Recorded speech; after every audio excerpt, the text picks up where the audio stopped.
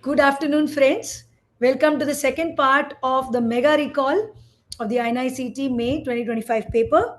And now we will be doing the oral surgery recall. I am Dr. Himani Joshi, the original guru for oral and maxillofacial surgery. And I will be taking the recall for oral surgery and general surgery also. Okay, so let's begin with the first question. Anybody who wants to chat, who wants to add to the options in one question, we need your help. Uh, we are open at live chat. I'm just writing a hi so you know that I'm there and I can read. So everybody who is there in the session can just respond to it. Okay. All right. So let us begin with the first question. What does the term pitch refer to in relation to dentofacial traits?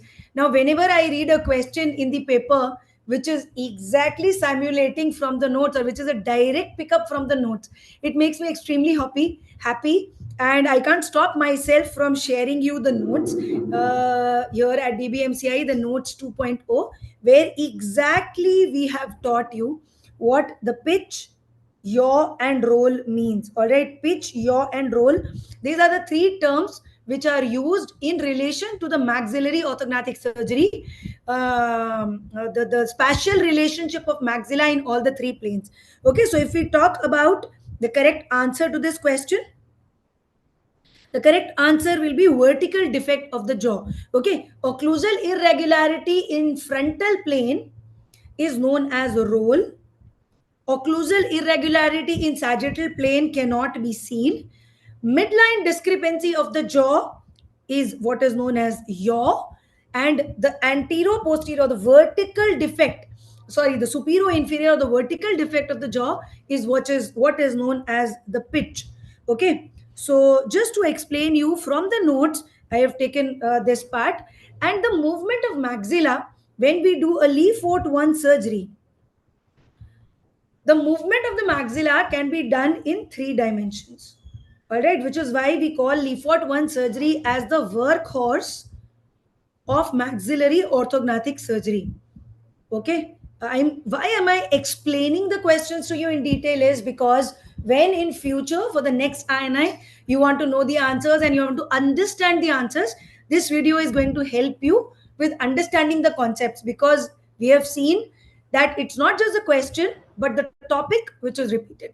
Okay, so in three dimension, the movement of maxilla is compared to the movement of an aeroplane. So when the aeroplane is flying, right, imagine this is the aeroplane which is flying. Okay, now it can do this movement, which is the nose of the aeroplane going up and down, just like this one. This up and down movement is what we call as the pitch movement. Okay, then the aeroplane can go like this, which is a left and right movement, which we call as the yaw movement. And the third thing is, as the aeroplane is flying, it can roll bodily like that, which is what we call as the roll movement. Okay, now how does it correspond to the maxillary orthognathic surgery? Look at these two girls. Okay, the first two girls have a problem with the vertical maxillary deficiency. In this girl, you can see that the vertically maxilla is deficient. It should have been more out, right? Whereas vertical maxillary excess in this girl, two gummy smile, very gummy smile, and lot of gingival show in this girl.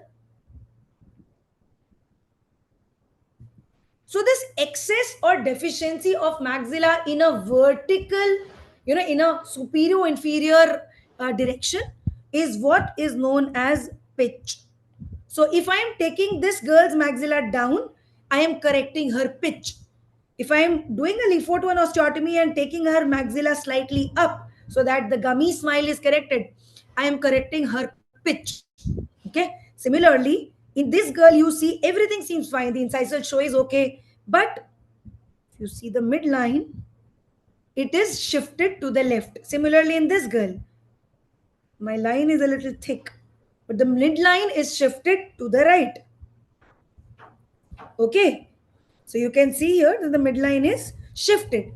So when the midline corrections, okay, When the midline, that is left to right corrections are done, you call it a yaw correction, correction of the yaw. Okay. The third set of problem in Lefort 1 is when the pitch is also correct. Now this girl, when the pitch is also correct, midline is also correct, but the occlusal table is tilted. You can see here, if you make it parallel to the interpupillary line, the occlusal table is seen more here and less here. So the maxilla is rolled down on the right. Similarly here also, if you see, the maxilla is kind of seen more here and less here. So there is a roll problem. Okay, so this is how we divide the problems or the discrepancies in the maxilla or in the mid face into a pitch problem, which is a top to bottom problem, a yaw problem, which is a midline problem, and a roll problem, which is a occlusal cant problem, a problem in the occlusal cant. All right, in detail we've discussed this in our classes, and this is the correct answer. For us it was a straightforward question. Pitch yaw roll is straightforward question.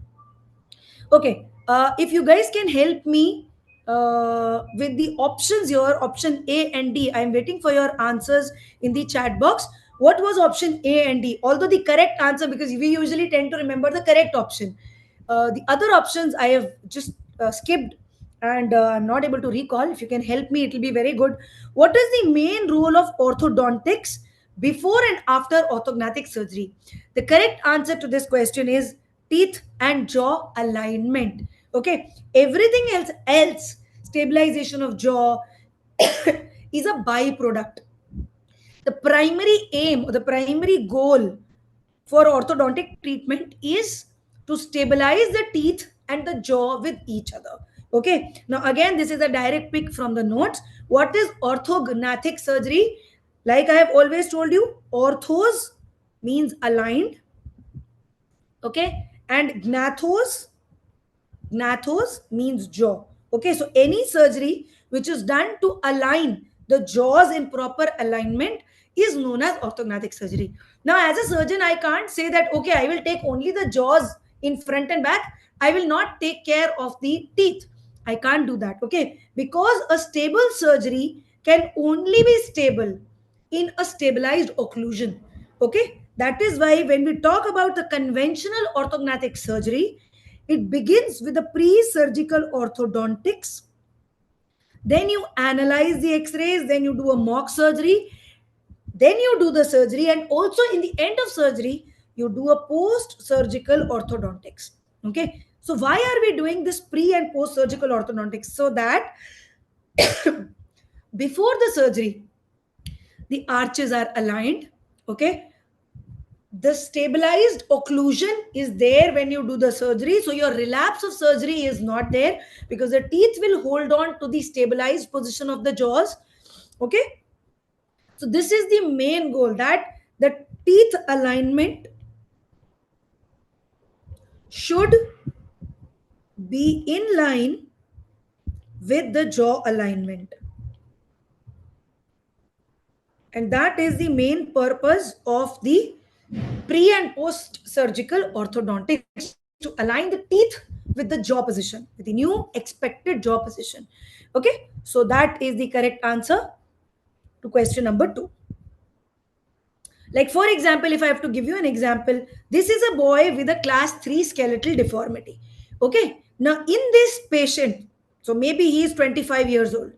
Okay, in this patient, naturally, when he is born with this kind of a deformity and he grows with this kind of deformity, obviously the upper teeth will be like this and the lower teeth will be like this. They will be trying to touch each other. So instead of the upper and lower teeth being like this, the upper teeth will try and go forward, and the lower teeth, which should be here, they will also try and come back. Okay, because of the protruding mandible, the lower teeth will be very retroclined so as to meet the upper teeth. The nature has a tendency for the upper and lower teeth to meet. Okay, so they are too much retroclined. The lower incisors are too retroclined and the upper incisors may be proclined in this case. If I do a surgery without doing orthodontics, what will happen is after the surgery, my occlusion will be very bad. My jaw will be in the correct position, but my occlusion, maxillary teeth will be out Mandibular teeth will be in and my patient will not be able to chew. Plus, my surgery will also fail because of an unstable occlusion. So, this natural compensation of teeth, the first step is to decompensate the natural alignment of teeth, to bring the teeth in an ideal position which is conducive to surgery. And after you have done that, after, see here, the proclination of maxilla is also corrected, the retroclination of the lower incisors is also corrected, and now in this corrected position I will move the jaw. I will do the surgery and move the jaw, so that in the final position the teeth are in the perfect alignment. This cross bite and reverse overjet, reverse overbite problem is solved. Whatever minor problems are left, that is corrected after surgery in the post-surgical orthodontic settling phase. Okay, so the correct answer to this question is teeth and jaw alignment. Okay. Coming to question number 3 here. Again, this is a topic which we have discussed in detail in the miscellaneous section of oral surgery. A 54-year-old male undergoing the Leafort 1 surgery under GA developed severe bradycardia with a heart rate of 33 beats per minute. Okay, normally it's around 70, 72. When is this happening? This is happening typically during the mobilization of maxilla. What is the most likely cause?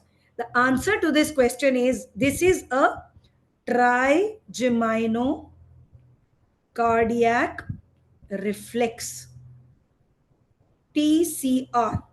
When it is caused by the ocular branch of the trigeminal nerve during the ocular surgeries like the floor of orbit fracture, you call it oculocardiac reflex. Okay, it is also known as the Ashner's reflex. It is also known as the trigeminovagal reflex. Okay, and because of the stimulation of the trigeminal nerve, there is a crossing, kind of a crossing between the trigeminal and the vagus nerve in the pons. And that stimulation of trigeminal nerve causes the vagal stimulation, which has a negative chronotropic effect on heart. We know that the autonomic system is a lot of times governed by the vagus nerve, and the reduced heart rate, reduced blood pressure, increased gastric motility, all these are caused by the vagal effects. We are not stimulating the vagus nerve. No, we are doing a surgery on the face. Vagus nerve to बाकी जगह supply करती है, heart को supply करती है, पेट को supply करती है. Why is vagal effect happening? Because of the crossover of the internuncial fibers in the pons. This exact reflex has been discussed in detail because we know that it's a favorite of the AIMS examiners, and we have discussed this in detail, that in what kind of surgeries are we going to see the trigeminocardiac reflex. Fractured orbit and zygoma, especially in children, during bilateral rhizotomies to treat neuralgia, during the removal of the ankylotic mass in TMJ ankylosis, during Leafort 1 osteotomy in a patient with small maxilla, in a patient of mandibular dysostosis. Mandibular facial dysostosis means whenever there is a small maxilla, that means maxilla is small, the nerve is close to the maxilla. So any manipulation, there is a very high chance of stimulation of that nerve. So during Leafort 1 surgery, especially in cases of small maxilla, and when you're doing a nasopharyngeal surgery like a angiofibroma in the nasopharynx, in these are the typical times when you see that the anesthetist is telling you, Dr. Saab, wait, what are you doing? The patient's heart rate is dropping. Stop your surgery. So what you will do? You will stop the surgery. You will again give a nerve block so that the stimulation to the trigeminal nerve is stopped. You will give some vagolytic drugs like glycopyrrolate. Usually they are there in the pre-anesthetic medication, but still you will add more. Okay, and you will monitor the patient for a while. If heart rate corrects itself, then again you will start with the surgery slightly slowly, slightly more carefully, not to stimulate the trigeminal nerve. Okay, adequate monitoring, cardiac monitoring, and in the end, if nothing is working, then you will add some other drugs like adrenaline. All right, so this is the typical management of TCR or OCR. Okay, and this is the pathway. Okay, so whenever Any surgery like the floor of orbit, or a Leafort 1 surgery, or a TMJ ankylosis surgery, or a pharyngeal or nasopharyngeal surgery here. So whenever we are doing a surgery in these places, if there is stimulation of one of the branches of the trigeminal nerve, the stimulation goes, and in the pons there are these internuncial fibers which cause stimulation of the vagus nerve. And vagus nerve, trigeminal nerve directly does not innervate the heart or the and intestines, but vagus does. So because of this innervation, or because of the stimulation of the vagus nerve, there is hypotension because of the negative inotropic effects. There is bradycardia. There is increased gastric motility, and other things which are associated with vagal stimulation. Pupils will become small, but obviously when you are doing a surgery, you're not going to see patient's pupil. These are the things which are monitored. Cardiac monitoring is very, very strongly done in the OT by the anesthetist. Okay, so this you will know immediately that doctors have something is going wrong. Just wait, stop your surgery. And those who, the anesthetists who are working commonly with the surgeons, they know that this surgery, this can happen during the surgery. So this explanation that I have given you, it solves not only the previous question, the answer is trigeminal nerve, but it also solves the next question, which is also asked in INI, that which of these is not a component of trigeminovagal reflex. Two questions from the same topic. It is also known as the Ashner's reflex, which I have told you, and hypertension is the answer to this question. Trigeminovagal reflex or trigeminocardiac reflex causes hypotension, bradycardia, and gastric motility changes. It will never cause a rise in blood pressure because of the negative chronotropic, inotropic, and dromotropic effect of vagus on the heart. All right. So I hope you've understood everything till here. Coming to the next question. Now, this was a new question, and this was a difficult question because these are not common syndromes. Okay, Klinefelter's is a common syndrome, we read about it, but all the other syndromes are not so common. Okay, the correct answer to this question is Hallermann-Streiff syndrome. It is a very, very rare genetic syndrome in which you may see TMJ ankylosis. All right, so it's definitely a question which is put there to increase the difficulty, because if all the questions are easy or moderate, the difficulty of the paper will not be set. So this is purposefully put there. It's a rare genetic disorder defined by a typical facial appearance due to the small mandible. Hypotrichosis means scarce hair on the scalp. Atrophied skin, so the child will have a lot of skin problems. Very short stature, eye features including microphthalmia and congenital cataracts. And because of the small mandible, because of the tendency to fibrosis, there is a chance that the child presents to you with inability to open the mouth due to ankylosis. All right, so the best answer to this question was Hallermann-Streiff syndrome. Okay, this question, again, it's an anesthesia question, but since it's asking in typically panfacial fractures, we have seen this question. This was a PYQ. This was a previous year question, that in patients with panfacial fractures, the thing which is added here by the examiner is limited mouth opening. This line or this symptom has confused a lot of students, which is the ideal method of intubation. Okay. Now, please understand, when we say limited mouth opening, it is not nil. It is not nil. Any patient who has fractures, especially multiple fractures like a panfacial fracture, he will definitely have limited mouth opening due to pain. Pain is the cause of limited mouth opening in this case. And even if pain is not the cause, the sentence which is used here is limited mouth opening and not nil mouth opening. Okay, so let us consider each option. Can we do a nasotracheal intubation here? Definitely not, because in most of the nasal fractures, it is contraindicated. Whenever there is a nasal fracture or whenever there is a skull base fracture, which is very common in panfacial fractures. First, let me tell you what is a panfacial fracture. Panfacial fracture is when all the thirds of the face are involved. Upper third, middle third, and lower third. When all the thirds of the face are involved in the fracture, we call it panfacial fractures. Some books say that when only maxilla and mandible or midface and mandible is involved, you can call it panfacial fractures. But some books like Fonseca say that all the thirds of the face should be involved. Okay, now here, if there is an upper third fracture, so definitely NOE region fracture will be there, which is a skull base fracture.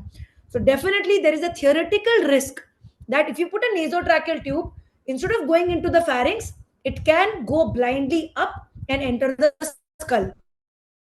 So nasotracheal intubation is contraindicated in such cases.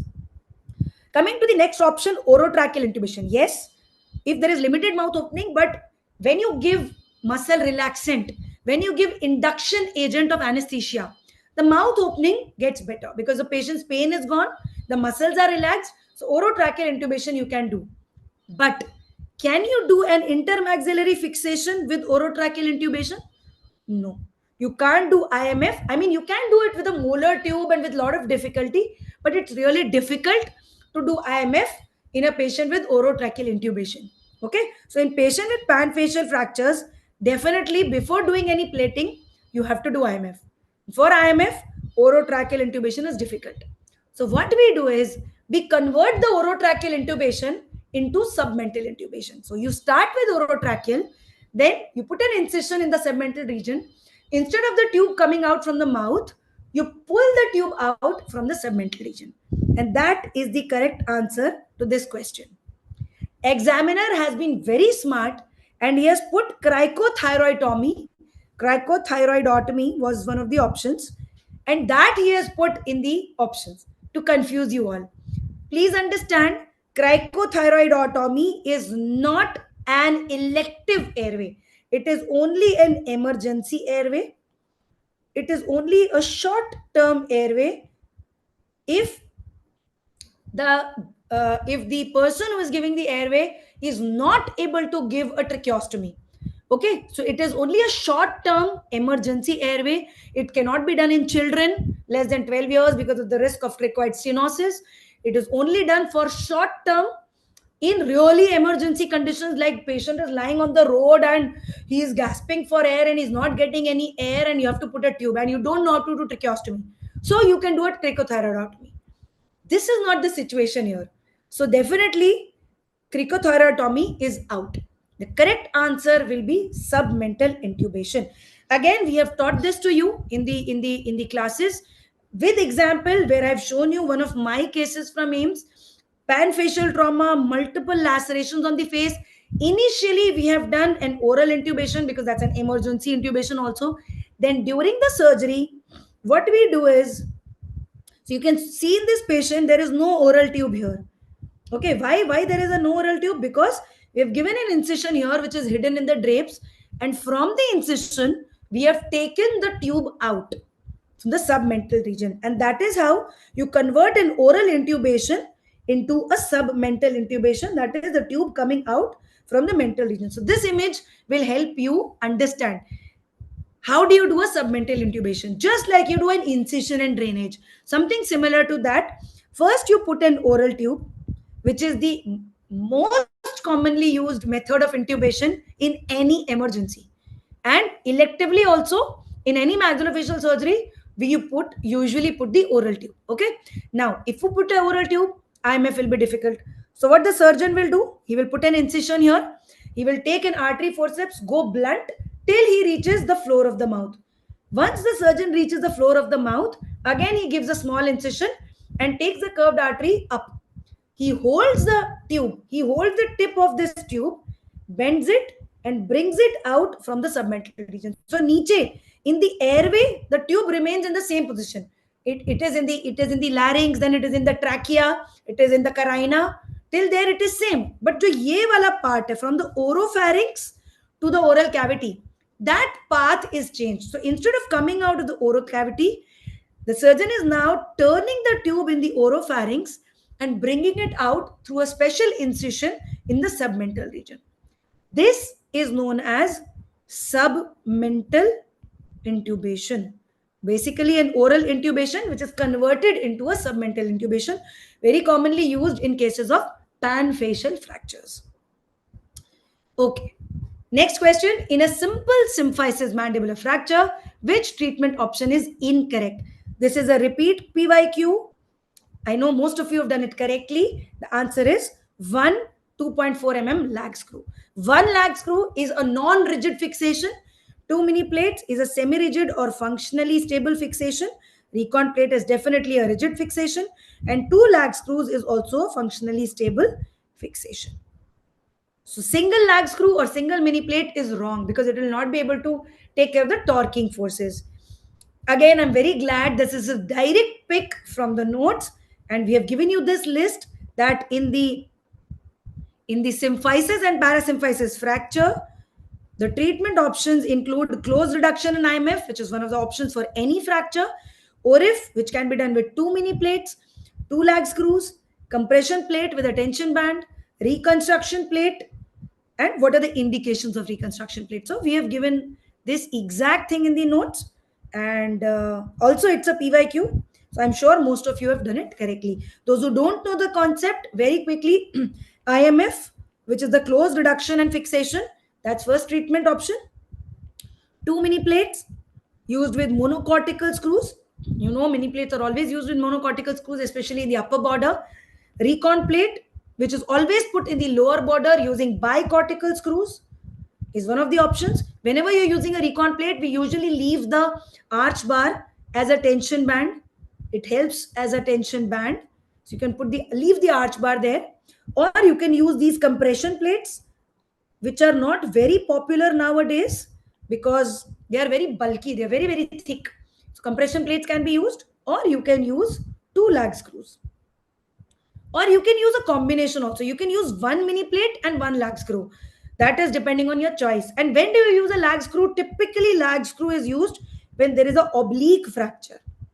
In oblique fracture of symphysis, you typically use the lag screw because it's very easy. Just putting 2 screws, treatment is over. Alright, so especially in oblique fractures of the symphysis and parasymphysis, we can use a lag screw. So the correct answer is 1 lag screw, which is wrong. You can't use 1 lag screw. Okay, question number 8. Again, a direct pick from the notes. Aspirate from which of the following lesions will not yield yellow colored fluid. Okay, so when we say yellow fluid, it means a straw colored, golden colored, oily fluid. It's the same. Okay, and we know that this is always aspirated whenever there is an odontogenic pathology. That is an odontogenic cyst. Any tooth forming apparatus, any cyst which is originating from a tooth forming apparatus will give this kind of aspirate. Okay, aneurysmal bone cyst, it's a misnomer. There is no aneurysm, it's not a cyst. It's basically a giant cell pathology. Basically, osteoclasts come into the region, they start resorbing the bone, and it forms a aneurysmal bone cyst which is full of blood. It's a pathology. It's a very, very vascular pathology, and the solid variant is also one of the variants. There is no relation of tooth forming apparatus causing an aneurysmal bone cyst, and which is why this becomes the answer. Dentigerous cyst, we all know, it is formed from the reduced enamel epithelium, from the rests which is there, the rest cells which are there, and they form around the tooth. The dentigerous cyst, if it is long standing, it can convert into an ameloblastoma. So some variants of ameloblastoma, if it is not solidified completely, like the plexiform one which has a meshwork, when you aspirate in some places where the tumor is not solidified, you can still have an aspirate of the straw colored fluid. And periapical cyst, definitely it's an inflammatory cyst, but if it's a very large one, you can still aspirate this straw colored, yellow colored fluid. Okay, so all the odontogenic pathologies which are originating from the tooth forming apparatus will have a straw colored fluid. Okay, direct pick from the notes. Very, very happy, where we have discussed each and every aspirate in detail. Straw colored fluid in odontogenic cysts, absolutely frank yellow colored foul smelling fluid, which is pus. It can be there in any infected cyst, which is any cyst which gets infected. If an ABC gets infected, it can give pus. If a dentigerous cyst gets infected, it can give pus. So any infected pathology will give a straw color, will give a yellow colored frank foul smelling fluid, and frank blood will be there in vascular pathologies. Okay, so the correct answer is, depending on the aspirate that you get, is solid aneurysmal bone cyst. Okay, next question again from pathology. Direct pick. Which surgical technique is indicated for removal of a part of jawbone underlying a soft tissue malignancy? The catch here is part of jawbone, okay, which is underlying a soft tissue malignancy. Okay, according to the Gold Upton Marks criteria, if you resect a part of jawbone leaving the continuity intact, it's called an en bloc resection or a marginal resection. Which is the correct answer to this question? If you remove whole bone underlying the pathology, it is called a segmental resection. If you remove the bone along with this articulation, articulation means joint. So if you remove the mandible along with the condyle, that means you have now broken the joint. It is known as disarticulation resection. And when you do it for the full mandible, it is known as mandibulectomy. Full mandible ectomy, taken it out. And if you do the same thing for maxilla, maxillectomy. Which are the options? So the only option in which you save the margin of bone and remove only a part of the jawbone without sacrificing the whole block of bone is marginal resection. Again, it's a PYQ. Just the language of the question is slightly twisted. Okay, correct answer is marginal resection. Again, a PYQ slightly twisted in language. Which combination correctly describes the boundaries of pterygomandibular space? Now, why is pterygomandibular space important? Even in BDS, I understand that if you don't know the answer of orthognathic questions, or if you don't know the answers of cleft or distraction, it's absolutely okay. But local anesthesia, exodontia, these are certain things which we have been doing since third year. So, this pterygomandibular space is exactly the place where you give your inferior alveolar nerve block, which makes it a very, very important space for space infections, very important space for your anesthesia. If you go behind, you will enter the parotid. If you come forward, you will touch the bone early. So the fundas about these spaces need to be very, very clear. Okay. Now, coming to this image, which we have all seen a million times, the pterygomandibular space is bounded laterally by the mandible, which is the name pterygomandibular space. Medially, it has a medial pterygoid muscle. So, medial pterygoid and mandible. So, pterygomandibular space. Posteriorly, you have the parotid gland. So, if you inject too posteriorly, if you inject into the parotid gland, you will paralyze the facial nerve. Okay. So, very clearly, at least 1,000 times, you must have seen this image. It's just about making the imprint of the image in your mind. Okay, carotid sheath and of course the pterygomandibular raphe and the buccal space, which is the anterior boundary. So anteriorly it is the pterygomandibular raphe. Posteriorly you have the parotid gland. Medially you have the medial pterygoid muscle. Laterally you have the ramus of the angle and ramus region of mandible. Okay, again, when we do the infections chapter, in the infections chapter also, we have discussed the pterygomandibular space, and definitely it is a space in the face. There is no direct relation of this space with the carotid sheath. Okay, carotid sheath, if it is involved, that means it is a pharyngeal space. Either it is a lateral pharyngeal space or a retropharyngeal space, and it becomes dangerous. Okay, pterygomandibular space is not that dangerous, but as soon as the carotid sheath is involved, that is the retropharyngeal and lateral pharyngeal space, they become the dangerous spaces, the high risk spaces for airway compromise. Okay, so this was a question of combination, that which of these correctly describes the correct combination. So pterygomandibular raphe and buccal mucosa, or the buccal space. Yes, definitely it is the anterior boundary of the pterygomandibular space. So this is there.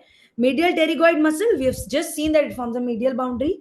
Parotid gland, it forms a posterior boundary. Carotid sheath, no, it is not a direct boundary of this space. So answer is 1, 2, 3, which becomes option C. 1, 2, 3. No carotid sheath. Okay, so that is, now again, it's a very factual question. Okay, if you have this image, in your mind, then you are able to solve. So more of a clinical, factual, but clinically applied question. Okay, again, this question is directly from the notes. Preoperative use of oral or intramuscular steroids before an invasive dental procedure is indicated in which patient? Okay, so this is straightforward. Addison's disease. None of the disease. So in Cushing's syndrome, you have excess steroid, so you don't need more steroids. Diabetes insipidus is not related to steroid. Both of these are rather not related to any steroid problems. Okay, so Addison's disease, again a direct pick. Risk of adrenal crisis or steroid crisis, direct pick from our notes. Those who have not read the notes, let me explain how. Okay, so cortisol is a very, very important hormone. It's a glucocorticoid which is secreted by the adrenal cortex. So adrenal gland, renal means kidney, adrenal means adding to the renal above the kidneys. Okay, so this adrenal gland, which is just above the kidneys, is very, very important. Okay, it is divided between an adrenal cortex and the adrenal medulla.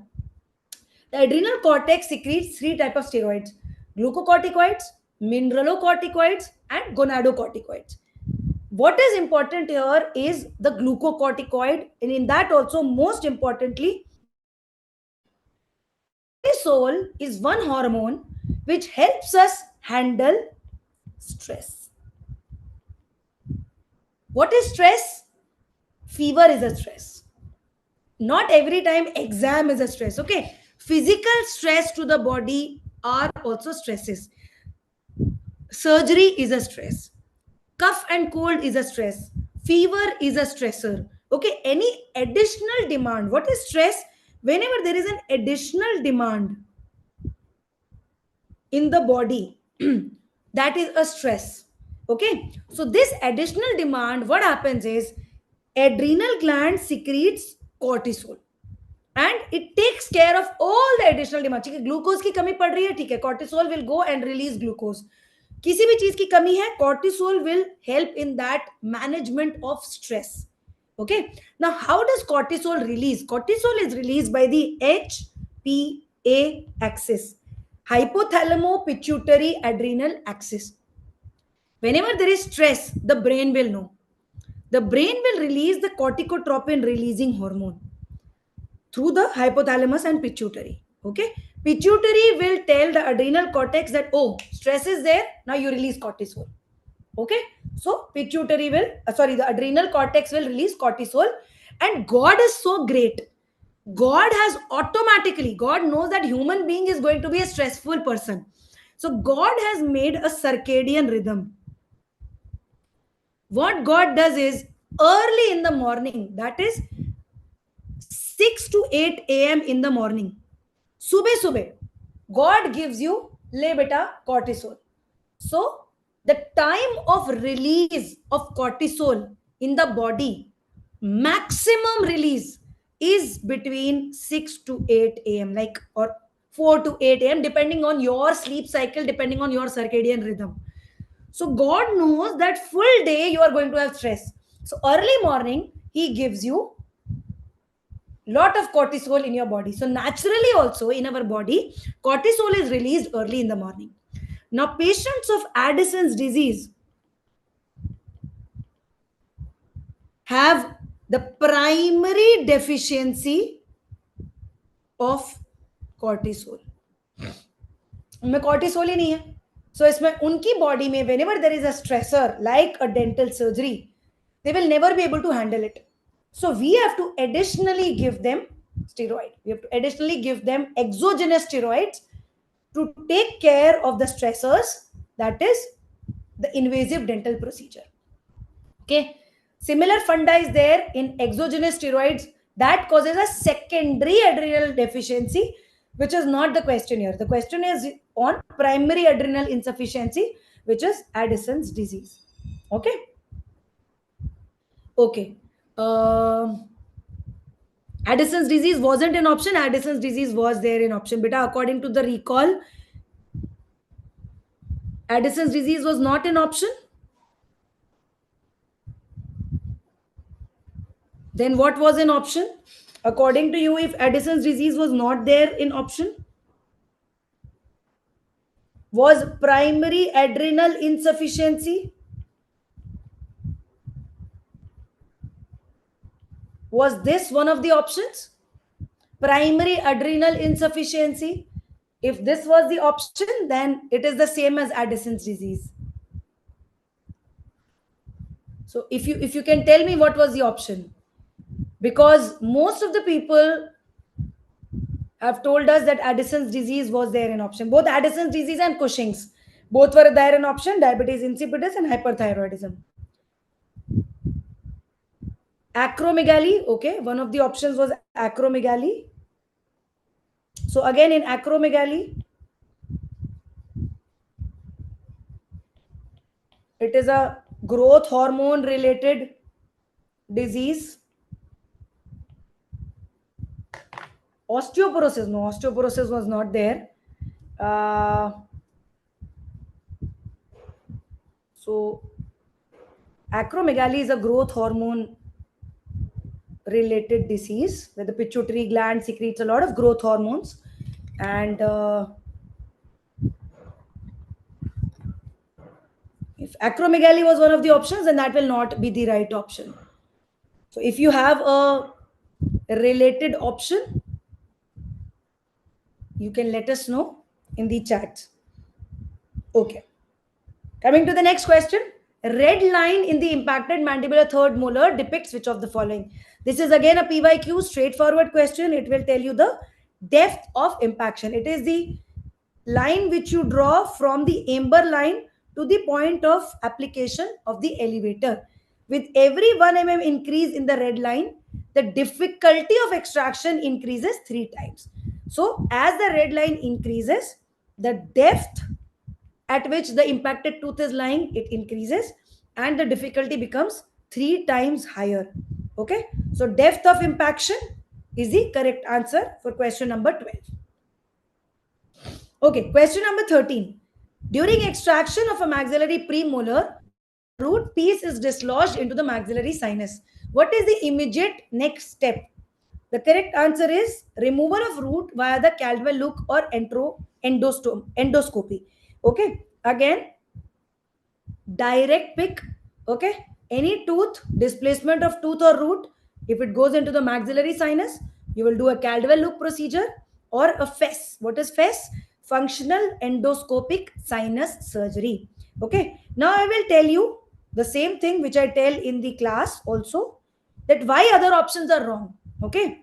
Blind curettage through the socket. Now imagine this is your premolar tooth. You have done an extraction and the root is gone into the sinus. Is it practically possible to do a blind curettage through the socket?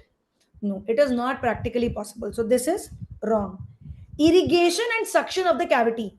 If you are lucky, maybe when you irrigate and with saline, that root piece comes out and it will go into the suction. But you will never know whether it has happened or not. And it may happen, it may not happen. So again, it's a blind procedure. Wait and watch. Wait and watch is again a wrong option because you are leaving a foreign body in the body. If the root piece is in the bone, It is not a foreign body. It was there, it was always there, and you have left it there. But now you have inserted the root piece into the sinus. Now, for the sinus, it has become a foreign body. Okay, so wait and watch becomes a wrong answer here. You cannot leave a foreign body in the body. Okay, the only option which is the correct option is removal of the root via Caldwell look approach or via the endoscopy. Okay, so whenever you create an oro-antral communication, again I'm explaining you from the notes, whether it's a root, whether it's a premolar root or a molar root, doesn't matter. It goes there. First of all, how you will know that it has gone there? You will do a water holding test. You will ask the patient, because that's the only objective test other than X-ray. You will ask the patient to keep the water in the mouth, ask the patient to tilt the head, and water will come out from the nose. So that is how you know that you have created a communication. And if the root piece is also lost, what you will do is a Caldwell look. Same incision, you will just give releasing incision and you will raise a flap. When you raise a flap, you will see the anterior wall of maxilla right there. Okay, so if this is your skull, till here you were doing extraction from the socket. Now what you will do is, you will simply raise the flap. You will be able to see this part of maxilla just in the canine premolar region, that is the ear region. 2 minutes. Nahi, nahi. In this region, you will give a small bony window. You will create a small bony window in the canine premolar region. Through that bony window, you will open, and now you can see the maxilla straight. If you try to see it through the socket, you will have to see it like this, which is practically impossible. So when you do a Caldwell look approach, you watch the maxilla straight, samne se.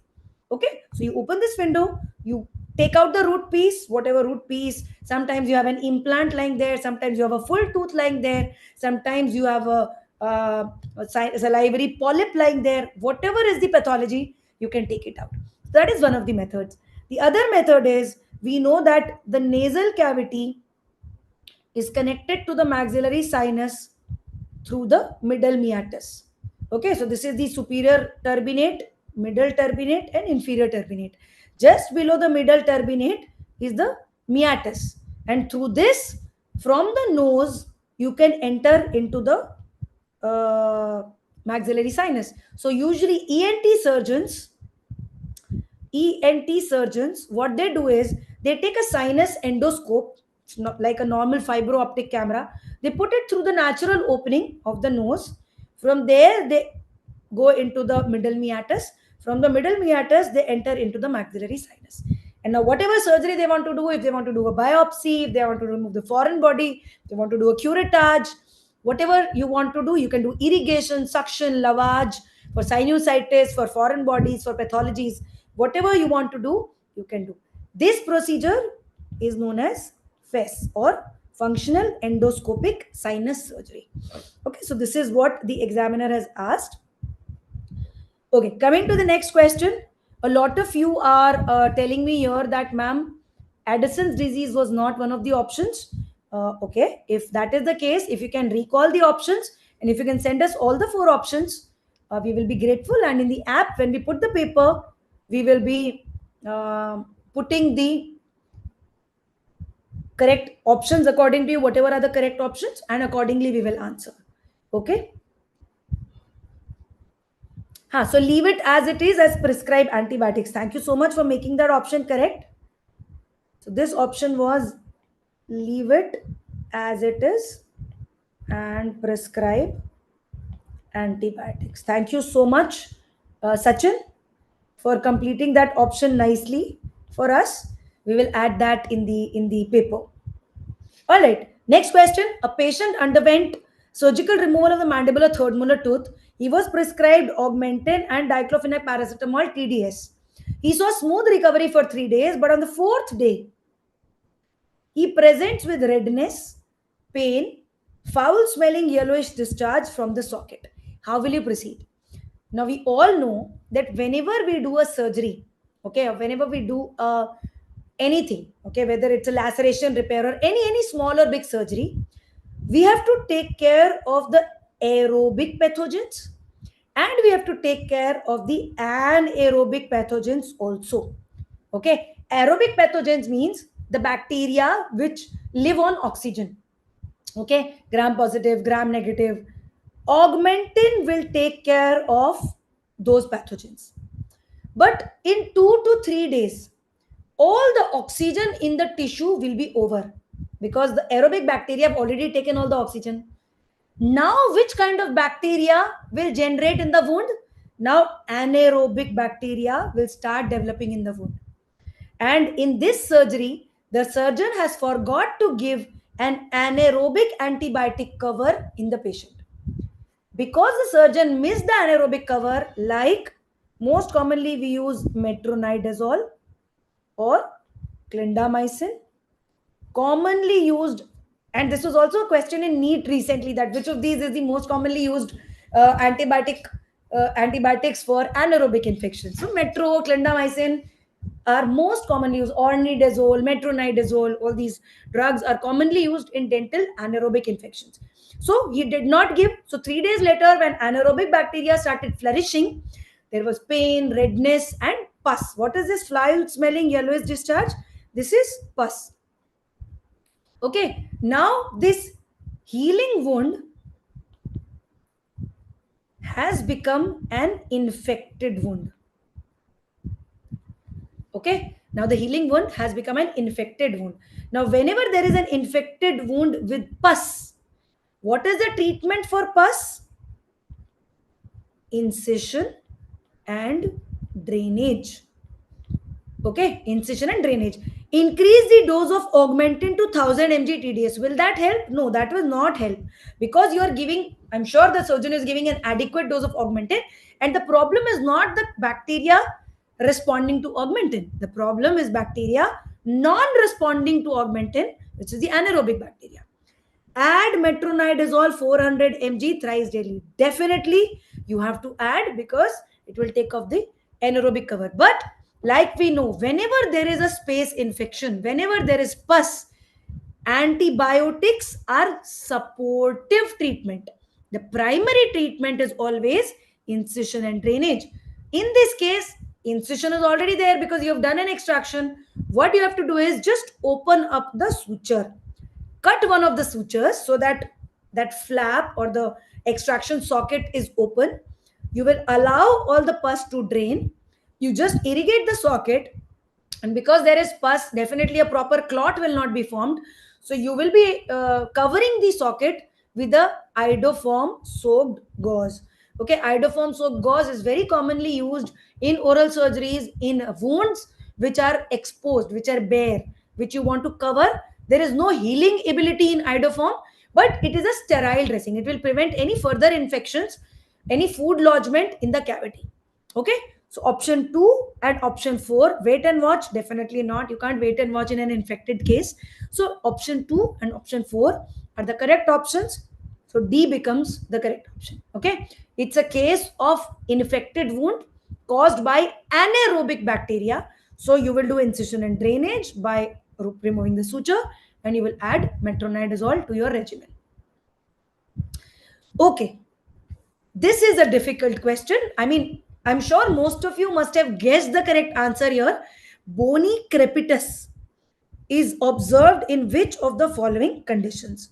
Now, what is crepitus? Crepitus is that crackling kind of sound, okay? Is that crackling kind of sound which is there whenever there is air in the soft tissues. Whenever around the joints, आपने देखा होगा joints के आसपास जब air भर जाती है, so you have that crackling kind of sound.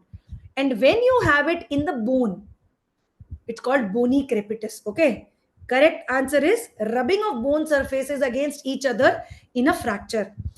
Now, since we are talking about sounds, I'm going to tell you all the sounds which are created in these situations. Okay, whenever we see a patient, okay, we are taught in the third year in medicine that inspection, palpation, percussion, and auscultation, that is the primary things that we have to do in any condition.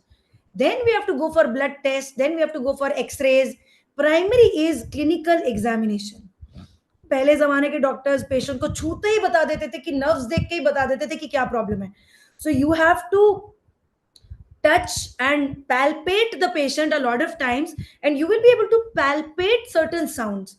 Okay, for example, option A, hollow sound heard when tapping the maxillary molars after Lefort 1 fracture.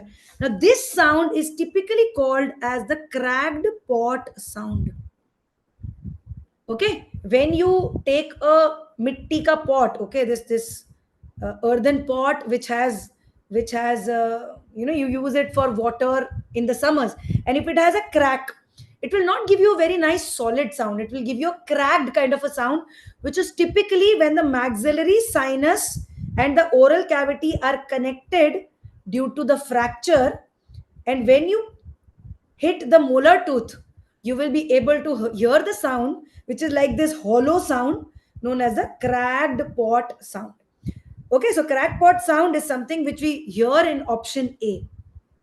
Option B, bony crepitus. Okay, because of the fracture, there is some soft tissues, some air going in between the fracture, and that is giving that crackling kind of a effect or crackling kind of a feel in case of any fracture.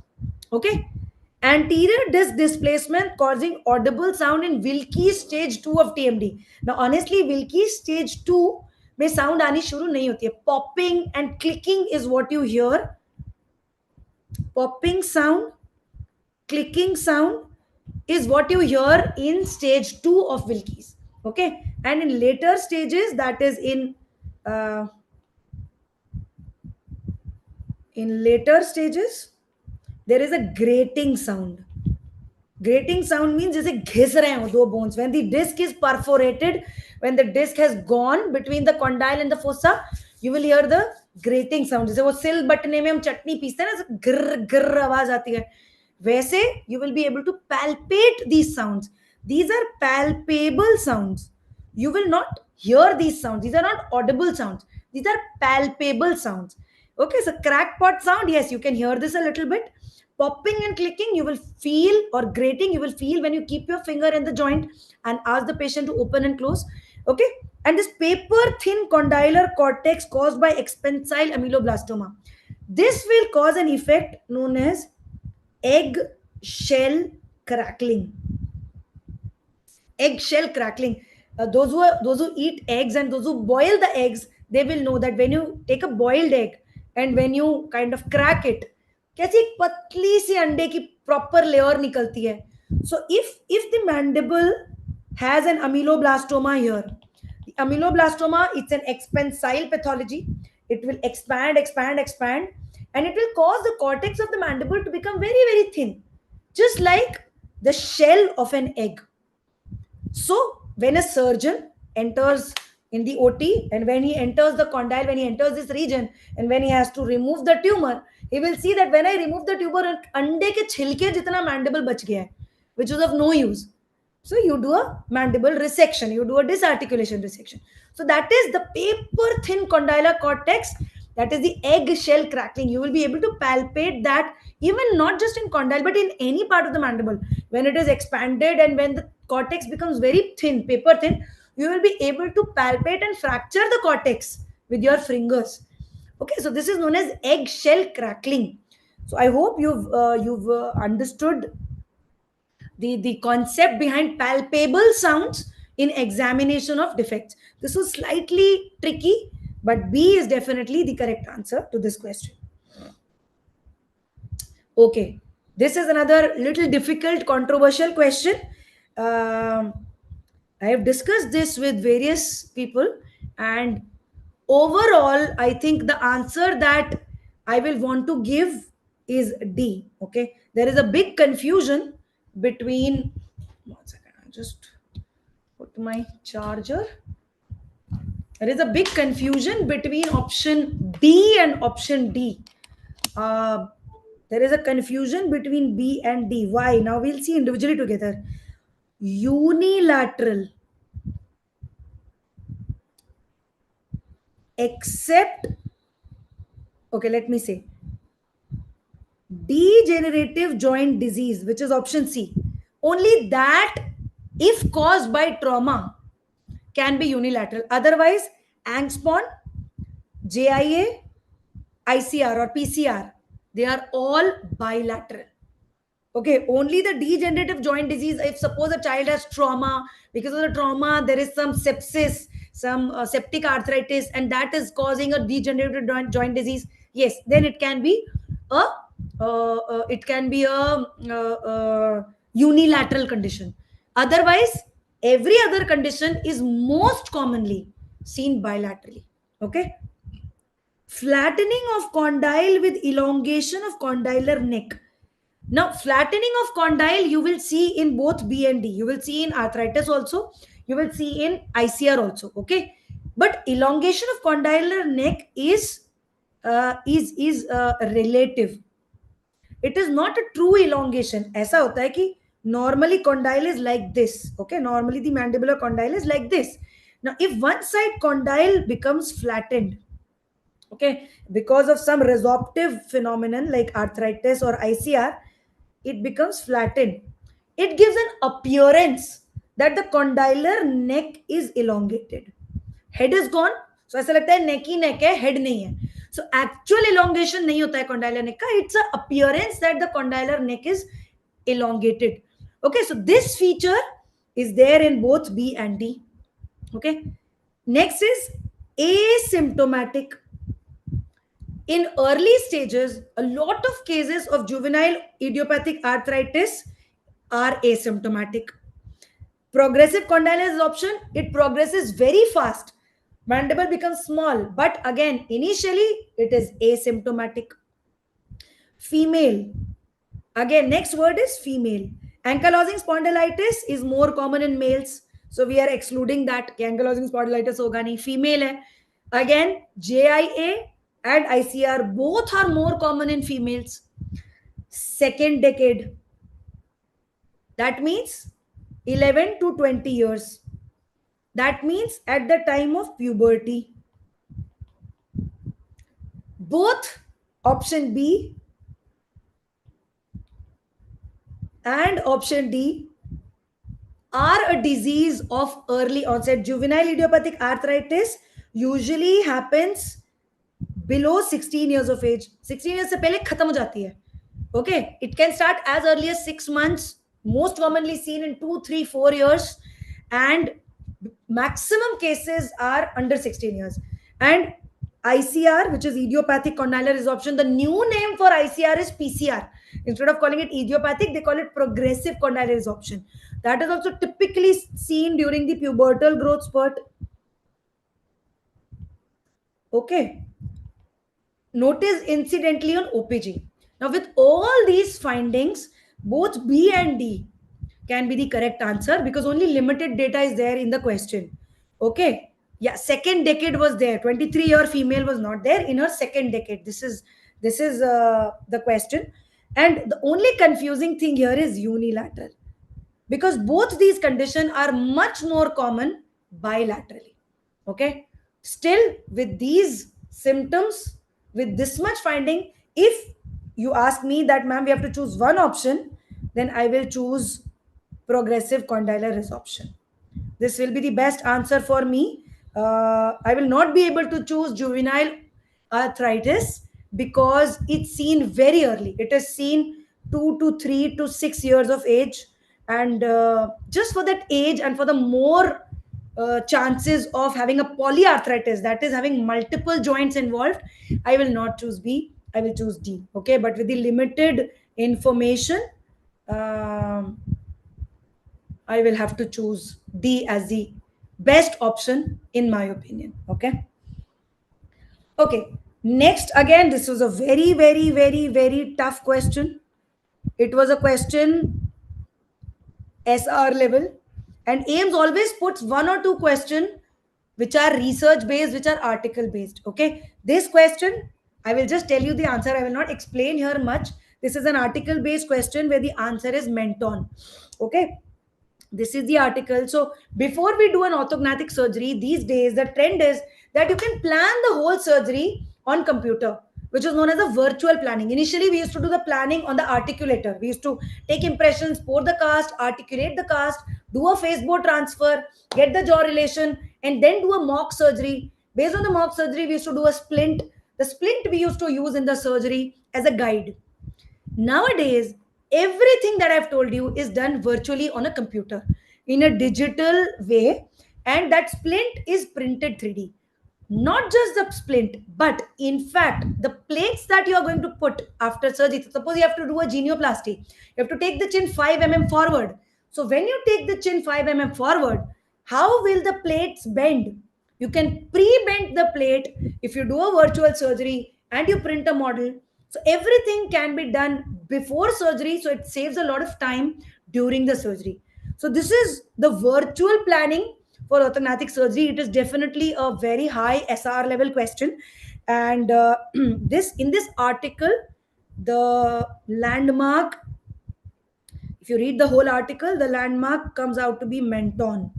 Okay, there is a plane which is the Riedel's plane, which you take as the central midline, aesthetic central midline, and your target is that the soft tissue menton should lie on the Riedel's line. Okay, so based on this article, which is the answer would be menton. Okay, so I don't blame anybody of you if you've left this question. Very good, you should leave this question. That's the right thing to do. Okay, so that brings us to the end of oral surgery questions. Just quickly tell me if you've marked the questions. See, 1 or 2 questions or even 3 or 4 questions can be wrong. But if the other questions you were right, just let me know in this chat that you know how you guys have done. Okay. Surgery questions. There were 2 surgery questions, very, very easy questions. A surgeon's knot is described as which of the following? So we know it is first you will give a double throw so that the knot doesn't become loose. So what is throw? Throw is basically when you take the needle holder, you take the suture, take one round, you take one more round, and then you make the knot. Okay, so those 2 rounds that you take, the rounds are known as throws. Okay, so 2 throws so that the first knot which you put is secure. नाड़े की तरह ढीला नहीं हो जाएगा. Okay, double knot you have to put and make the knot secure. Then to more further secure it, you make one more knot by doing the throw in the opposite direction. Okay, so that is known as a surgeon's knot. If you do a single throw, okay, it becomes a reef knot. Reef knot is something which the sailors used. The sailors used the reef knot when they were tying their sail. तो वो थोड़ा बहुत ढीला भी हो गया तो फर्क नहीं पड़ता. बट सर्जन का नॉट अगर ढीला हो गया जैसे ना, तो the surgeon knot should never yield. Surgeon का नॉट ढीला नहीं होना चाहिए. So you have to do a double throw so that it is secure, and then a single throw in the opposite direction. So the correct answer is D. Okay, which of these is a non-resorbable suture? Again, this was directly from the notes. And resorbable or absorbable sutures, they are monocryl, catgut, that is catgut, vicryl, which is polygalactic acid, and PDS, which is also a resorbable suture. Okay, so polygalactin, polydioxanone, and catgut, these are resorbable sutures. Polypropylene, which is proline, which is a synthetic material, it's a synthetic suture, and it is non-resorbable. So that is the correct answer to this question, that proline or polypropylene is not a resorbable suture. Which of these is not a resorbable suture or a non-resorbable suture? Okay, so the correct answer is proline or polypropylene. Okay, so whenever you guys, interns, especially if you're there in the OT or if you're there in any clinic, you will see these kind of dabbas, these kind of boxes lying there.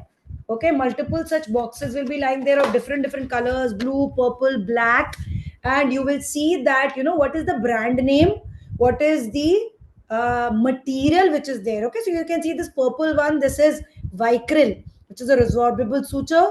This is middle one is silk, it's also natural non-resorbable, and proline, which is definitely synthetic non-resorbable. So please keep your eyes and ears open in your clinical postings. Please read your notes very, very thoroughly. Most of your answers are there in the notes. think around 92, 93% questions were there, except for the new questions like this article based questions. These were not there in the notes. Other than that, most of your questions in the notes. Okay, how many questions should be correct to get into top 50 ranks? I think with this kind of a paper, the correct answers can be anything around 165 to 170. 165 to 170, because only I think three or four oral surgery questions were tough. Similarly, other faculties will also tell you, what was the difficulty in their paper.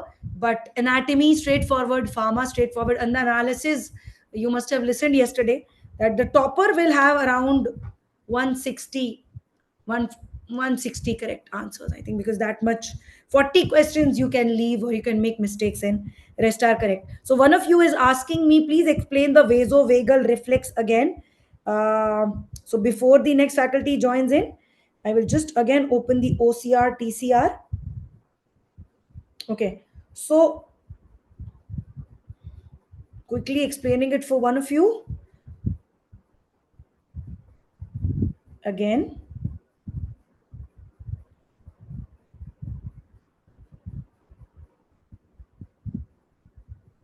Okay, so OCR is also known as oculocardiac reflex. Why oculo? Because of the ophthalmic branch of the trigeminal nerve. Why cardiac? Because of the stimulation of the vagus nerve.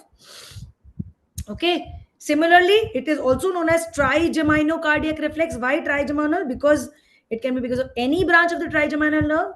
Cardiac because of the vagus nerve. Also known as the Ashner's reflex. Okay, so it is caused when the trigeminal nerve stimulation, because of anything, because of trauma, because of a pathology, because of a surgery. Most commonly, it is acute stimulation, so most commonly seen in surgeries.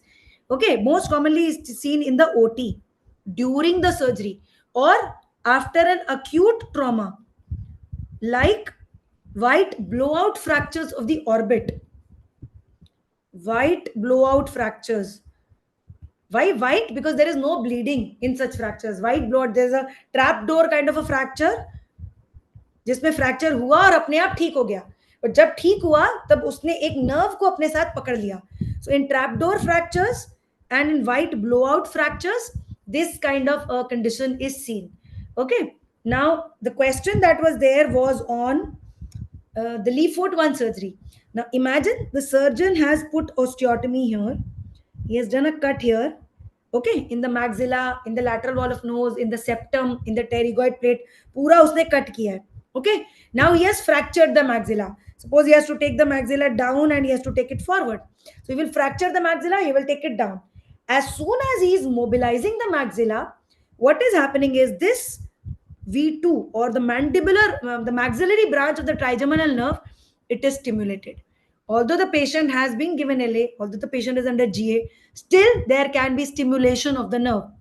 As the nerve goes in its normal sensory path from this to the Gasserian ganglion to the pons, in the reticular formation, there are certain cross interlinking fibers known as internuncial fibers. These are crossing over kind of fibers. So यहाँ पर क्या होता है ना, टकरा जाते हैं, signal टकरा जाता है, ट्राइजेमिनल नर्व का सिग्नल चला जाता है वेगस नर्व में. अब ट्राइजेमिनल नर्व का स्टिमुलेशन होगा तो क्या ही हो जाएगा, कुछ भी नहीं होगा, because it's a sensory nerve. But vagus nerve का स्टिमुलेशन होगा तो वेगस का whatever the distribution of vagus nerve throughout the body, that will be affected. So its effect in the heart will be reduced heart rate known as bradycardia, reduced blood pressure known as hypotension. When it's intestinal effects into the intestine, the gastric motility, because vagus nerve has also an effect on the peristalsis, on the movements of the intestine.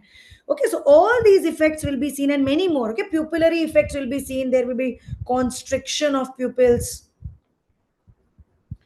All these effects will be seen because of the हुआ तो trigeminal nerve की वजह से है, but effects are because of the vagus nerve.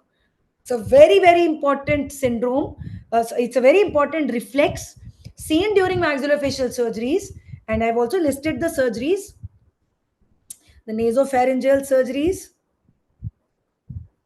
orbital surgeries, Leafort 1 surgeries, TMJ ankylosis or TMJ condylar fracture surgeries. Okay, so in these surgeries, wherever the site of surgery is in close proximity to the trigeminal nerve, in such conditions, you can have the Ashner's reflex or the TCR or OCR. Okay, I hope it is clear now, Shweta. So I think this is it with the oral surgery and general surgery recall. We will just wait from the studio if the next faculty is ready with us. We will have Dr. Divya with periodontics. Lot of questions were there on periodontics. If you still got any doubts, you can always post your doubts. I'll be very happy to solve. Okay, so Dr. Divya is now here with us. Okay, so I welcome Dr. Divya to the session.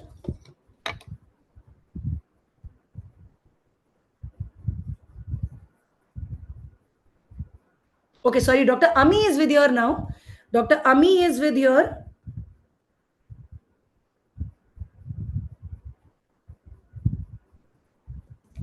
She will be taking a recall of the dental anatomy and histology, DADH questions.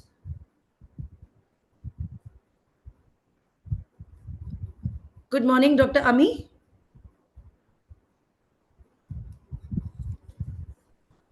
Okay, I think it's Dr. Divya is going to join, but Dr. Ami also I can see. Just wait for 1 or 2 minutes, guys, and we'll know which faculty is coming up.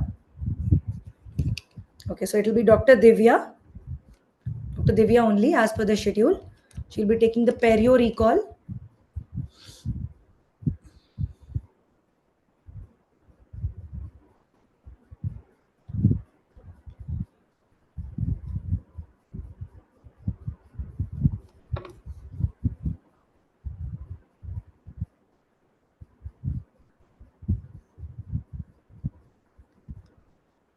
Very good afternoon, everyone. I'm Dr. Divya Gupta, Periodontics faculty at DBMCI, and overall, we are here to discuss the INI May paper, right? So, guys, the questions which I saw from yesterday's paper, I would say that in Perio, approximately 20 to 22 questions were there, and the paper like from periodontics perspective was like moderately difficult. The paper was moderately difficult. Topics were repeat topics. Topics were there which we have studied, right? It was a moderately difficult paper.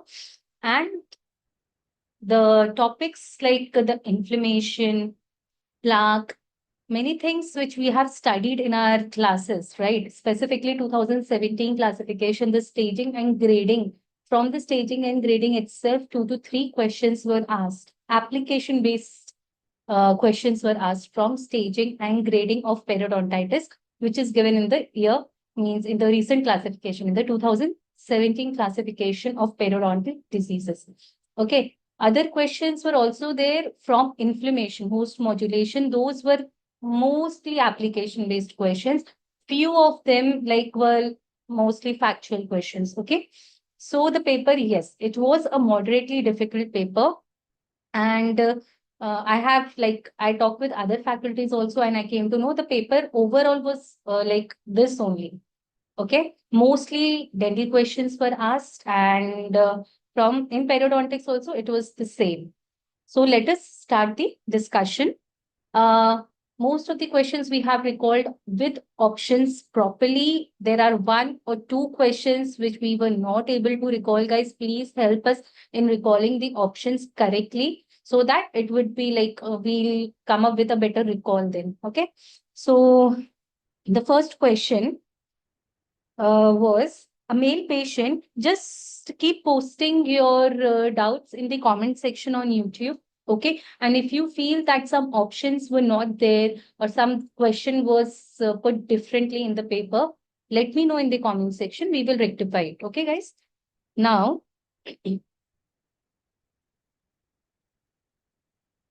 am I audible, guys? Am I audible? just give a thumbs up in the comment section on YouTube, and then we can start the discussion.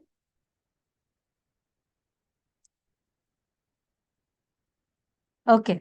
So the first question is, a male patient with gingival recession of less than 3 mm with and there was less than 10% or 10% pockets were showing bleeding on probing. There was no bone resorption. What will be the pathology? Okay, guys, what will be the pathology? Option number A is gingivitis. Option number B is chronic periodontitis. Option number C is aggressive periodontitis. And option number D is juvenile periodontitis. Okay, Florence is saying generalized gingivitis is written, not only gingivitis, ma'am. Okay, Florence, thanks. So I hope these were the options. So guys, here it is given that gingival recession was seen, generalized gingival recession was seen, and the pockets were less than 3 mm, right? The pockets were less than 3 mm and less than or approximately less than or equal to 10% pockets were showing bleeding on probing. Okay, on radiograph, there was no bone resorption. So this is evidence of gingivitis. This is evidence of generalized gingivitis. The answer to this question is generalized gingivitis because less than 10% of the pockets are bleeding. It is clearly written, if less than 10% of pockets are bleeding, it is called as early stage of gingivitis or stage 2 of gingivitis, right? Stage 2 of gingivitis or early gingivitis. This we have studied, right? So the answer to this question is generalized gingivitis. Okay.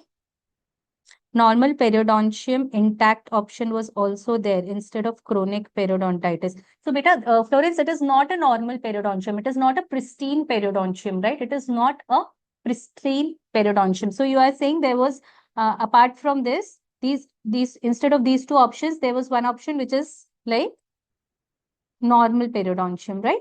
Normal periodontium. So it is not a pristine periodontium or a normal periodontium or a healthy periodontium because the pockets are showing bleeding. So some sort of gingivitis, some sort of inflammation is present there. So the answer here will be generalized gingivitis because recession, some recession is also seen.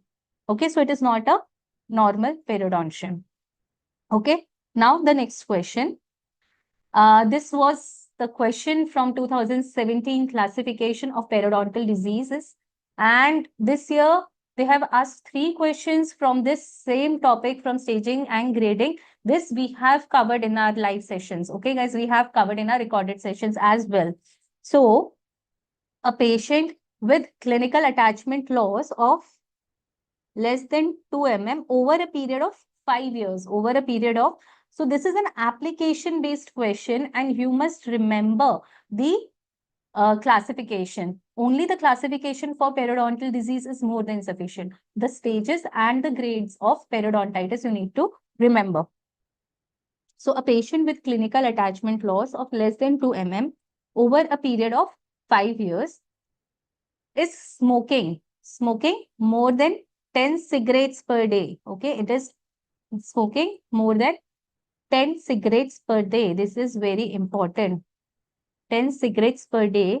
What will be the stage of periodontitis? What will be the, this will not be the stage, what it is, what will be the grade of periodontitis? Not stage, it is what will be the grade of periodontitis. And in the options, it is given grade A, B, C, and D. So we all know grade D to hota hi nahi hai, right? There is no anything such as grade D. So this is the classification which we have studied. And here, see, always remember, read this line. This is very important. All of you just take a screenshot and read this line that here they have written that the pocket is less than 2 mm, right? The pocket is less than 2 mm over a period of 5 years. So it can be grade B also, right? It can be grade B also. But here always remember, whenever we have to choose between grade A, B, and C, right? Whenever there is something, grade modifiers are given in the question, always go with the higher grade. Always go with the higher grade. Suppose in the question they have given that the patient is a smoker, smoking more than equal to 10 cigarettes per day, right? So that comes under grade C. That comes under grade C. Now here you should remember, see, I'll read these lines. Grade should be used as an indicator of the rate of progression of periodontitis. The primary criteria are either direct or indirect evidence of progression. Whenever available, direct evidence is used. In its absence, indirect estimation is used, right? Now, once grade is established based on evidence of progression, it can be modified. This line is very important. Once grade is established based on evidence of progression, it can be modified based on presence of risk factors. Grade can be modified. This is called as grade modifiers. The grade can be modified based on the presence of risk factors. Okay, this line is very important. So, though the pocket is less than 2 mm over a period of 5 years, it is modified. In the question, they have given that the patient is a smoker smoking more than equal to 10 cigarettes per day. So it automatically becomes, the answer here will be grade C. Okay, the answer will be grade C. Okay, now let us move to the next question. So this question is from inflammation. This question can be like included either in pathology as well. Okay, but I'm taking this here only in reference to systemic response to periodontitis. In reference to systemic response to periodontitis, patient with grade C level. Grade C. Now we saw what is grade C. In grade C, majority of destructive things are there, right? And the patient grade risk factors which are seen in grade C are patient is a smoker smoking more than equal to 10 cigarettes per day. Patient has hyperglycemic. See here, can have HbA1c more than equal to 7%, right? So here we have to consider that the patient has a higher inflammatory level, inflammation in the body going.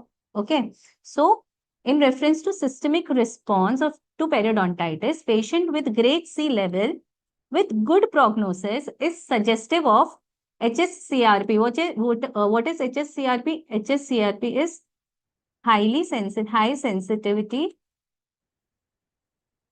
C reactive protein, and the level of C reactive protein increases in the body in the conditions of inflammation. It increases. Okay, so the normal level of HSCRP is 1 to 3 milligram per deciliter, and anything more than 3 milligram per deciliter suggests that there is some sort of inflammation going on into the body. So the answer here will be more than 3 milligram per deciliter. Okay. If in the option there was 2 to 3 also, guys, anything which is more than 3 or the highest value should be given the preference. If in the options there was 2 to 3 milligram deciliter also, still anything which is more than 3 should be given the preference. Okay. Understood?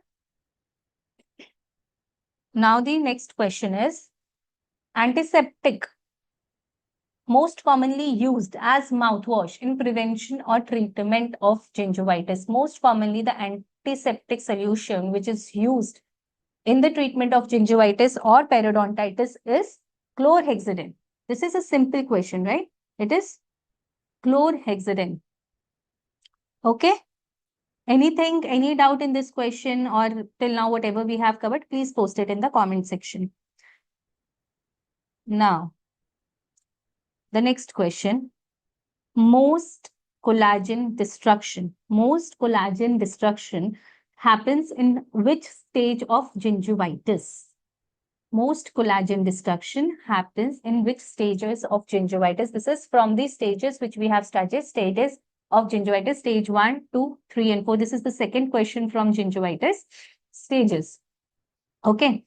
Stage 1 is incipient. Stage 2 is early. Stage 3 is advanced. Stage 3 is established. Stage 4 is advanced. Okay. Now remember, up till stage 3, there is destruction going on. In stage 3, there is destruction going on. But when the destruction exceeds a certain level and it involves the bone, there is destruction of bone, bone resorption is present, it transfers to stage 4 or advanced periodontitis, right? So the answer here will be stage 4, maximum destruction of collagen tissue. Maximum destruction of collagen tissue happens in stage 4.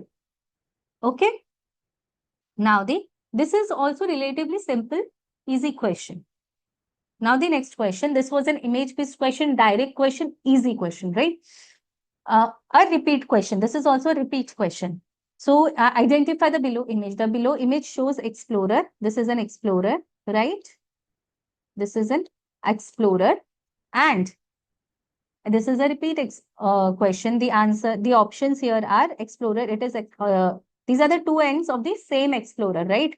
So whether it is 5 and 13 explorer, 17 or 23 number explorer, 11, or I think the options here are not given. But here we know the answer to this question is 17 and 23. This is explorer 17 and 23. Okay. Okay, guys, this is also a direct question. Now the next question, identify the pathology. The image was given. I think the in the question was somewhat different, right? The image was the same, but the question was somewhat different. Identify the pathology given on the right side and the left side. It was something like that, guys. Please let me know in the comment section whether it was something like that. Identify the pathology on the right and the left side.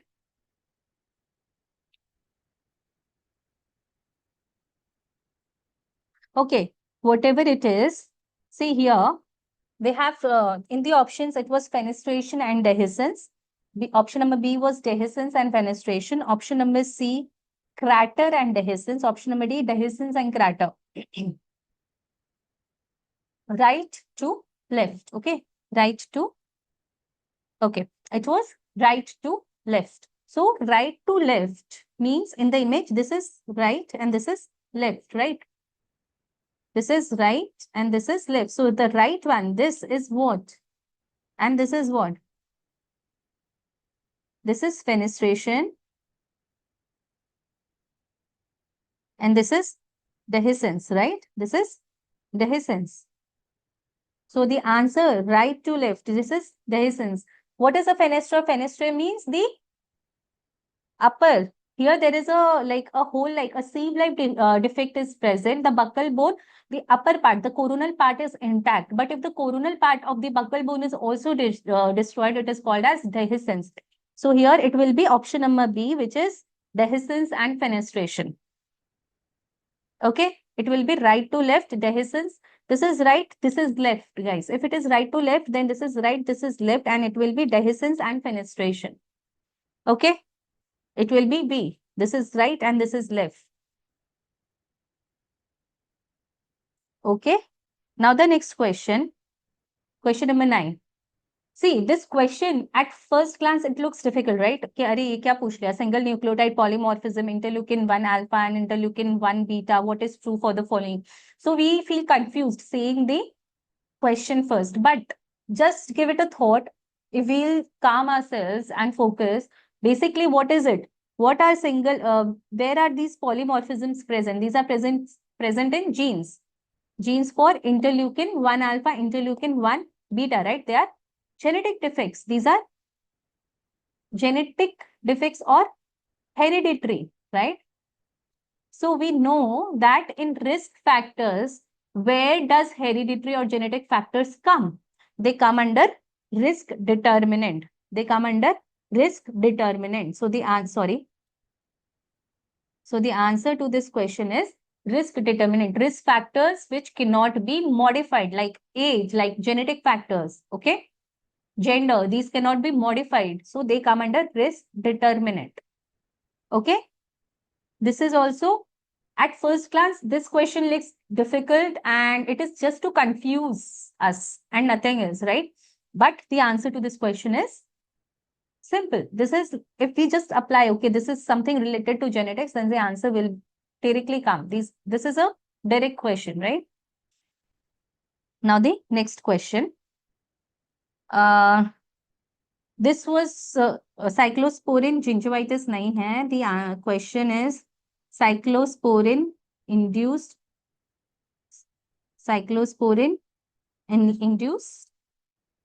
gingival enlargement was there. Gingival enlargement. Okay, cyclosporin induced gingival enlargement can be treated with option number A, amoxicillin, option number B, metronidazole, option number C, ibuprofen, and option number D, azithromycin. So in this in Carranza, it has been mentioned that cyclosporin induced gingival enlargement can be treated with azithromycin. The answer to this question is azithromycin. Okay, this is little bit difficult question. Okay, something that has not been taught also. So this is a little bit difficult and a new question. Definitely a very new question. Okay, but the topic is same. Is a repeat topic from drug-induced gingival enlargement. Okay. Now, question number 11. Idiopathic gingival enlargement. Idiopathic gingival enlargement is option number A, developmental in origin. Option number B, hereditary in origin. Option number C, drug-induced. And option number D, infectious in origin.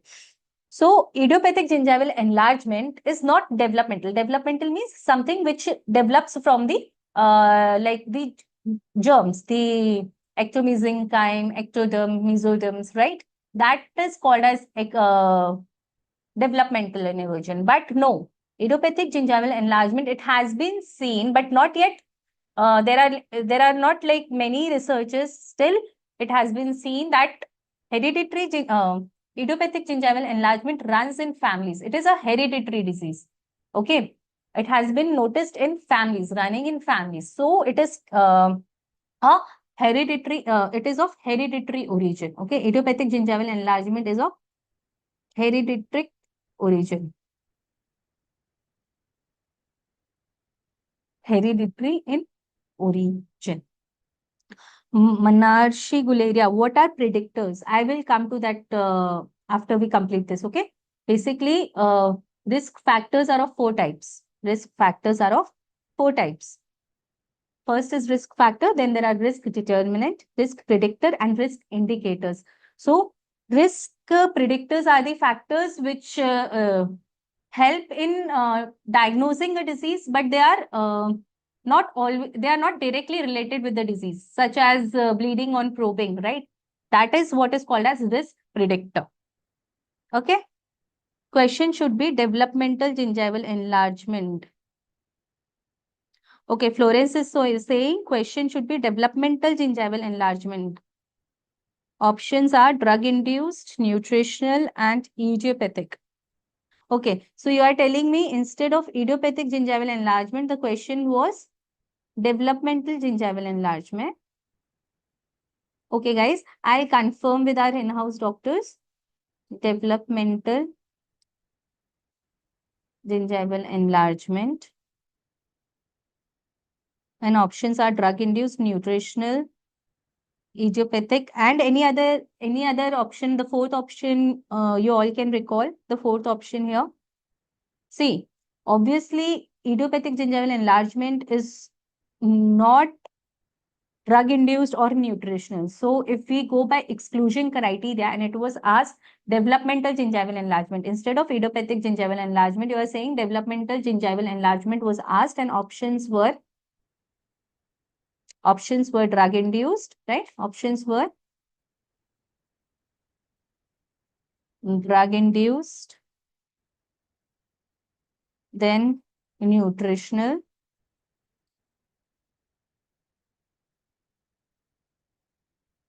C. Option C was idiopathic was also there. Idiopathic, and D was hereditary.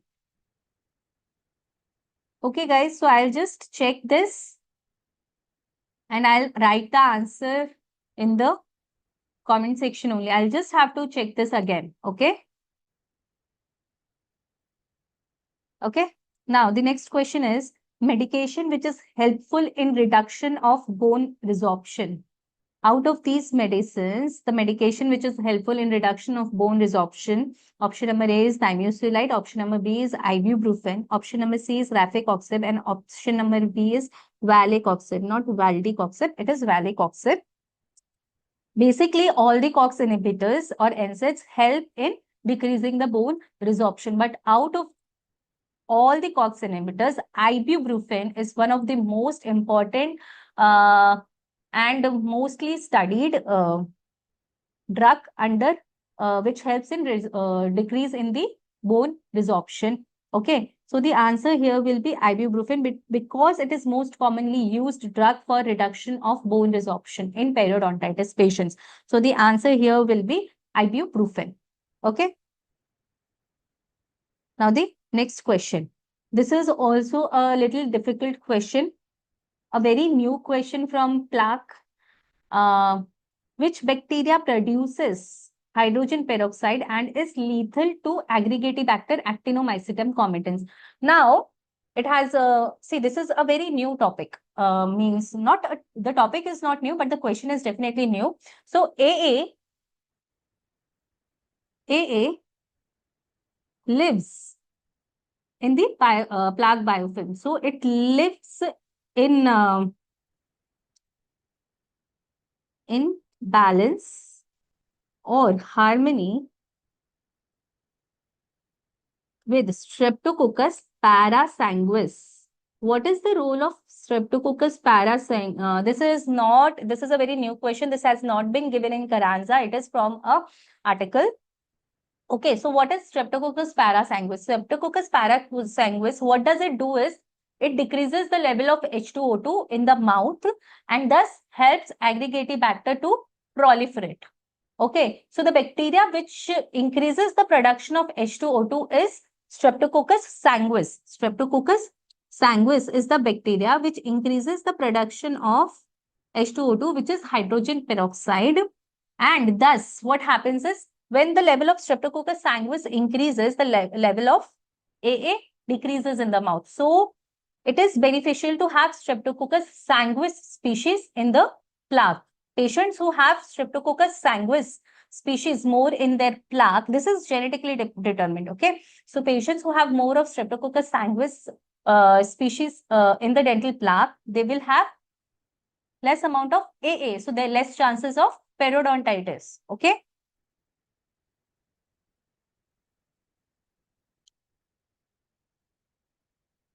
Hydrogen sulfide, not hydrogen peroxide. See, this question I confirmed from many students, guys, and it is given H2O2 only. Okay, I was also confused whether it was hydrogen sulfide or hydrogen peroxide, but yes, it was hydrogen peroxide only. Okay, so just check your sources first. Okay, now the next question. Which of the following crystalline structure is majorly present in calculus? Option number A is brushite, option number B is hydroxyapatite, option number C is magnesium whitelockite, and option number D is octacalcium phosphate. This is a repeat question from a repeat topic, and the answer here is majorly the highest amount of which crystal is there in calculus. It is hydroxyapatite. So the answer to this question is a hydroxyapatite. Okay. Yes. That's what I'm saying. I reconfirmed it many times because yes, hydrogen sulfide is also there, right? So we have to be sure first. And I reconfirmed it from many students and then only I kept it as H2O2. So you check it, Manarshi Gularia. Okay. Now, next question is, which of the following procedures involve removal of pocket wall associated with tooth surface? So here, the word which is very important for us, here definitely it is a confusing question, right? But here they have given removal of pocket wall and we can have confusion between gingivectomy, undisplaced flap and apically repositioned flap. Laterally repositioned flap definitely will not be the answer. But yes, we can be confused with gingivectomy. Okay, in this hemisection was also there in the option. Okay. Hemisection was also there, but still that can also not be the answer. We can get confused between gingivectomy, undisplaced flap, and apically repositioned flap. Now, remember that in gingivectomy, there will be pseudo pocket formation, right? Sorry. Gingivectomy is done in cases of gingival enlargement. Gingivectomy is done in cases of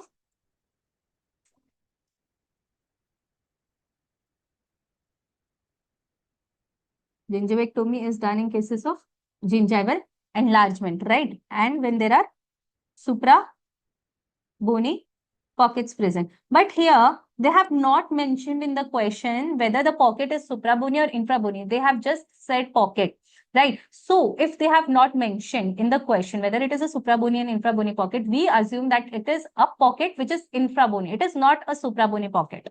Okay. So, this option we can negate out, right?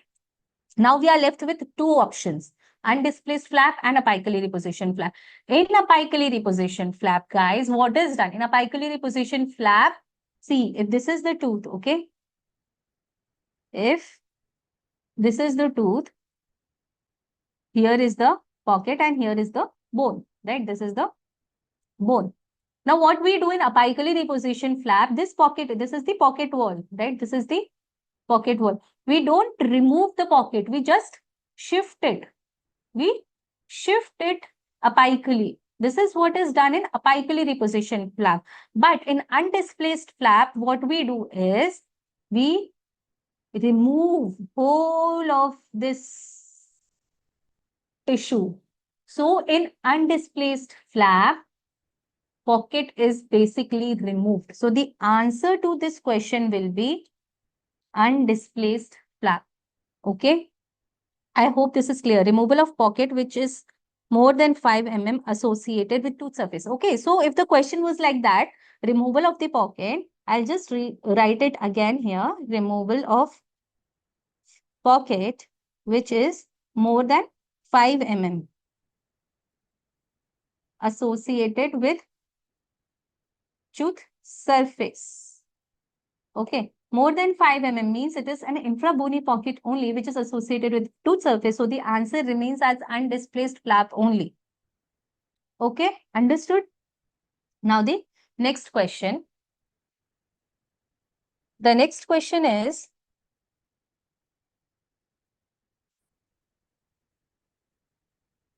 according to Horning and Cohen classification, stage 3 and 4 are suggestive of. Horning and Cohen classification is there in acute gingival infection in the chapter of necrotizing ulcerative gingivitis, right?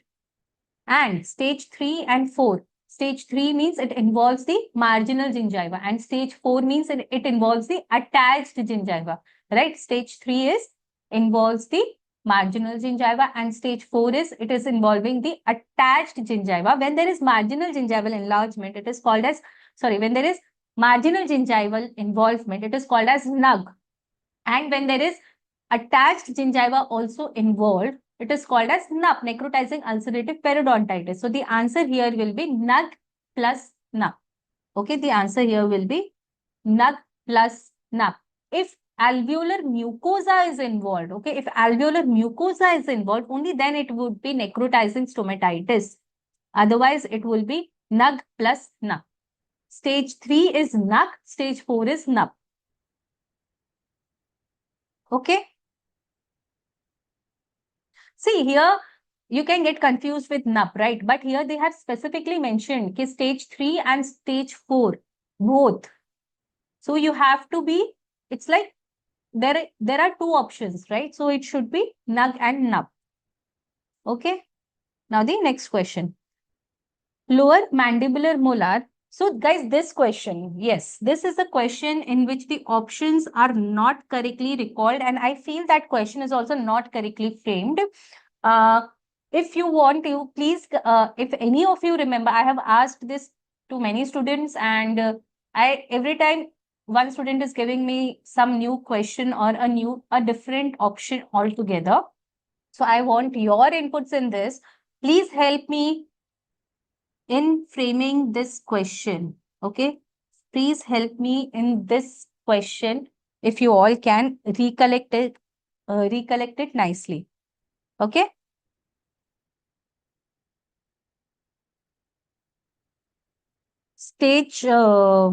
So the question which I got mostly is, it was something like this. Lower mandibular molar shows recession with intraradicular through and through bone loss. Also, there was 5 millimeter clinical attachment loss. Okay, the question was like this only. Dr. Tooth is saying, what will be the grading? So just help me with the options, guys. The options were also same. Lower mandibular molar shows recession with intraradicular through and through defect. Intraradicular through and through defect means in Glickman's classification, it is grade C, right? Grade 3 or class 3, right? So students are getting confused between stages and grades. Through and through bone loss was there. Okay. And options, guys. Okay, question, I understood. Question was somewhat like this only. Options, any of you can recollect it nicely. In stage 3, grade, or the options were also same. Stage 3, grade A, stage 4, grade A, stage 3, grade B, stage 4, grade B. Okay. The options were also like this only. Okay. The options were also like this. Take care. There was no grade C in this in the options. Like in one of the options, it was not like stage 3 grade C was not there. It was like this only. Stage 3 grade A was there.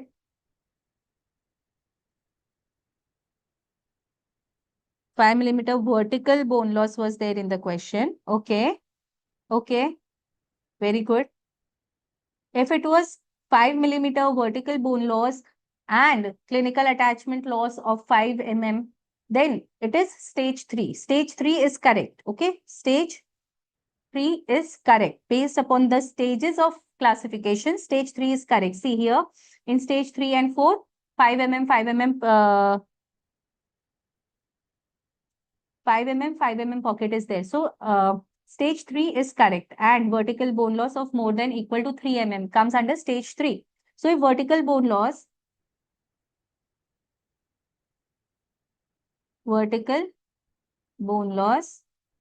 than equal to 5 mm was there in the answer, then it will be stage 3. Now, grade A and grade B was there, right? Grade A and grade B was there. So, the answer here will be stage 3, grade B. Like this only. Same, ma'am. Okay. So, see here, if we see at the grading, the gradings are grade A and grade B. Okay. And here there is like no bone loss is there and some bone loss is there. So, it cannot be grade A then. It cannot be grade A.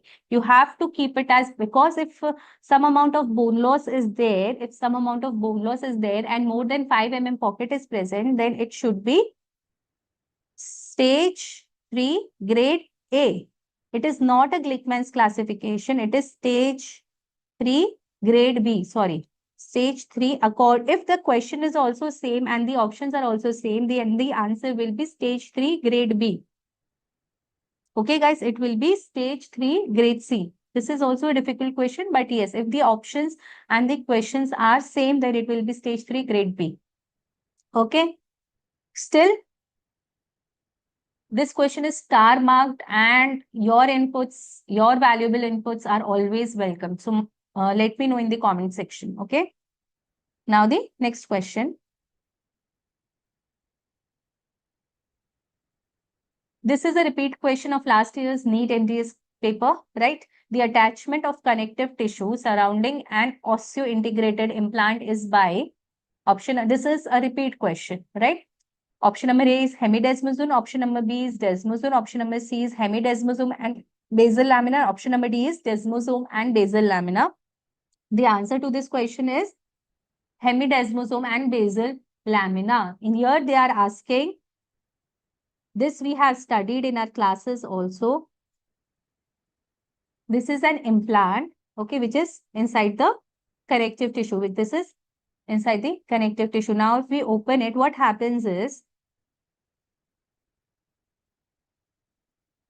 here there is tooth, here there is an attachment, which is abutment, and here we have implant. The connective tissue, the tissue surrounding the implant is like this, and the attachment here is similar to that of junctional epithelium. It is similar to junctional epithelium. How junctional epithelium is attached to the tooth? It is same. The junctional epithelium is attached to the tooth with the help of hemidesmosomes and basal lamina. Similarly, the connective tissue of the gingiva is attached to the implant surface with the help of hemidesmosomes and basal lamina. So the answer to this question is hemidesmosome and basal lamina. This was a repeat question. Now the next question. In this, there were multiple answers. Okay. So the question was, which of the following is noticed in smokers? The options are option number A, there is decrease in the temperature in the pocket. Yes, this is correct, right? There is decrease in the temperature of the pocket. Option number B, decrease time in recovery of anesthesia. Remember that in patients who are smokers, what happens? There will be constriction of the blood vessels. So the patient will have prolonged effect of anesthesia. There is not decrease in the recovery time. There is increase in the recovery time. Increase in recovery time from anesthesia. Okay. So this is not correct. Option number C, increase microbes in the shallow periodontal pockets. This is true. Yes. In shallow periodontal pockets, the number of microbes increases. The number of yellow and purple complex bacteria, primary colonizers, increases. And option number D is increase in GCF along with increase in inflammation. This is also correct. The GCF flow increases in patients who are smokers, and inflammation is also increasing at a physiological level, at the connective tissue level. The inflammation is increasing, but because the patient is a smoker, the signs of inflammation are not visible. Thus, bleeding on probing, edematous gingiva, all those signs are not visible, but the inflammation is more. At the connective tissue level or at the histological level, the inflammation is more, but the clinical signs are not visible. So the answer to this question is A, C, and D. The answer to this question is A, C, and D. Okay. Now the next question. Most common indication of low-level laser therapy in periodontal treatment. Lasers also we have discussed in our classes. Most common indication of low-level laser therapy in periodontal treatment.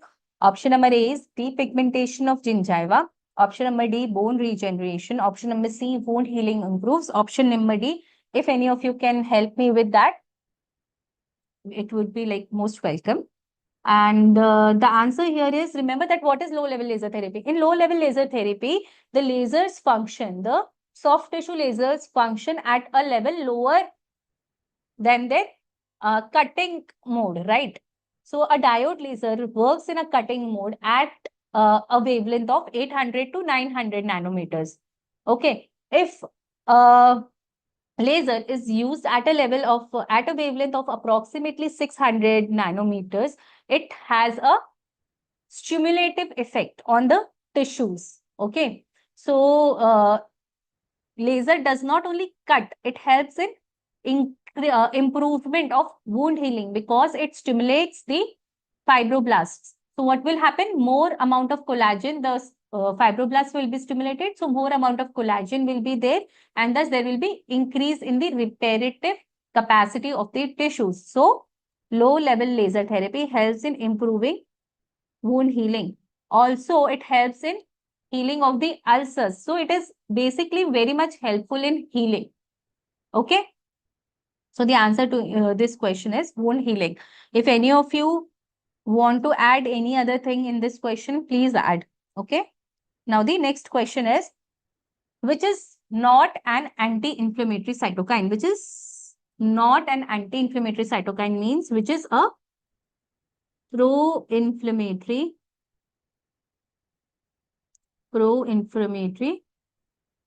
cytokine. For this also, I have given the which are the pro-inflammatory cytokines, which are the anti-inflammatory cytokines, right?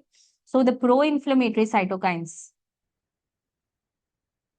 this option is not correct. It is interleukin-1 receptor antagonist, right? Interleukin-1 receptor antagonist is an anti-inflammatory cytokine. It is not a pro-inflammatory cytokine. Here we have to look for a pro-inflammatory cytokine. Okay. Interleukin-6 is a pro-inflammatory cytokine. Interleukin-10, they see interleukin-1 receptor antagonist, interleukin-4, interleukin-10. All these three are anti-inflammatory cytokine. All these are anti-inflammatory cytokine.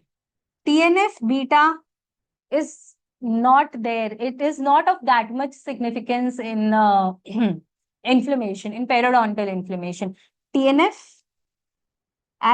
Instead of TNF-beta, if TNF-alpha would have been there, then it is also a pro-inflammatory cytokine. It is also a pro-inflammatory cytokine. But here in this option, if TNF-beta was there, then this is also not the answer. The answer to this question will be interleukin-6. Okay. The answer to this question will be interleukin-6. Okay. Now, okay. So with this, we have completed the recall of periodontics. If any of you feel that some other questions were there, and there were like many questions from perio this time, 21 questions, and most of the questions were application based. The paper overall in periodontics, the questions were like moderately difficult, I would say. So guys, please let me know in the comment section if you have got any doubts. Okay. And if you feel the options or the questions were something or the other, some things were missing in some of the questions, do let us know. We would be very happy to make the necessary changes. And guys, thank you so much. All the very best for your results and enjoy. Have a great day. Hello, dear students. Hope you all are doing good. Good afternoon.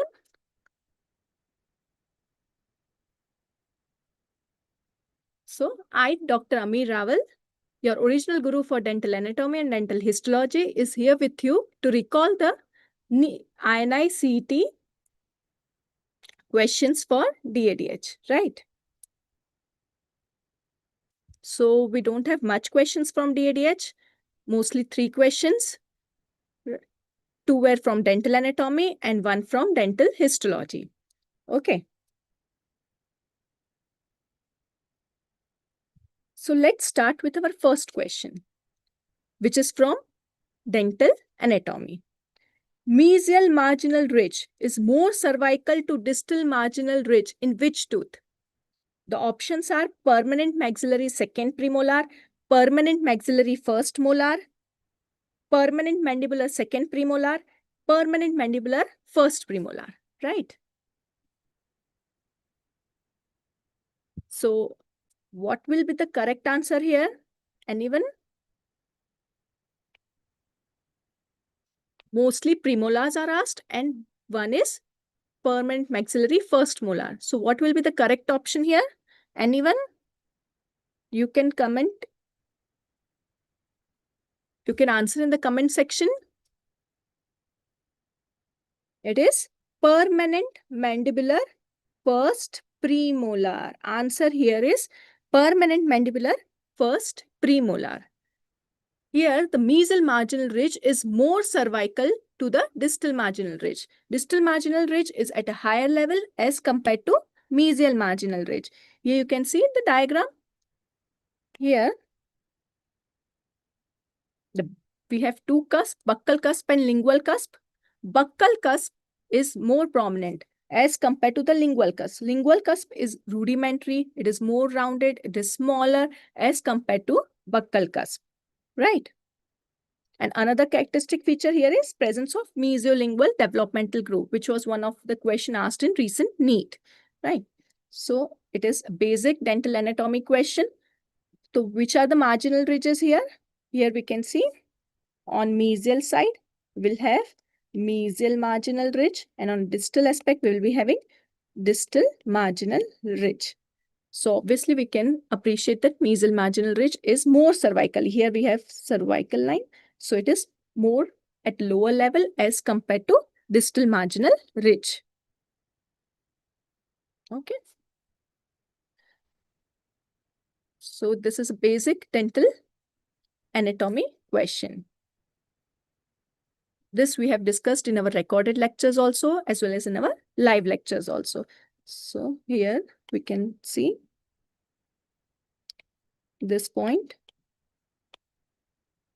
On distal aspect, we have mentioned this in our notes also, right? That the distal marginal ridge is higher as compared to mesial marginal ridge.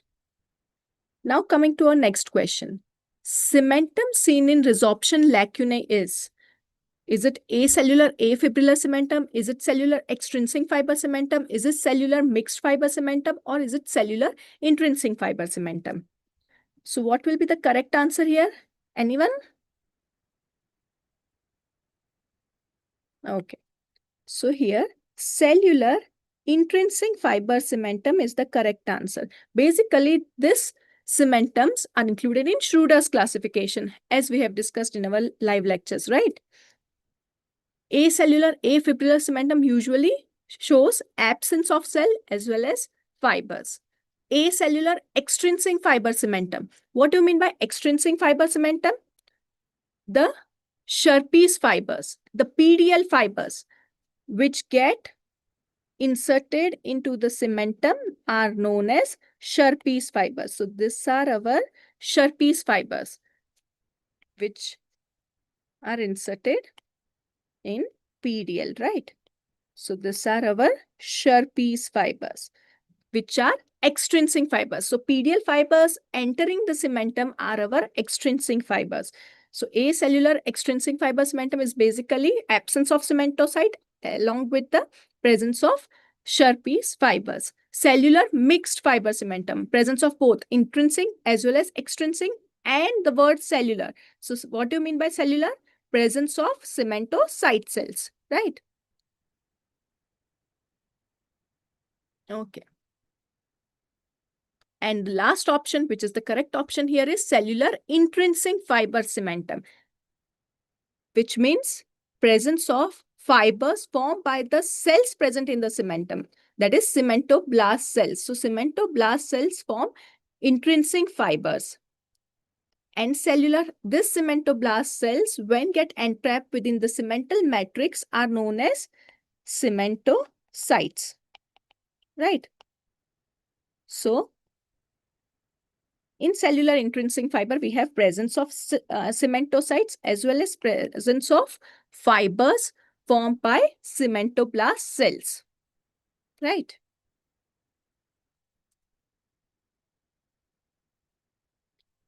So why cellular intrinsic fiber? Mainly, cementum has three functions. Which function? Anchorage, adaptation, and repair, right? So this cellular intrinsic fiber cementum is mainly associated with what? Repair. As a result of which, it is a correct answer here. So this cellular intrinsic fiber consists of intrinsic fibers formed by cementoblast and cementocytes. And usually it is a reparative cementum. It is not formed during normal root formation. It is mainly formed when there is resorption and it needs to be repaired. So it is mainly a reparative cementum, repairing a small lacunae present on the cementum. It is more rapidly formed and it is less mineralized. So it is the correct answer here amongst the other cementum given, right? So I don't think you might be having any doubt in this. Mainly, it is asked about when there is repair of a resorption lacunae. So the cementum filling this resorption lacunae is cellular intrinsic fiber cementum. Okay. Now coming to the third question. Again, this is a very easy question. This also we have discussed in our live lectures as well as recorded lectures. We have this in our notes also, right? Which of the following is not true regarding difference in primary and permanent dentation? Enamel and dentin thickness is less in primary teeth. Crown root ratio of primary dentition is less in primary teeth. Width of occlusal table is less in primary teeth. Or the last option, cervical enamel rod is apically placed in case of primary teeth. So what will be the correct answer here? Anyone? Florence? Dipen? Anyone? So Florence, you marked D in this option. What will be the correct answer here? So obviously enamel and dentin are thin as compared to permanent teeth in primary teeth. Crown root ratio is also less, right? Crown is wider mesodistally, but it is smaller as compared to permanent teeth. Width of the occlusal table is obviously less in primary teeth. So all these options are correct regarding the primary teeth, while here it is asked which is not true, right? So we have to identify the option which is not correct. Yes. So the third option here is direction of the enamel rods.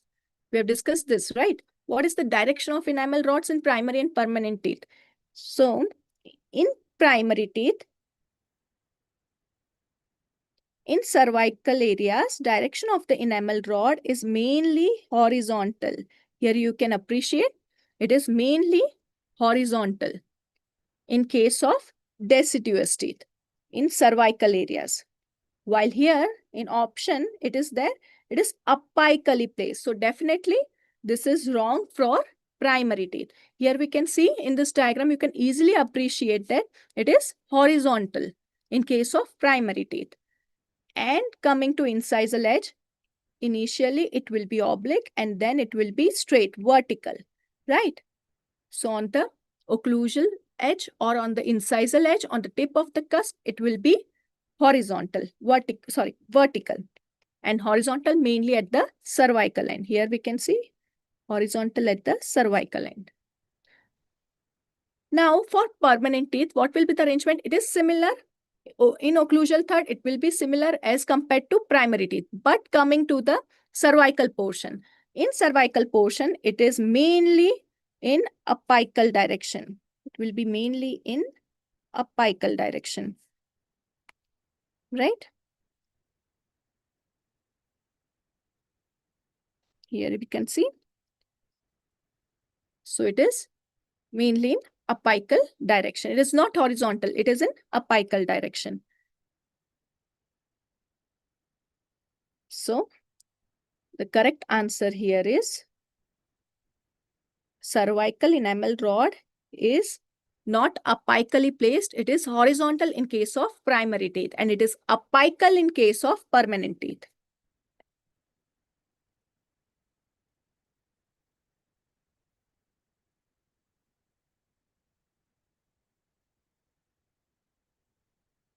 Right?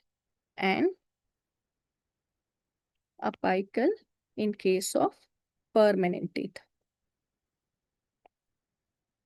Okay.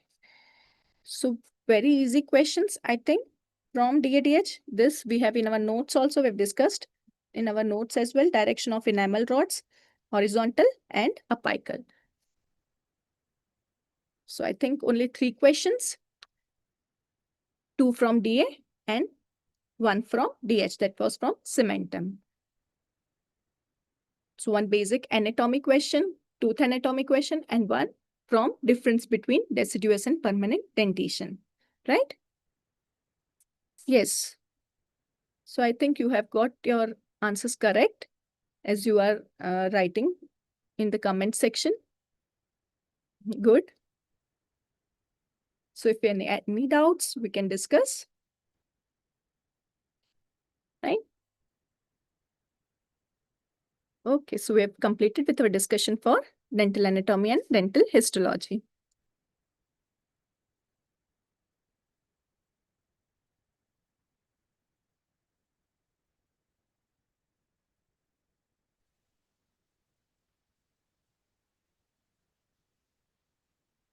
Hello and good afternoon, dear students. My name is Dr. Ruchi Raj, and I am your Prosthodontics mentor, and I welcome you all to the recall session of Prostho questions from the recently conducted INICET examination. So, hi everyone, and let me just quickly open up the YouTube session link that we have so that I can interact with all of you. And I welcome all of you in today's session. How was your exam, first of all? Can you let me know in the chat box? How was your exam? So yesterday, I just conducted a small poll on my Instagram page, Dr. Ruchi Raj, where I asked, how did you feel? How was Prostho in INICET? Was it easy, moderate, tough? And I think the majority, I think 53 or 54% of the vote went towards being moderate. But if I go through it and how I've seen the questions over last 24 hours almost, now that I look at those questions and the paper, I can very firmly say I would not even call it moderate. I would be calling it moderate, inclining towards a tough paper. And I have my reasons for it.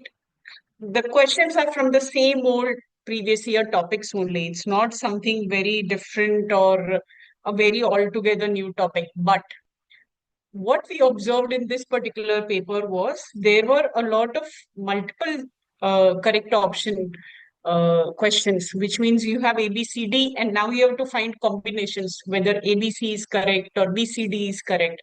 This is a very time consuming question. And if you have 1, 2, 3 of them, okay, fine. But I saw plenty of questions, especially in Prostho, and I think in other subjects also of this type. Now, this will, I would say, massively increase your chances of making an error because you misread one thing here and there and you're out of it. So that is why I would say it was a moderately tough paper, not on the knowledge section, but something that would probably throw you off, right? So I don't know whether you agree with me or not. Yes. So like Florence is saying, Prostho is always you need to think, no direct forward questions. Agreed. Especially from complete and partial dentures. I think I have always believed even if there are direct questions, they are generally FPD and implants. So that is my brief analysis of how Prostho was. Now, roughly, there were about 17 to 18 questions. And before I start the recall session over here, I have one very fine disclaimer, which is that this is a recall session specifically because of the length of how the questions were. There are some questions where it was tough for us to find a good recall of it. So I'll urge all of you, if you have a better recall version of that particular question, do put it in the chat box. As and when we come to that question, I'll again mention it over there. But help us construct these questions. The reason is it cumulatively forms a good paper that helps you in your next INI exam, right? Now, so without wasting any further time, let us start with the first question, very first straightforward question. What is the lightest shade in beta shade guide? And I think, again, I would like to say shade selection. I don't know what the examiners have with shade selection, but something or the other comes from shade selection always. It was there when I was a student. It still comes right now. The correct answer is B1. When we arrange the beta shade guide according to value, so from lightest to darkest, you start from B1 over there. So the correct answer over here is B1. Chances of error are definitely there where students might have marked A1. Let me know what did you mark in the exam in this particular question. But my answer here, which is very straightforward, fact-based question, is B1. And looking at how the fantasy is around shade selection, I would strongly advise every student watching this. Shade selection is a topic you should master everything around it. Read it from all different textbooks that you can, but be prepared for it. I don't know, maybe next exam might have or might not have a question, but it is a topic from which many questions come in exam. So first question, what is the lightest shade in Vita Shade Guide? Answer is A, option D1. Now, second question, another I would say an easy question because it is a PYQ. And this is something that we've extensively discussed, I think, in your NEET papers, videos, or even it is there in our notes, it is there in our live and recorded classes. What is bone tapping? And bone tapping is needed for implant placement in which of the following conditions? Is it in dense bone, osteoporotic bone, demineralized bone, or resorbed bone? The correct answer over here is option number A, which is called as dense bone. Now, what exactly happens in a dense bone condition? When you have a very dense bone, something that is like a thick block of wood, when you drill through it, a lot of heat is produced. And that heat has a tendency to damage biologically the surrounding bone, which is there. The bone may even necrose under that condition if sufficient coolant has not been used during the surgery. So there's a particular technique of drill as well as placement of implant, which is called as bone tapping, which is done in a dense bone so as to negotiate this particular problem. So the correct answer is option number A. Now, if you were a student here who did not know a lot about bone tapping but has a mild idea about it, I'll show you one technique also with which you may have taken a tukka for this particular question is osteoporotic, demineralized, and resorbed bone. All three look quite similar because they are less dense bone. And option A is the odd one out. And when you have to select one, you select that odd one out. So likewise, you could have gone with dense bone, but that is the correct answer over here. So question 2, again a PYQ from November 2024 INI only, and option A is the correct answer. Now our actual questions start. These two were the easy ones where I could get the recall very easy and fast, but now here the difficult thing starts. Now, if there is any, I would say, suggestions with the recall, you please let me know in the chat. I'm constantly keeping my eye on the chat, and let us try and build the questions better. Patient with 5-unit broken bridge from right canine to left lateral incisor has the lateral incisor sheared off at the level of 3 millimeter coronal from gingiva, and that tooth is vital. What will you do? First things first, I think this was a question where you had to select multiple correct options. So the options were intentional devitalization, assess the ferrule on lateral incisor, remove the prosthesis and give temporary prosthesis, and impression and post in coron lateral incisor. No. Somebody say I marked the only. Not a wrong answer. Now here there are two schools of thought. If you look at the question here and understand the clinical scenario, they have firstly not mentioned which lateral incisor actually has the crown structure broken off, but I am assuming that it is this left lateral incisor only that they are talking about. And since it is our terminal abutment, that is, it is our main abutment only, with a 3 mm crown structure and a vital tooth, chances are purple exposure may have been there, plus it is a terminal abutment that we have to use in future. So as I discussed with our cons in the faculty also, intentional devitalization or simply saying root canal treatment would be necessary. You also need to assess the ferrule on this particular tooth to see whether you can actually place a crown and use it as an abutment also. And ferrule is definitely checked when you are using a post and core on that particular tooth and giving an FPD with the support of it. So all in all, if you see, all options are not wrong. The confusion arises if there was an option that mentioned only option number 3 only. If there is an option like that where you remove the prosthesis and give temporary prosthesis only, then the confusion arises. But if you have multiple combinations of all of this, I would suggest you to go for all of the above or where all 4 options are selected.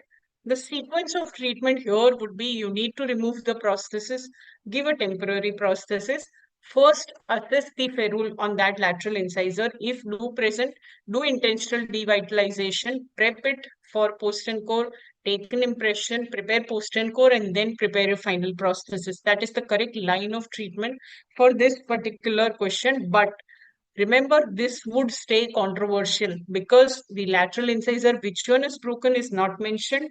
Secondly, exactly, you would not be able to assume that when you say just 3 mm is present, whether actually pulp is exposed or whether you need devitalization, one just cannot assume and figure it out like that.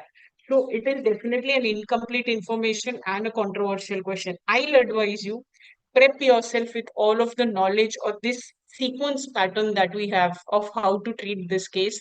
And then when in future, if the question comes, address it when you read it on the screen. So students, this is question number 3 from Prostho. Slightly controversial, but that is my answer over it. Now, pretty another straightforward question. So 3 questions up till now, students, just taking a bit of a pause over here and asking for some interaction. Do you all agree with me or you follow whatever we have solved up till now? The question number 1, 2, and 3.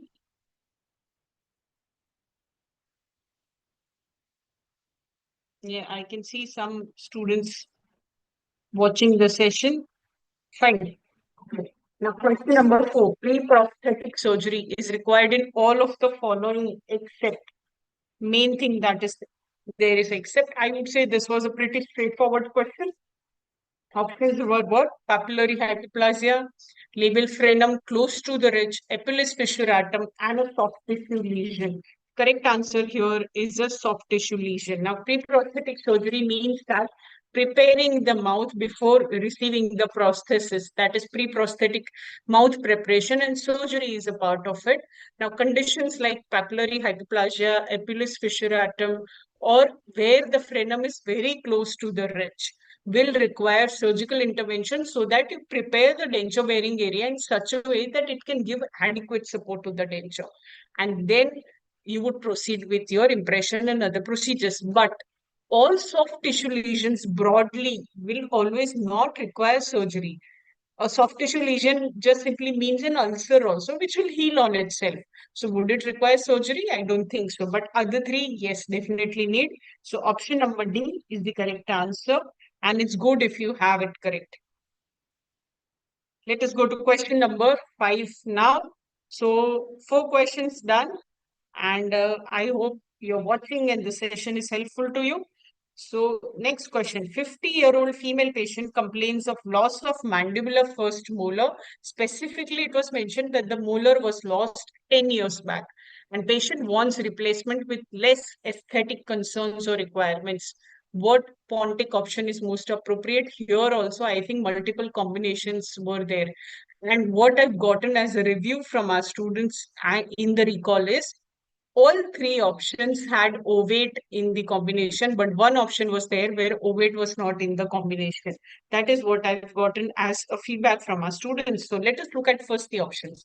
Saddle ridge lap, modified ridge lap, ovate, and conical. Now, when we have a 50-year-old female patient, mandibular first molar, lost 10 years back. So ovate automatically goes out of the picture because ovate will only come into the picture when extraction is going to be recent.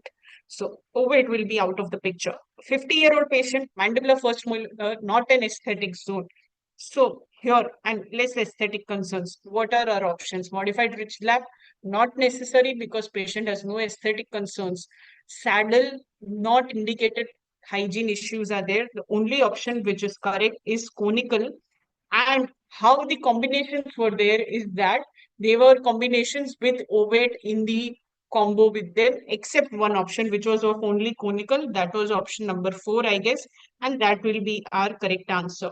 So pretty simple and straightforward, but this is what I was saying. When you have multiple combination options, you will waste some time over here. So that was the, I would say, an issue exactly with the paper. Not an issue, but something which I think we have discussed long in our morning motivation sessions is, if a student has developed a habit of reading with focus and done this exercise of developing focus where your entire energy is only on what is there in front of your screen, probably you won't make mistake.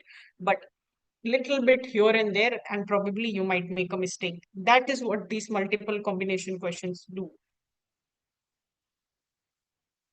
Question number 6, the first thing to verify in the fit of a crown. So basically what they are trying to ask is, you have a crown and you're trying to do cementation, you have inserted the crown on the tooth. What is the first thing you check? Do you check for marginal integrity, occlusion, proximal contact? And there was glazing and something, not exactly, I don't know what was it. Glazing and a particular word was there. Do you all recollect? Please let me know in the chat box. I'll be happy to add it up and update my paper. So, not that it's relevant. The first thing to verify in the fit of a crown, when you seat a crown onto a tooth structure, what do you check first? You check for gaps at the margin, whether there is any bubbling, whether there is a visible gap, anything. So first thing that you check is marginal integrity. So that is your correct answer over here. That is the first thing, because now Florence here is saying she has marked occlusion. Florence, I'm sorry, but I think that answer will be wrong. Reason is, if the margins are open, the crown as such is useless to us. We have guidelines on how much is acceptable and not. Plus, sometimes even if, say, probably marginal integrity is there, proximal contact might be either open or it might be premature and not allowing the crown to sit down, right? So that is the second thing you check. And then after all of this is done, we come on to occlusion. So marginal integrity is the correct answer over here, right? So that is it. And let us go to the next question. So 6 questions down the line, students, any suggestions? Does anyone remember what was there with glazing over here? You let me know in the chat box. Now, this question, unfortunately, I don't have the answer and I'll tell you why. Question number 7, RPD, one of my favorite areas. True about clasp arm is what? Option number A, flexibility decreases when you increase the length. No, flexibility increases when you increase the length. Retentive arm must be made of rotoli. What I have gotten as a response from the recall with students is, must word was there. Retentive arm must be made of rotoli, which I think is wrong. There is no compulsion to make it out of rotoli. You can make it by casting also. And placement of retentive arm is buccally or labially always. Even that is wrong. Preferably we do it buccally, but we can place it lingually also. I don't have the last option, which probably could have been the answer. So I don't have the last option. Yes, some student has mentioned contouring, glazing, and let me write it down over here. Right? So glazing and contouring, fine. So let me know, students, do you remember what was the option here? Because none of these are correct, in fact. None of these are correct. So answer, if you see, probably these 3 are not our answer. Then what could be the answer? So if you remember the 4th option over here, just let me know so that I can update my presentation over here. But these 3 options are definitely wrong. Flexibility increases with increase in length. Retentive arm, there is no must that it should be made of wrought alloy. And it is no must that it should always be buccally only. So these are not strict criteria, right? And 4th option, unfortunately, we don't have, but that is question number 7. Still, for such questions, I'll advise you, you should prepare yourself with the textual matter or theory of such questions so that next time when it comes, you are able to answer it properly. Now, question number 8. Patient wanting complete dentures presented with excessively large tuberosity. How would you manage? So, 46 students with us. So all of our 46 students, how is the session going? Can you let me know how you've appeared for Prostho? Did you fare well? What is your review of Prostho? Was it easy? Was it tough, difficult? Fine. Now, let us come to question 8. Patient wanting complete dentures presented with excessively large tuberosity. points that we need to keep in mind: excessively large. Excessively large means something that will be prosthetically very difficult to relieve or manage. What will you do?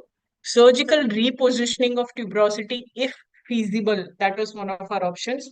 Reduce the posterior teeth in mandibular denture. Limit the extent of maxillary denture in tuberosity region. And fourth option was something like this: reduce the height of mandibular denture. Was it this or was it something else? Can you let me know in the chat box? We have about 45 students with us right now. Anyone, if you recollect something, do let me know. Now, let us come to the discussion part of it. Can you reduce the height of mandibular denture? I don't think so. Not possible. You have to extend it wherever physiologically you can extend it. You can't even reduce the height of occlusal plane like that. So that goes out of the picture. Limit the extent of maxillary denture in tuberosity region. When you limit that, you're compromising on retention primarily. So I don't think so. Not a feasible option. Reduce the posterior teeth in mandibular denture could be done. I'm not saying it cannot be done. There are multiple situations where we reduce one molar and do like that. But even after doing that, if there is an excessively large hanging tuberosity, it will interfere even with the stability of your denture. So do you think that will solve the problem? I don't think so. So because the first option has written if feasible, I'll select that as my answer. Surgical repositioning of tuberosity, if feasible, because it is an excessively large tuberosity, I would select that as my option. Right?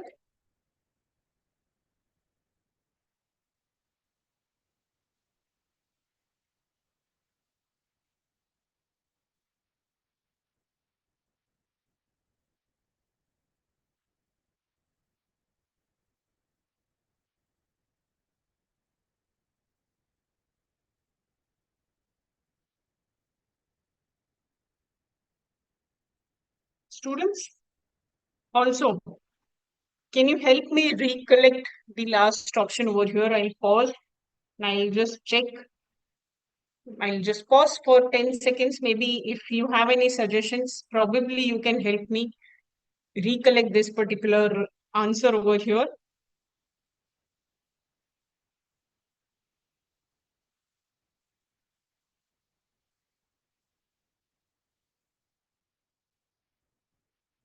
Here and here both. If you can even take a screenshot, come back onto the chat box in future if you are able to recollect it, then probably definitely let me know. Now, here Florence is asking a question: why not A? Because flexibility is inversely proportional to length. Is that what you're asking? See, Florence, imagine an orthodontic wire. If it is this small, it is less flexible. If it is this long, it is more flexible. It is definitely proportional to the cube of length. So when you double the length of wire, it increases 8 times. Your inverse relation is mentioned, which is showing that when you increase the length, flexibility decreases. Not possible at all. Flexibility, whenever you increase the length, anything will become more flexible. So that is definitely the wrong answer. And the fourth option I don't have. Now, question 9. Again, I would say easy question. What is not an advantage? Which means what is a disadvantage? These double negatives are also very tricky because समझने में time लग जाता है and we might select the wrong answer.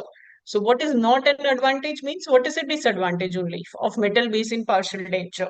Is it difficult to repair and reline? Yes, absolutely.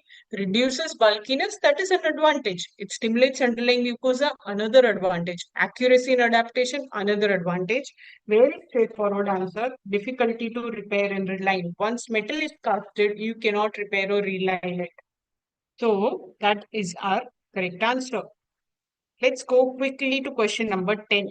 And we come halfway in a recall. A complete denture female patient presents with dryness of mouth. What will be the consideration while fabricating a denture? Again, multiple options were there and combinations that you had to select as your answer. What are the considerations? There will be reduced retention of denture, frictional irritation to oral mucosa from denture, masticatory efficiency is reduced, patient might have gastric or digestive upset. In my opinion, if you see 1, 2, and 4 are straightforward correct because they have direct relation to that xerostomia.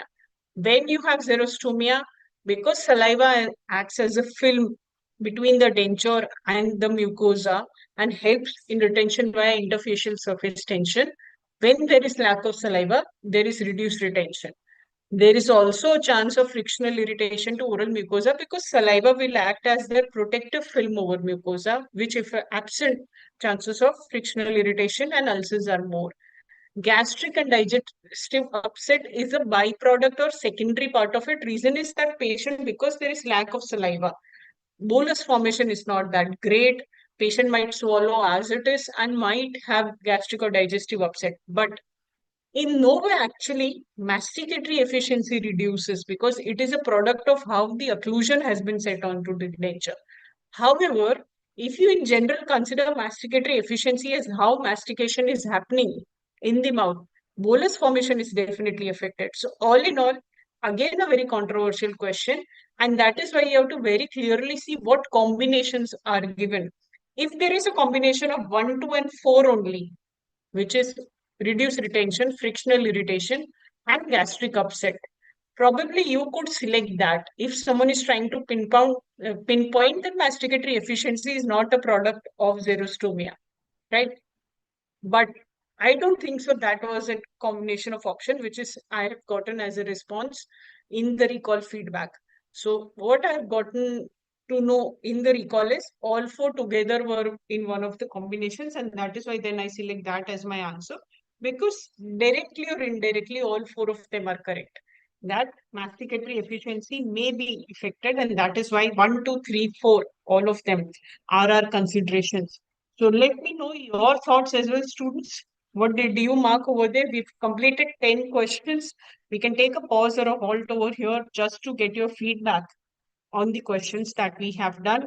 So all of our students who are joined in, I can read in some names: Nikesh Maheshwari, Shalini, Florence, and Vinny Chopra, Shruti, Dipayan, Kanchan. Please let me know your feedback. How did your exam go? And generally, if you can contribute anything to the questions. Now, let us begin with question 11. In order to make an impression of crown, gingival retraction is needed. What can be used? Again, a multiple combination question where they were trying to ask what all things can be used for retraction. So cord can be used, retraction paste can be used, electrosurgery also can be used, and soft tissue laser also can be used. I'm sorry. So given that, the option with all 4 options where all of the above would have been there is the correct answer because all 4 of them are methods used in gingival retraction.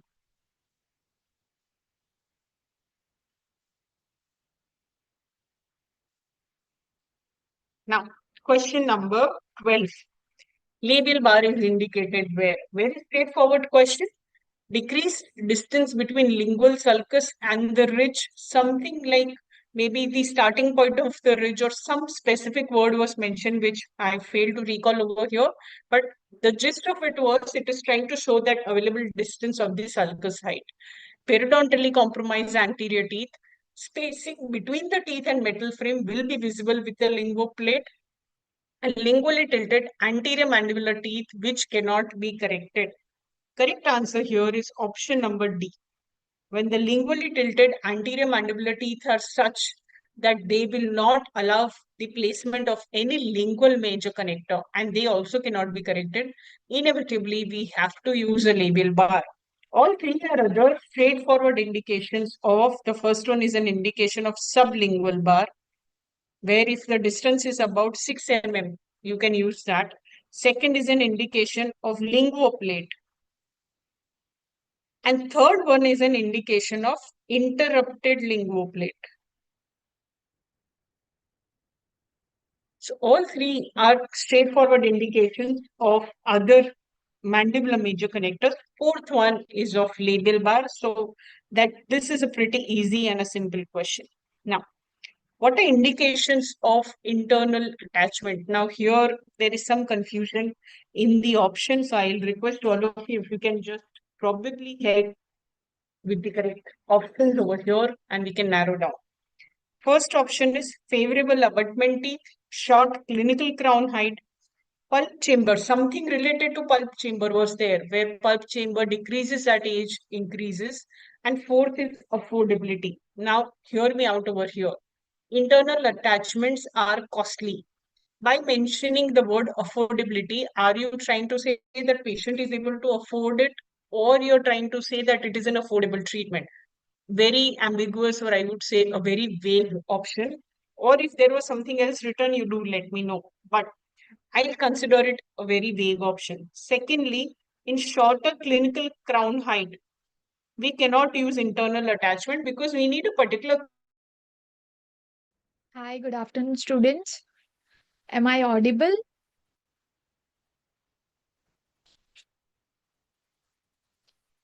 Please post it in the comment box or live chat.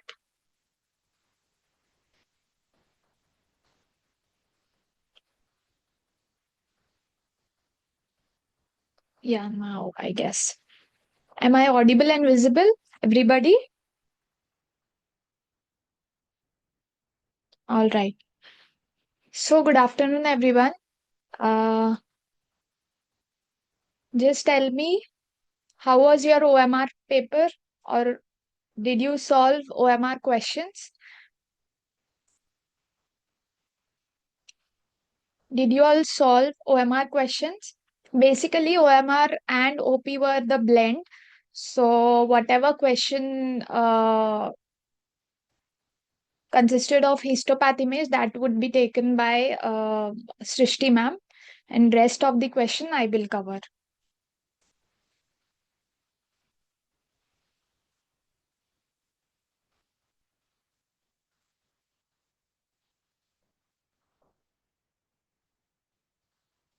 All right, so let us start with the first question. This was the first question. So they asked about the 2D views used for localization of rhinolith. Okay, so they have given the options as occlusal view, Towns view, Waters view, and CBCT view. Okay, or CBCT image. So basically, they are asking 2D X-ray views that can be used to localize rhinolith. Okay, what answers you people have marked? What answers you people have marked? Just you can post it in the live chat. So, first of all, you should know what is rhinolith, correct? Rhino means nose, lith calcification. So, calcification in the nose or nasal cavity. Okay. So, for this, you should know in which X-ray views you see the nasal cavity or the part of nasal cavity or floor of nasal cavity. Okay. So, basically, we have four options here and they are asking about two views. Okay, we have to choose between these options. Okay, so first of all we have to rule out which is not used for localizing the rhinolith. Basically, they are asking about 2D views. So, which is a 3D X-ray or 3D view that is there in the option CBCT. So, CBCT is automatically ruled out. Okay. The rest of the options are occlusal, Towns, and Waters. Here also you can rule out one option and you will get the other two correct answers. Okay. So, if you know what is Towns view, if you know what is Towns view, we have studied this in the live class. Towns view is a AP view. Okay. Towns view is a AP view. This view basically focuses on the occipital region, correct? Occipital region and some part, or you can say condylar region is also seen. Condylar region is also seen. So, nasal cavity, nose cannot be seen in Towns view. What are remaining options here? Option A and C, which is occlusal view and Waters view. Yes, we can see rhinolith or we can localize rhinolith using these two views, which is occlusal, and that too in occlusal we have anterior maxillary occlusal view. Okay. anterior maxillary occlusal, where you can see floor of nasal cavity and the anterior portion of the nasal cavity. Okay. And C is Waters view. Waters view may be, you can see the sinuses, the nasal septum, the nasal cavity, right and left. Okay. I have just put up this radiograph to show you how this rhinolith. So second image is the occlusal, anterior occlusal view. And here you can see the radio opacity in the right nasal cavity. Okay. Since we have the visualization of anterior portion of the nasal cavity in the anterior occlusal view, you can easily locate rhinolith here. Okay. And the second 2D view that we can use for localization of rhinolith is Waters view. In Waters view also you can see this is right and left sinus. This is the nasal cavity.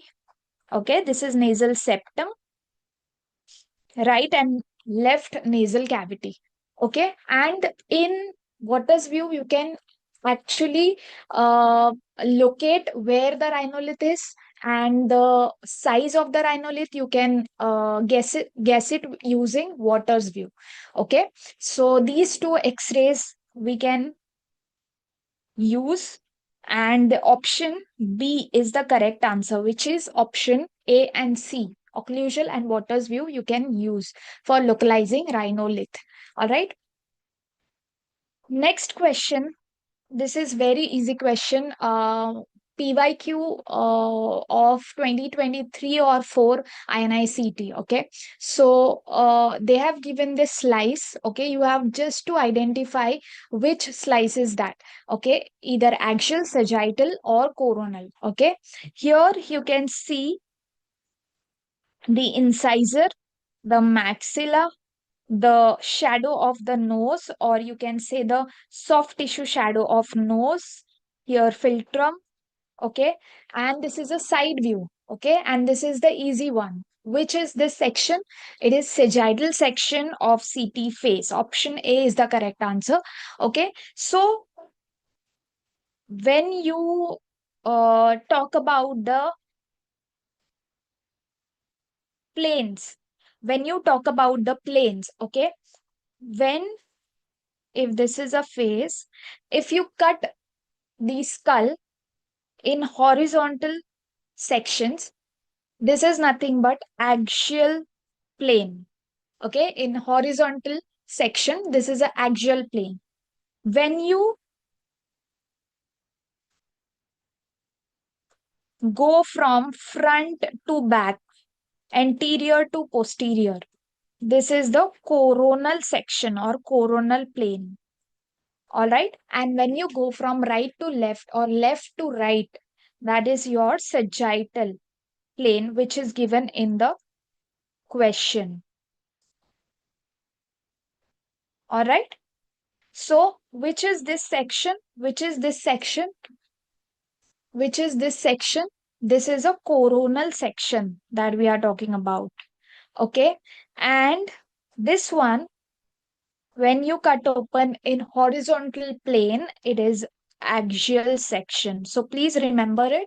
And this is for the students who will give exam next year. Okay, you have to know the axial, coronal, and the sagittal slices or the planes of CBCT or CT scan. All right.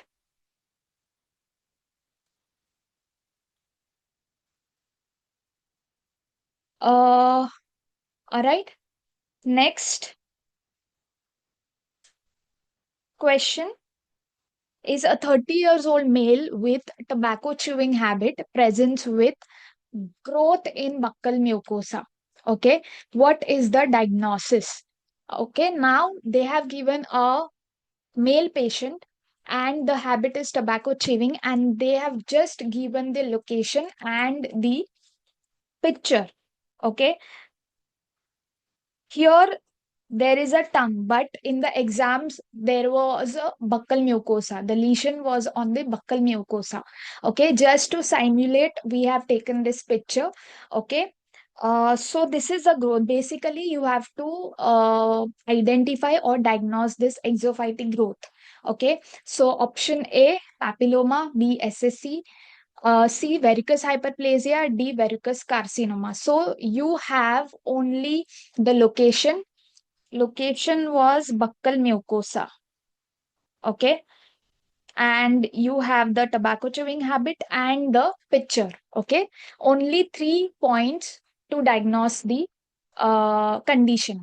All right. Here, if you see, there is a growth. Okay. Exophytic growth that you can see. Exophytic growth that you can see. Correct. So we have to choose between the options.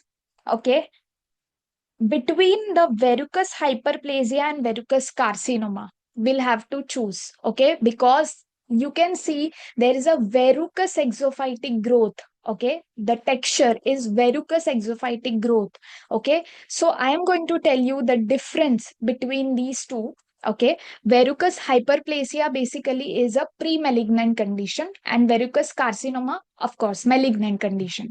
Correct. Now, verrucous hyperplasia is you can see it in the form of thick or thin plaque like lesion. Okay. Whereas in carcinoma, you can see cauliflower like mass. Okay. So I'm just going to write it.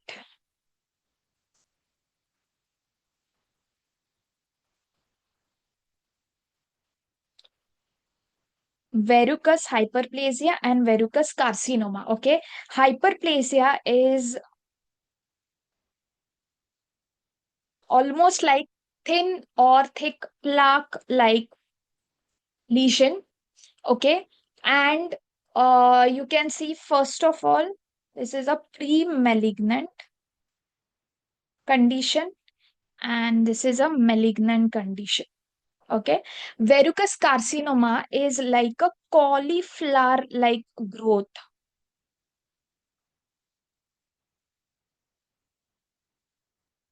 Okay.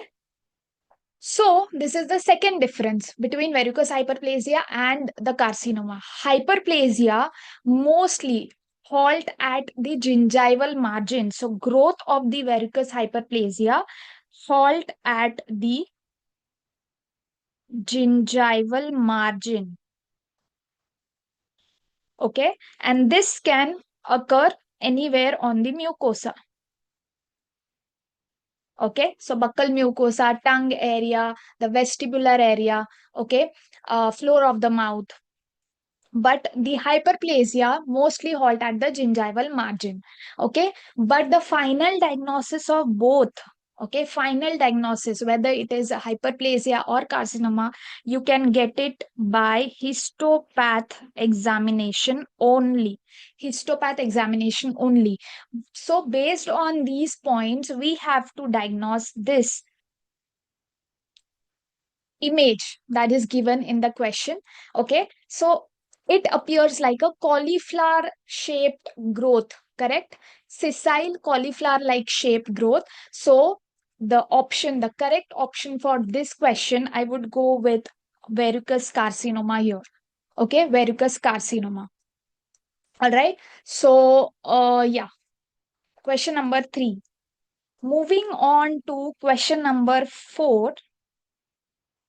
Okay, so whatever options or question you feel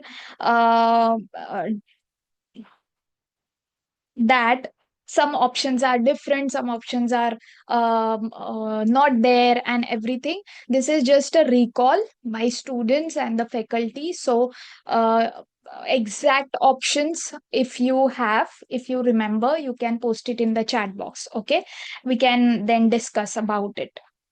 All right. So this is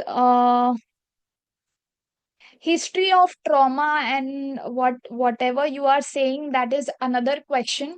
There was a ulcer, correct? Ulcer, and that will be taken by Dr. Srushti. There was a ulcer on the tongue, correct? And the trauma was given in the history. That was a different question altogether.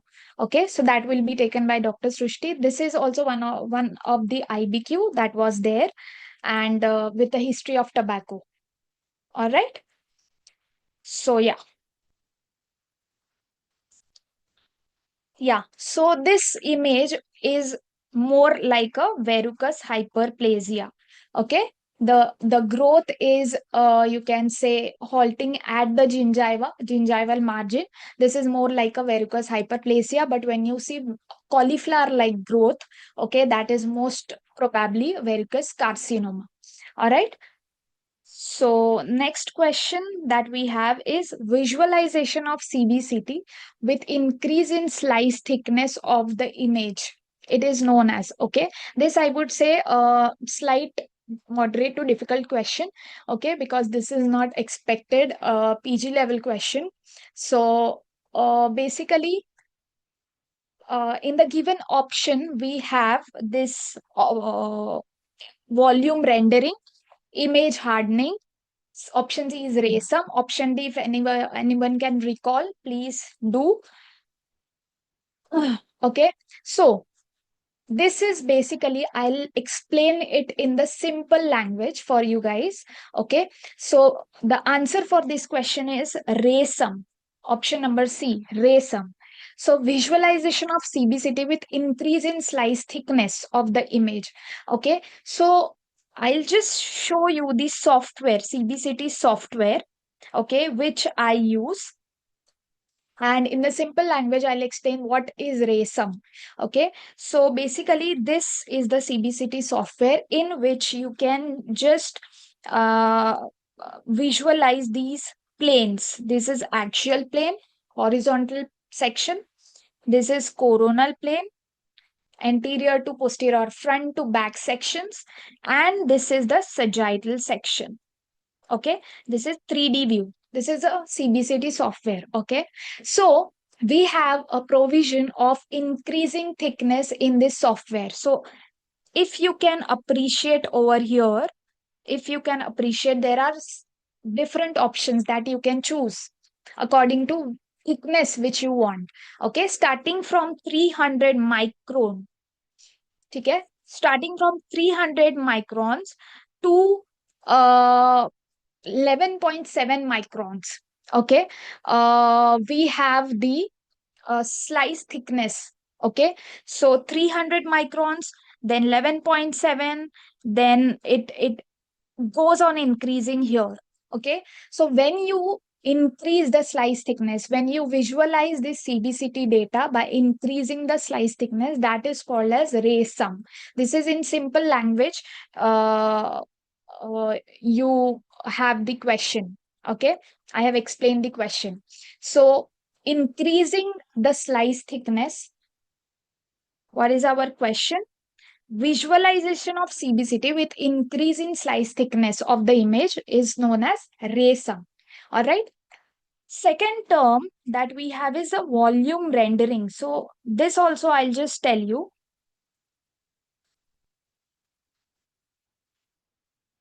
Volume rendering. What is volume rendering? Okay.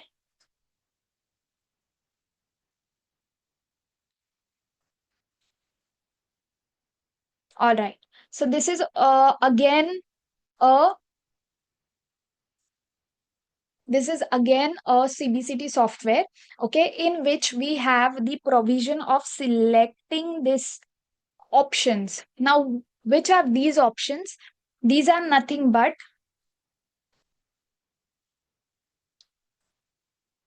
selective display. Okay, what do you mean by this selective display? You can either choose average or either you choose MIP. What do you mean by average and MIP? I'll just tell you. Average, or it is also called as AIP, which is average intensity projection. And the next option is MIP. MIP is maximum intensity projection. Okay. Now, what do you mean by this? What do you mean by this? When you choose average intensity projection, you are viewing soft and hard tissue. Okay, you will see balanced blend of hard and soft tissue.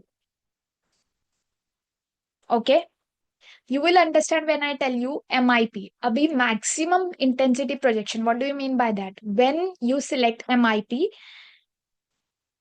this option highlights high attenuated structures. High attenuated structures. Which are high attenuated structures?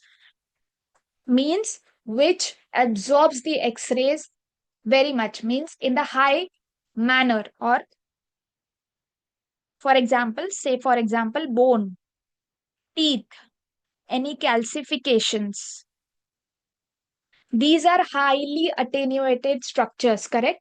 So when you choose MIP option, okay, maximum intensity projection, these structures highlight, okay, these structures you will see in a greater contrast manner compares to soft tissue.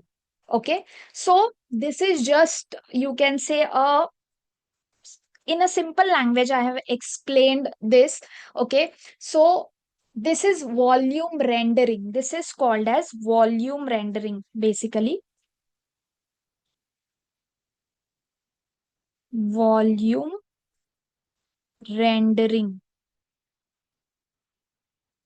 Okay, this means, volume rendering means what now? You are visualizing this CBCT data, this volumetric data, okay, by selective display. Okay, by selective display of voxels. Selective display of voxels. Abhi voxels meaning what? It is a 3D unit. Okay, 3D unit. You know pixels, you know voxels. Pixels is 2D unit, okay, of picture. Voxels is 3D unit. Okay, so what actually you are doing is you are just highlighting the you can say highly attenuated structures. For example, bone or teeth, by selecting MIP here, maximum intensity projection, and average is just, you can see this balanced blend of hard and soft tissue. So here can you see this is a soft tissue area, this is a soft tissue area, and this is hard tissue area. So there is a bone, there are teeth. Okay, so when you choose MIP, these structures will highlight themselves. Okay, when you choose average, you can see both soft and hard tissue together. Okay, so this is a you can say basic idea about it. This is complicated concept, but yeah, I tried to just tell you basic based on the practical CBCT software. All right.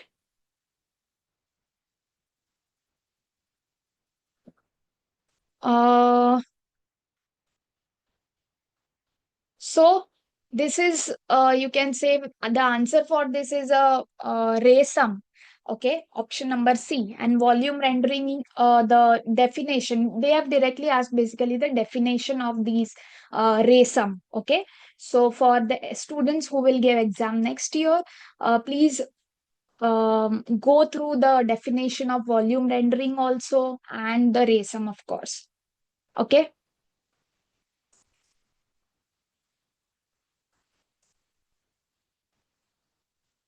Chalo, next is the very easy. Central radiopaque mass surrounded by radiolucency in periphery. This is very easy. We have discussed it many times. Okay. So the central radiopaque mass surrounded by the radiolucency is which lesion or entity? Keratocystic odontogenic tumor, cementoblastoma, ameloblastoma, CEOT. Cementoblastoma. Correct? Cementoblastoma, you see this radiopaque mass surrounded by radiolucency. Radiolucency is nothing but a soft tissue capsule. Soft tissue capsule. All right. So these are some 5 questions that I had taken, and the rest of the questions will be covered in pathology. Okay. So yeah, any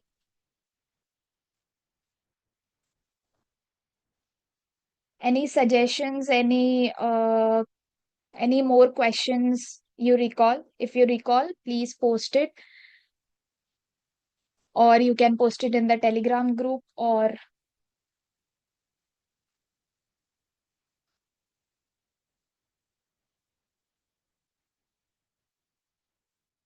which question you want answer. Answer for this is cementoblastoma.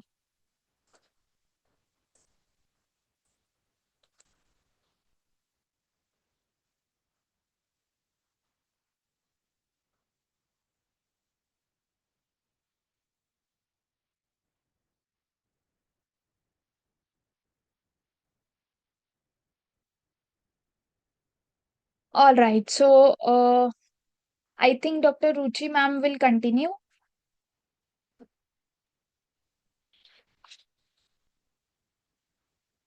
So previous question number 13 is, what are the indications of internal attachment? So like we discussed, you need a particular favorable abutment teeth height so as to give internal attachment, plus the pulp chamber should allow you to do that. Keeping both of these options in mind, option number 1 and 3 we will select, and that is your correct answer. Now let us quickly go to question number 14. Which of the following is a non-surgical management in denture wearing patient? By which means the denture wear of a patient can be improved non-surgically. Is it with good nutrition, occlusal correction of old prosthesis, giving rest to your tissues, and improving muscle efficiency? Now, here also multiple combinations were there in the question, and all 4 of them are correct, which was also one of the options. So, option number D here, 1, 2, 3, and 4, that is all of the above, would be your correct answer. I'll just quickly open up your YouTube session just to have a look if there are any suggestions or any feedback coming from a student.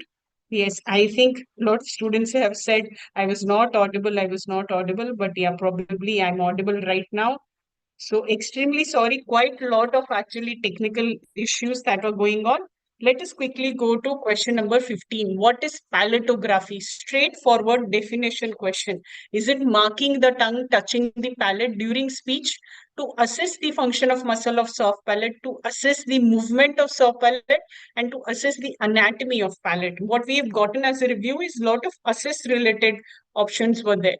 Palatography is marking the different patterns of how when the tongue touches the palate during speech. So it is a method which helps you assess your phonetics also. So option number A here, straightforward definition only has been asked, and that is correct.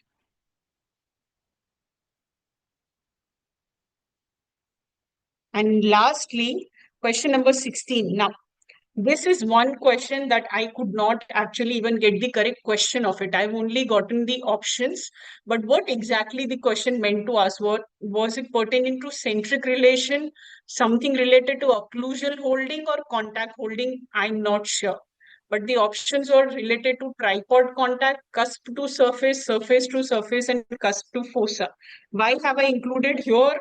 Just to connect with you and probably ask you that, do you have a much better or an accurate recall of this particular question? Please do share it with me in the chat box so that I can improve on this question. Presently, I don't have the correct question to it. I only have the options. So let us keep discussing this question. You can come back to the comment box and we can probably discuss it or answer it and solve it for you later on.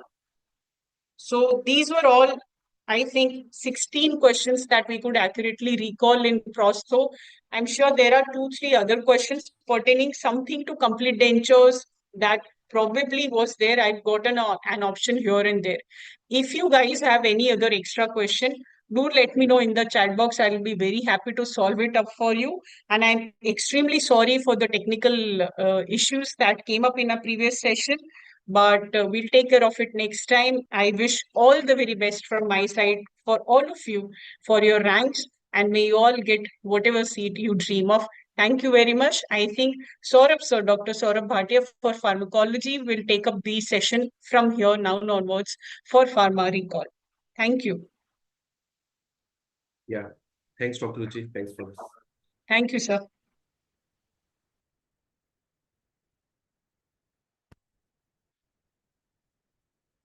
Yes, guys. So we people are here. Yes. So we people are here for the discussion of pharmacology. And if you talk about the questions, the quality of questions they have asked this time in exam. So I think this AIMS people are, I mean, getting very softer for the pharmacology subject. They've asked very easy question and they've asked many questions from pharmacology. I don't know why they have done this way. So they've asked many questions and most of the questions are very, very easy. And you know, like all these questions are asked from our regular batch notes only. So it's good for you. Like, I hope you have got 10 out of 10 out of in these questions. So question number one, which of the following are uses of aspirin? So this was a multiple choice question. So what are the uses of aspirin? So we know that aspirin is a drug that is given for prophylaxis of MI. So this medicine is given for prophylaxis of MI, right? So we know that we use the low dose for prophylaxis of myocardial infarction as well as for angina, like cardiovascular disease. And this is mainly given for secondary prophylaxis, not for the primary prophylaxis. So here you people have to confirm me whether they have asked you only prophylaxis or they have particularly given you the primary prophylaxis or the secondary prophylaxis. This you people have to answer me, right? Second, it is given for the treatment of peptic ulcer. No, it cannot be given for the treatment of peptic ulcer. Rather, the side effect of aspirin, you know that the well-known side effect of aspirin is peptic ulcer disease. Now, used as analgesic drug. So it is a analgesic word. So used as an analgesic drug, yes. Used as antipyretic, yes. So when I use this medicine in high dose, I can use this medicine as a painkiller. I can also use this medicine as an antipyretic. So guys, can you please confirm me, was there any option where they have mentioned that option A, B, D are correct? So if this was the option, because it was a multiple choice question, if the ABD was given, so this was the correct option. Okay, so only prophylaxis word was given. So whether it's a primary, secondary, does not matter. We can take it as a correct option. So we can use it for MI, we can use as analgesic, we can use it as an antipyretic. So ABD, three options. Sorry, please make a correction. ACD are three options which are correct. The B option is false. So if in case they have given you this kind of any option in the multiple choice question, that would be the answer of this MCQ. So this screenshot we have taken directly from our class notes. So there we have discussed that low dose aspirin is used as antiplatelet, and the NSAID, because this belong to a class of NSAID, we can also use as an antipyretic, also used as an analgesic drug, right? We can use this medicine as an antipyretic analgesic, right? And we have discussed that one of the important side effect of this medicine is peptic ulcer disease. Now we have a case of gingival bleeding. So we use some local agent like adrenaline. So adrenaline is a local agent that we can use as a drug to stop the bleeding. So what is the mechanism of action of this adrenaline? So what is the mechanism of this adrenaline to stop the bleeding? So was this question asked? Was this question asked in the same manner? So adrenaline was a styptic that is used as a local agent to stop the bleeding. And how this medicine will act to stop the bleeding? Answer is this will act on alpha-1 receptor. And by acting on alpha-1 receptor, this will act as a vasoconstrictor. And once this will act as a vasoconstrictor, okay, so Dr. Harsh Singh is saying in the previous MCQ, ACD option was there. So that was the answer. Okay, so this will act on alpha-1 receptor, constrict the blood vessels and stop the bleeding. So this can stop the bleeding, right? So via acting on beta receptor, this will cause vasodilation. So vasodilation will actually increase the bleeding. That will actually increase the bleeding. So this action is not possible here. And also there is decrease in cardiac output. No, adrenaline is a drug that's a stimulant of the heart that will not decrease the cardiac output. So option A is the correct option. Now, this was the thing that we have discussed during our lecture also, that we can use a vasoconstrictor like adrenaline. This will act on alpha-1 receptor, causes vasoconstriction, given along with local anesthetics to stop the bleeding. So everybody knows these things. So basic question they have asked this time in pharmacology. Now again, a very straightforward question regarding a metronidazole. And we have discussed already so many times that metronidazole is a drug which is used as an antibiotic. And this is also used as an anti-protozoal. So used as an antibiotic. So being an antibiotic, I can use this medicine for the treatment of ANUG, that is acute necrotizing ulcerative gingivitis. It is also given for the treatment of peptic ulcer, like it is given for the treatment of H. pylori. It is given for the treatment of H. pylori. So against the H. pylori bacteria, we can use a triple regimen, we can use a quadruple regimen. So against H. pylori, we can use against ANUG, this is used. So this was asked last year also, right? And being an anti-protozoal, it's a best medicine for amoebiasis. It's a best medicine for amoebiasis. Now we know that Ascariasis is a worm actually. So against Ascariasis, we have to use a different class of medicines. We call them anti-helminthic. So we don't use anti-protozoal or antibiotic against Ascariasis. It's a worm actually. So we have to use a wormicidal medicine. So that's an anti-helminthic medicine. The drug name is albendazole. So albendazole is a drug of choice. It has no relation with metronidazole. And metronidazole has no relation with Ascariasis. So the best answer is C. Question number 3, answer is C. Okay, so sorry for this. They have asked the multiple choice question or not, guys? Was this a multiple choice question? So if it is a multiple choice question, they have asked you, what are the uses? So if they have asked you, what are the uses? Then the answer would be, the uses are, it is given for intestinal amoebiasis, when the amoeba has already invaded the intestine. It is given for treatment of peptic ulcer because it can kill the H. pylori bacteria. And it is also given for treatment of ANUG.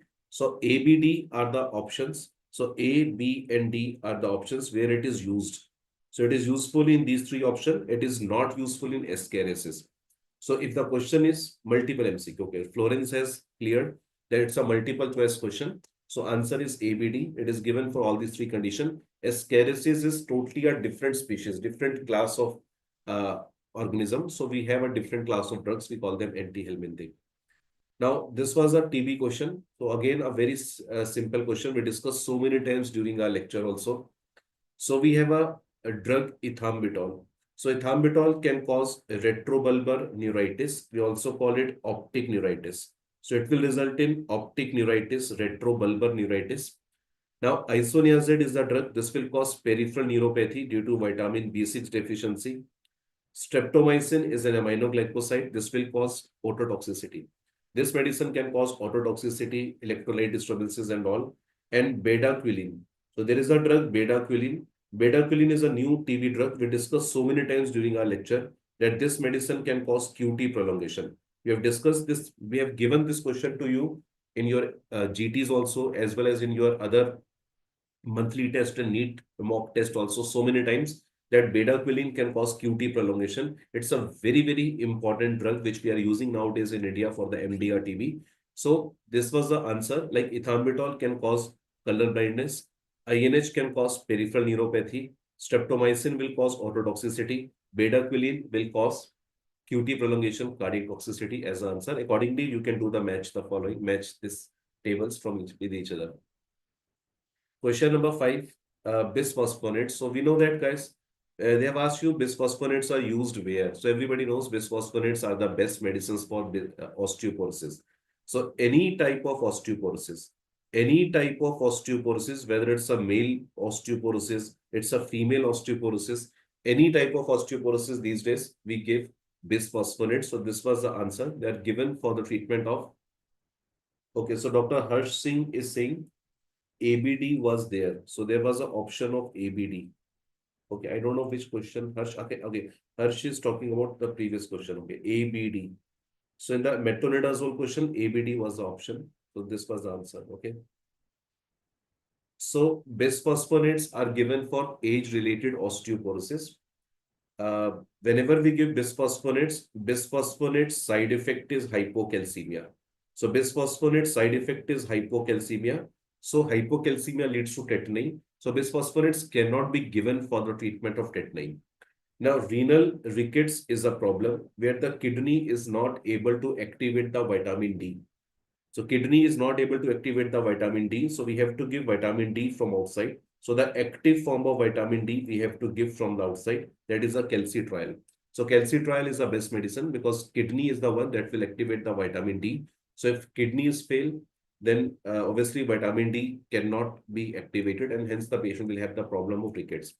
Hyperparathyroidism is a case where the patient will have the hypercalcemia. Patient will have the hypercalcemia. Now, in cases of hypercalcemia, we know that the drug of choice is bisphosphonate. But if the hypercalcemia is associated with hyperparathyroidism, if a patient of hyperparathyroidism associated with hypercalcemia, now for this hypercalcemia, we have a different class of drugs. So we have a drug known as sinacalcet. So that is not important for your exam. Like as being as a dental surgeon, you people may not be knowing the name of this medicine. It's fine. So sinacalcet is a different drug that we give for the treatment of hyperparathyroidism. But bisphosphonates are not usually given for the hypercalcemia caused by hyperparathyroidism.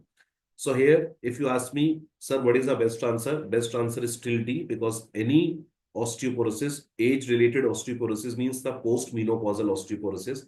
So age-related osteoporosis, best answer followed by the A. So hyperparathyroidism also causes hypercalcemia, where bisphosphonate can be used indirectly, not as a main drug, can be used as one of the option, can be tried in this patient. So question number 5, answer is T Delhi. Right? Question number 6, an asthmatic patient has taken budesonide. So this question was asked last year also. Now, what is the side effect of budesonide? So budesonide is a inhalational corticosteroid. Budesonide is a inhalational corticosteroid.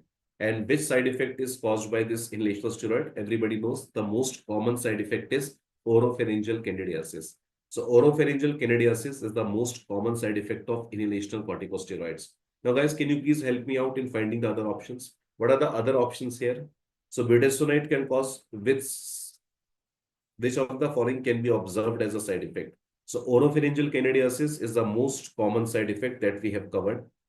Now, tremors cannot occur with steroids. So steroids will not cause tremors. Now, any other options that you remember, guys? Hari Singh, Dr. Harsh Singh, sorry, not Hari Singh. Dr. Harsh Singh, Dr. Florence, if you people can remember. Dr. Dela, Dr. Ridhiman Datta, if you can recall. Dr. Kanchan Rochwani. So in case you can recall what are the other options, it will be good for us like to to just fill the blanks, whatever is left, which we cannot recall. Okay, no problem. This was a straightforward question. The answer was A. Now let's move on to question number 7. Question number 7, I don't know why they are asking these kind of low standard questions. Like which drug is blocker of angiotensin receptor? So I'm just asking you people, did they really ask this question? Which is a angiotensin receptor blocker? Did they really ask this question, or it was just like few students are playing with us, like they just want to have some fun in this AIMS recall? So did they really ask this question? Like which medicine can block the angiotensin receptor block? So which is the angiotensin receptor blocker? So guys, AC inhibitors are the medicines which end with the word pril, and ARBs are the medicines which end with the word sartan. So ARBs end with the word sartan, and AC inhibitors are the medicines which end with the word pril. So the answer is telmisartan. So telmisartan, clear-cut answer. So telmisartan is ARB, enalapril is AC inhibitor, labetalol is a beta blocker, diltiazem is a calcium channel blocker. So diltiazem is a calcium channel blocker. So question 7, answer is A. Okay, fine. It was really asked. So I'm really surprised to know the AIMS people have really reduced the level. So this was a kind of a cakewalk for the DBMCI students, right? After attending so much of pharma. Now this question was of AC inhibitor. Now, which of the following is indication of AC inhibitor? So we know that side effect of AC inhibitor is angioneurotic edema. So this is a side effect, not an indication. Now, AC inhibitors can cause hyperkalemia. AC inhibitors can cause hyperkalemia as a side effect. Like during our lecture, we made this mnemonic of captopril. So captopril is a mnemonic to remember the side effects of medicines. So hyperkalemia is one of the important side effects that we have discussed so many times during our class. and ACE inhibitors are contraindicated in pregnancy. So we made a mnemonic of captopril where we discussed that P stands for pregnancy, P stands for potassium, and C stands for cough and angioedema. So cough and angioedema, side effect of this medicine, but they are the leading drugs. They are the frontline medicines that we can use for congestive heart failure. So they are the frontline medicines that we use for congestive heart failure, where the medicines are given to reduce the remodeling. So they are given to reduce the cardiac remodeling, and hence they will reduce the mortality. So they reduce the mortality, they reduce the remodeling. So question number 8, answer is C. So this is directly taken up from our notes. Like if you go back and check the class notes, this was given as one of the statement clearly that these medicines are the first line drugs for the treatment of heart failure. So question number 8, answer is C. Question number 9, you have administered penicillin injection to a child, and what first thing you will observe for? So guys, I mean, again, a very easy question. Resistance is something that you cannot observe. So resistance is something that you will come to know when the patient will disease will not respond to the treatment. Then you will say the bacteria may be resistant to this antibiotic. So it's not the all of a sudden observation that you will make over there. You will not observe the loose motions. So loose motion is something that will not occur all of a sudden. So the moment you will give penicillin injection, you cannot expect the patient can have the loose motion immediately.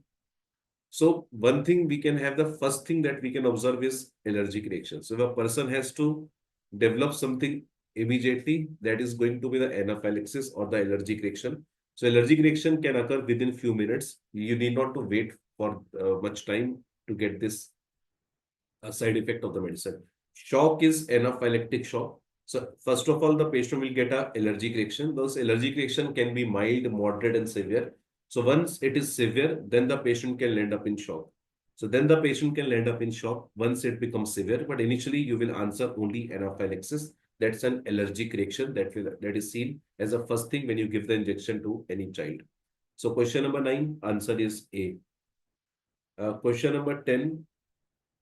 What is the action of adrenaline on small blood vessels that is observed through which receptor? So this was the question which we actually did not cover in our lecture because this has no clinical significance. You people must be knowing, like in DBMCI, especially in pharmacology, I always cover those things which are clinically relevant. So this was a theoretical question they have asked you. What is the action of adrenaline on the small blood vessels? Right? So answer is on small blood vessels, this will mainly act on beta-2 receptor. So on small blood vessels, this will act on beta-2 receptor. And later on, it will start acting on alpha-1 receptor. So clear-cut answer is not given anywhere, but still, if you have to mark the best answer, beta-2 will be the best answer you will mark. So on small blood vessels, this medicine will mainly act on beta-2 receptor. When you increase the dose, this medicine will start acting on larger blood vessels also through alpha-1 receptor. Right? So question number 10, answer is beta-2. On small blood vessels, this will act on beta-2 receptor, right? Question number 11, what is the mechanism of action of local anesthetics? So what is the mechanism of action of local anesthetic drugs?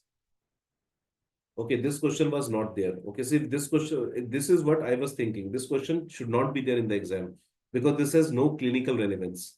So according to Harsh Singh, this question was not there. And Dr. Florence is saying this was the same question as the question based on the styptics, right? Was the same question? Like how adrenaline can stop the bleeding? Was the same question, guys? Blocking sodium channel. So blocking sodium channel was there in the option. Which question, Dr. Florence? I want to know. You're saying blocking the sodium channel was there in the option. That is regarding which question? So in case you can recall, please tell me, because if this question is mixed with the other questions that we have already discussed before. Okay, adrenaline act on blood vessel was also mentioned. Okay, so please tell me the questions, like whenever you can recall it properly. I'm not able to mechanism of action of local anesthetics. This was the next question. So mechanism of action of local anesthetic, one option was, okay, one option was, okay, Dr. Athira was saying instead of having a local vessel, the question was the small blood vessels. So small blood vessels पे adrenaline का क्या effect है? So according to Athira, this was a bit complicated question. Adrenaline mechanism of action on small blood vessels. Was this a question? So what is the action of adrenaline on small blood vessels to stop the bleeding? Was this a question? Adrenaline acts on blood vessels. Okay, instead of local vessels, this was a small blood vessels. This was a small blood vessels. That's why I'm saying yes. And was there any option like alpha 2 receptor? Was there any option like alpha 2 receptor given? Alpha 2. So please try to recall the various options which was actually given and please send it to me because I'm a bit doubtful. What were the exact options there? Okay, fine. I have just corrected it. Instead of writing local blood vessels, I have written the small blood vessels. But again, the answer would be the same in case the options are same. If the options are the same, then again the answer would be A only because when we use adrenaline in high dose, after beta 2 receptor, this will start acting on alpha 1 receptor. This will start acting on alpha 1 receptor. So after beta 2, it will start acting on alpha 1. So that would be the answer because through beta receptor, it will cause vasodilation. And through alpha 1, it will cause vasoconstriction. So alpha 2 option was not there. So most of us are saying that alpha 2 is not there. So that is removed. Okay, so local anesthetic question. This was a straightforward question. We discussed so many times during our lecture also. So I think there was no question which was not from our like discussion point. Like everything was there in our notes only. So mechanism of action of local anesthetic, sodium channel inhibitor. So this is sodium channel blocker, sodium channel inhibitor given to you in the MCQ. Okay, they have given you which sodium channel inhibitor. Is it a voltage gated? It is a voltage gated or the ligand gated. So what is the answer, guys? You people have marked ligand gated or voltage gated. So answer is voltage gated. So medicines are inhibitor of voltage gated sodium channel. So voltage gated sodium channel blocked by the medicine. So this was the photograph is directly taken from your class notes. Medicines can block the sodium channel, right? So these were the sodium channels. This was a diagram that we have already given to you in our notes. So voltage gated calcium channel. So local anesthetics mechanism of action, right? So they block the voltage gated sodium channel. Ligand gated sodium channels are totally different, right? They are the like nicotine receptor. One example is nicotine receptor. So nicotine receptor is an example of ligand gated sodium channel. So it has nothing to do with this nicotine receptor. Answer was voltage gated. Now, this was a question that we discussed in general pharma also during our lecture. All of the following routes bypass the first pass metabolism except. So first pass metabolism is a problem of only oral route. First pass metabolism is problem of only oral route. First pass metabolism is problem of only oral route, directly taken from our class notes. You can see oral route. This was the problem of first pass metabolism. This is directly taken from our notes. First pass metabolism is a problem with the oral route. So this is what we people have discussed during our lecture also. So we have also put these questions in one of your GTs. So question 12, answer is A. Right. Question number 13. What is the mechanism of action of tramadol? So guys, what were the options? Was there any option that tramadol will act on mu receptor? Or was there any option that it's a reuptake inhibitor? Was there any option? It's a reuptake inhibitor of serotonin and noradrenaline. Was there any option? Like, okay, Dr. Shivanki was saying MCQ number 12 was the multiple choice question. So, Dr. Shivanki, can you please tell me? Okay, except was not there. That's fine. I have removed the except. So what was the question? All of the following routes bypass first pass metabolism. So answer is subcutaneous route, intramuscular route, intravenous route. So these are the three routes which will bypass the first pass metabolism. So if there is no except, because oral route is the only route. Oral route is the only route. Oral route is the only route where we have the first pass metabolism. Otherwise, all other routes say we can bypass the first pass metabolism. So first pass metabolism is bypassed by all other routes. So if it is a multiple choice question, then it's fine. Answer would be BCD, yes. Okay, so tramadol mein, this was the mu receptor, and also this is a reuptake inhibitor. This is a reuptake inhibitor of serotonin and noradrenaline. So guys, this was a question we also put in your GTs. One of your GTs, I especially put this question because this was the question directly from the NEET PG. So this was the question asked around 4 years back in NEET PG exam. They asked you the mechanism of action of tramadol. So tramadol will act on mu receptor, and it is a reuptake inhibitor of both serotonin and noradrenaline. So this was the exact mechanism of tramadol. Okay, so Florence is saying in the previous case, sublingual was also an option. The sublingual route is also a route to bypass the first pass metabolism. So guys, basically, except oral route, all other routes will bypass the first pass metabolism. Except oral route, all other routes will bypass the first pass metabolism. So this was the NEET PG question, tramadol. They have asked you this time in the exam, question 13. Moving on to question number 14. Now, I am a bit doubtful about this question also. I was a bit doubtful about the previous question that you people have said that it was not asked. Now, this was the other question. I'm doubtful. Ye batao, like, did they really ask this question? What is the best route of administration of fentanyl? Because there is no description like the best route for giving best route for fentanyl. Like I have checked my Goodman-Gilman, I have checked the Kedzeng also, as well as various pharma books. Nowhere it is given the best route for fentanyl. Like it is given, fentanyl is a medicine that can be given by multiple routes, and we discussed this point in our class also. And fentanyl is a drug can be given to a patient as per the patient convenience. So as per the patient convenience, it is given. Okay, so intrathecal was given, that would be the answer. Very good. So that was, I'm confused. So this is the point that we discussed so many times during our class, that intrathecal route is the best route. So all opioids are best to be given by the intrathecal route. I told you many a times, spinal route is the best route of giving the opioids. And we discussed this point specifically during our class lecture also, that when you give the medicine by the spinal route, the higher center of the brain are not affected. So higher centers of the brain are not affected, especially the respiratory center. So respiratory center is not affected whenever we give medicines by intrathecal route.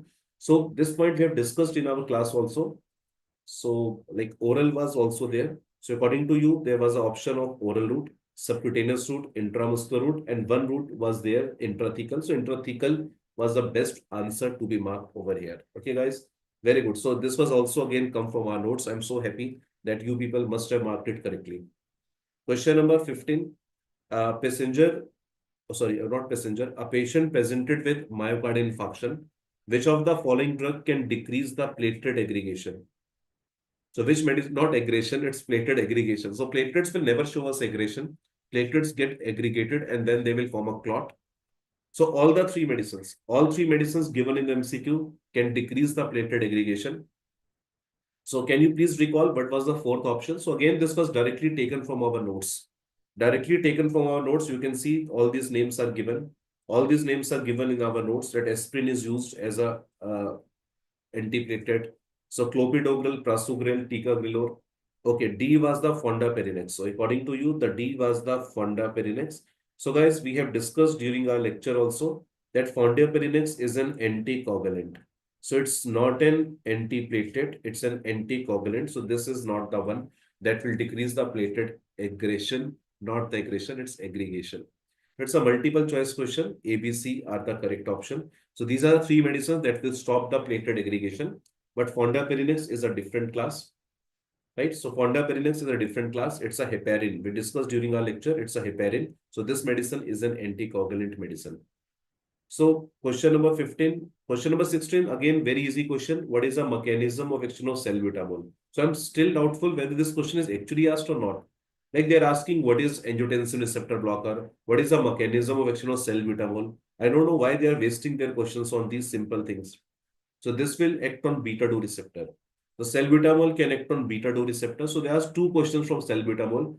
And guys, we discussed this salbutamol at least 100 times during our regular batch lecture. I told you salbutamol ke side effects are very, very important. So this time they have asked you the side effect of salbutamol. So tremors they have asked. So mechanism of action of salbutamol, it will act on beta-2 receptor. And by acting on beta-2 receptor, its most common side effect is tremors. So patient of bronchial asthma taken some inhaled metered dose inhaler with a drug, and patient has got a tremors. Patient has got a tremors. Now, which of the following is the cause? So we know that the answer is salbutamol, and this is directly taken from our class notes. Like you can see, it's a salbutamol. It's a beta-2 agonist. The drug name is salbutamol. And these are the side effects we mentioned. Tremors is the most common side effect. Tremors is the most common side effect. We made a mnemonic of 3T3H during our lecture also. Okay, now I can see there are some discrepancy over here. Cholinergic blocker, cholinergic agonist was in option, not the receptor. Okay. So in the previous MCQ, they have given you cholinergic agonist. No, it is not cholinergic agonist. It is not anticholinergic. No. Did they give you adrenergic? So this is an adrenergic drug. So was there any option like this way? It is a adrenergic drug. So was there any option of adrenergic drugs? So it is not a cholinergic agonist. It is not an anticholinergic according to Dr. Harsh Singh. These were the two options. So these were the two options: cholinergic agonist, anticholinergic, or cholinergic antagonist. Was there any option adrenergic drug? So this is actually a adrenergic drug. So this is the adrenergic drug that will act on beta receptor or the adrenergic receptor. It's a beta-2 receptor. So this will act on beta-2 receptor. We call it adrenergic drug. So was there any option like adrenergic drug or anti-adrenergic drug? All these options were there. So what was the exact question that is based on mechanism of action of salbutamol? Beta-2 was mentioned. So if the beta-2 was mentioned, everything is solved. So according to Florence, beta-2 was mentioned. So if beta-2 is mentioned, the problem is solved. So this is an adrenergic drug that will act on beta-2 receptor. The drug name is salbutamol. Okay. So question number 17. Now guys, this was the topic, like which steroids are shorter acting, longer acting. This we have discussed during our special sessions of Arjuna batch. So students of Arjuna batch must be knowing about this thing. There was a class which we took, like the second last class of Arjuna batch, which I took as a special topics, where I discussed the corticosteroids in detail. So I told you, although this topic is never asked, but this topic is practically very important. So the shortest acting steroid is hydrocortisone. So hydrocortisone is the answer of this MCQ, right? So this is shortest acting here. This is intermediate acting, and this is the long acting steroid. So dexamethasone, long acting, prednisolone, intermediate acting, and hydrocortisone is a shorter acting steroid. So it's a straightforward question from the classification. Question number 17, answer is C. So if you are from Arjuna batch, you must be knowing we took a session of 30 minutes regarding the steroids discussion in detail. So question 17, answer is C. Now question number 18, we have already covered. Now question number 19. Now this was the question we also covered in topic of skeletal muscle relaxant. So atypical choline esterase enzyme deficiency can cause hypoxia in a patient suffering from succinylcholine. Patient who has taken succinylcholine. So succinylcholine metabolized by plasma choline esterase enzyme. So if this enzyme is defective, the succinylcholine can act for a long time. And when the succinylcholine will act for a long time, this will result in prolonged apnea, prolonged hypoxia. This was the problem. And this is again directly taken from our class notes. We discussed that succinylcholine metabolized by this enzyme. And if this enzyme is present in low quantity, then the patient can have the respiratory problems in a post-operative phase. So all this thing we have discussed during our lecture regarding the succinylcholine also. So answer was succinylcholine. If you can recall the other options, it will be good. But I will not take much of your time. We have already taken 36 minutes. So 36 minutes, pharmacology, 19 questions we have discussed. So 19 questions of pharmacology they have discussed. I would say AIMS people have really reduced the quality of questions. I don't know why they are giving so easy questions from pharmacology. They have many other options to ask. But again, like it's not good for you, for you people who are preparing well.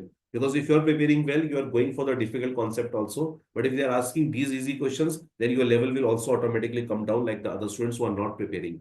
So please pray from the God that at least they ask some good questions, some logical questions, some concept-based question, not these kind of easy questions. But I hope, guys, you people have done really well. My best wishes are with you. Hope the best from your results and you get the field of your choice. Take care of yourself. I think Dr. Kunal has already joined us. So now Dr. Kunal will continue from here. Take care of yourself, guys. All right. Good evening, students. This is Dr. Kunaal Agrawal, your original guru for the subject of orthodontics. So, how was yesterday's exam, bache? Actually, I've got mixed reviews. I had a breakout session with few of you yesterday, and few of you were saying that questions were quite lengthy, questions were quite difficult, and just one or two students said that questions were relatively easy. But what I can see from my perspective was that lots and lots of orthodontic questions were asked in NEET in INICET exam this time. And more so, few questions were directly picked up. Few questions were directly picked up from orthodontic PG textbooks, which was quite surprising for me actually. It is possible that those questions might have been asked in SR entrance exam. It is possible, but that's okay. It's part of the examination. Those questions are meant to actually they are meant to eliminate you. As I understand from my understanding, from my point of view, such difficult questions are difficult for everyone. Those few selected questions are meant to eliminate you. And only those people who have studied the subject in depth, they mark that answer right, and they'll be able to go through the exam. All right. So let's start with the first question. The first question was features of class 3 malocclusions are all except. Now, I think the question is asking about skeletal features. Increased overjet, prominent chin, maxillary hyperplasia, and negative A and B angle. So, increased overjet, okay, we'll come back to that. Prominent chin is a feature. Hyperplastic maxilla is a feature. And cephalometrically, we can see negative A and B angle as well. So, increased overjet should be the correct answer because it's asking about except. And increased overjet is a feature of class 2 malocclusion, and class 2, particularly class 2 division 1 malocclusion. Not even class 2 division 2. It's an important clinical feature for class 2 division 1 malocclusion. Okay. So correct answer is option 1, that is increased overjet. Next question, a 7 years old child presents clinically with bilateral posterior crossbite and functional, it should be functional shift of the mandible. So whenever you have crossbite on one side, the mandible is going to shift accordingly in a convenience bite, or that's also called a bite of accommodation. Which appliance is preferred? Bionator, quad helix, cervical headgear, lingual arch. What do you think? Bionator is a functional appliance, so we can eliminate that. Cervical headgear is not used. It has got nothing to do with correction of the crossbite. We can eliminate that as well. Lingual arch is a space maintainer. Again, we can eliminate that. So correct answer is quad helix. Now we have talked about quad helix number of times in the live and recorded lectures. This is a quad helix basically. So we have talked about how the quad helix is made, who has given the quad helix, what's the clinical indication, what are the dimensions, how to activate the quad helix, the anterior bridge, the posterior bridge. It is activated using 3-prong plier. If we give a V-shaped bend in the anterior bridge, that's going to cause expansion in the posterior direction, both sides. So everything we have discussed. So this is a direct pickup question in an application-based question, of course, in an application wave format, of course, from the notes which we have provided to you. All right. So correct answer will be quad helix for this particular question. Now, this is, as I was saying, this is a question picked up from PG level textbooks. Again, somebody has said, Solio has said AIMS is always unpredictable. Yes, of course, it is unpredictable. I agree with you. So a few people have marked quad helix. So yes, that's the correct answer. It's quad helix. Okay, fine. Even if it is unilateral, even if it's not bilateral, that's completely fine. I have included, okay, even if it is unilateral, no problem. Then also the answer will be quad helix only. Okay. Utility arch is used to correct the deep bite. We all know that. We have talked about utility arch again in the live and recorded lectures. Which of the following is a primary effect of the appliance? You know, there are two types of effects. One is primary, one is secondary effect. So the question is particularly asking about the primary effect of the appliance. Now, if the question is asking utility arch which is used to correct the deep bite, we already have 4-5 types of utility arch. But the type of utility arch used to correct the deep bite is called a Ricketts intrusion utility arch. Ricketts intrusion utility arch. So extrusion of molars, intrusion of incisors, intrusion of molars, and tipping of molars. Again, I'm stressing myself, the question is asking about the primary effect. There are other secondary effects also. So primary effect of utility arch to correct the deep bite is intrusion of incisors, whereas distal tipping of molar is a secondary effect. Okay, so we have two questions out of this question.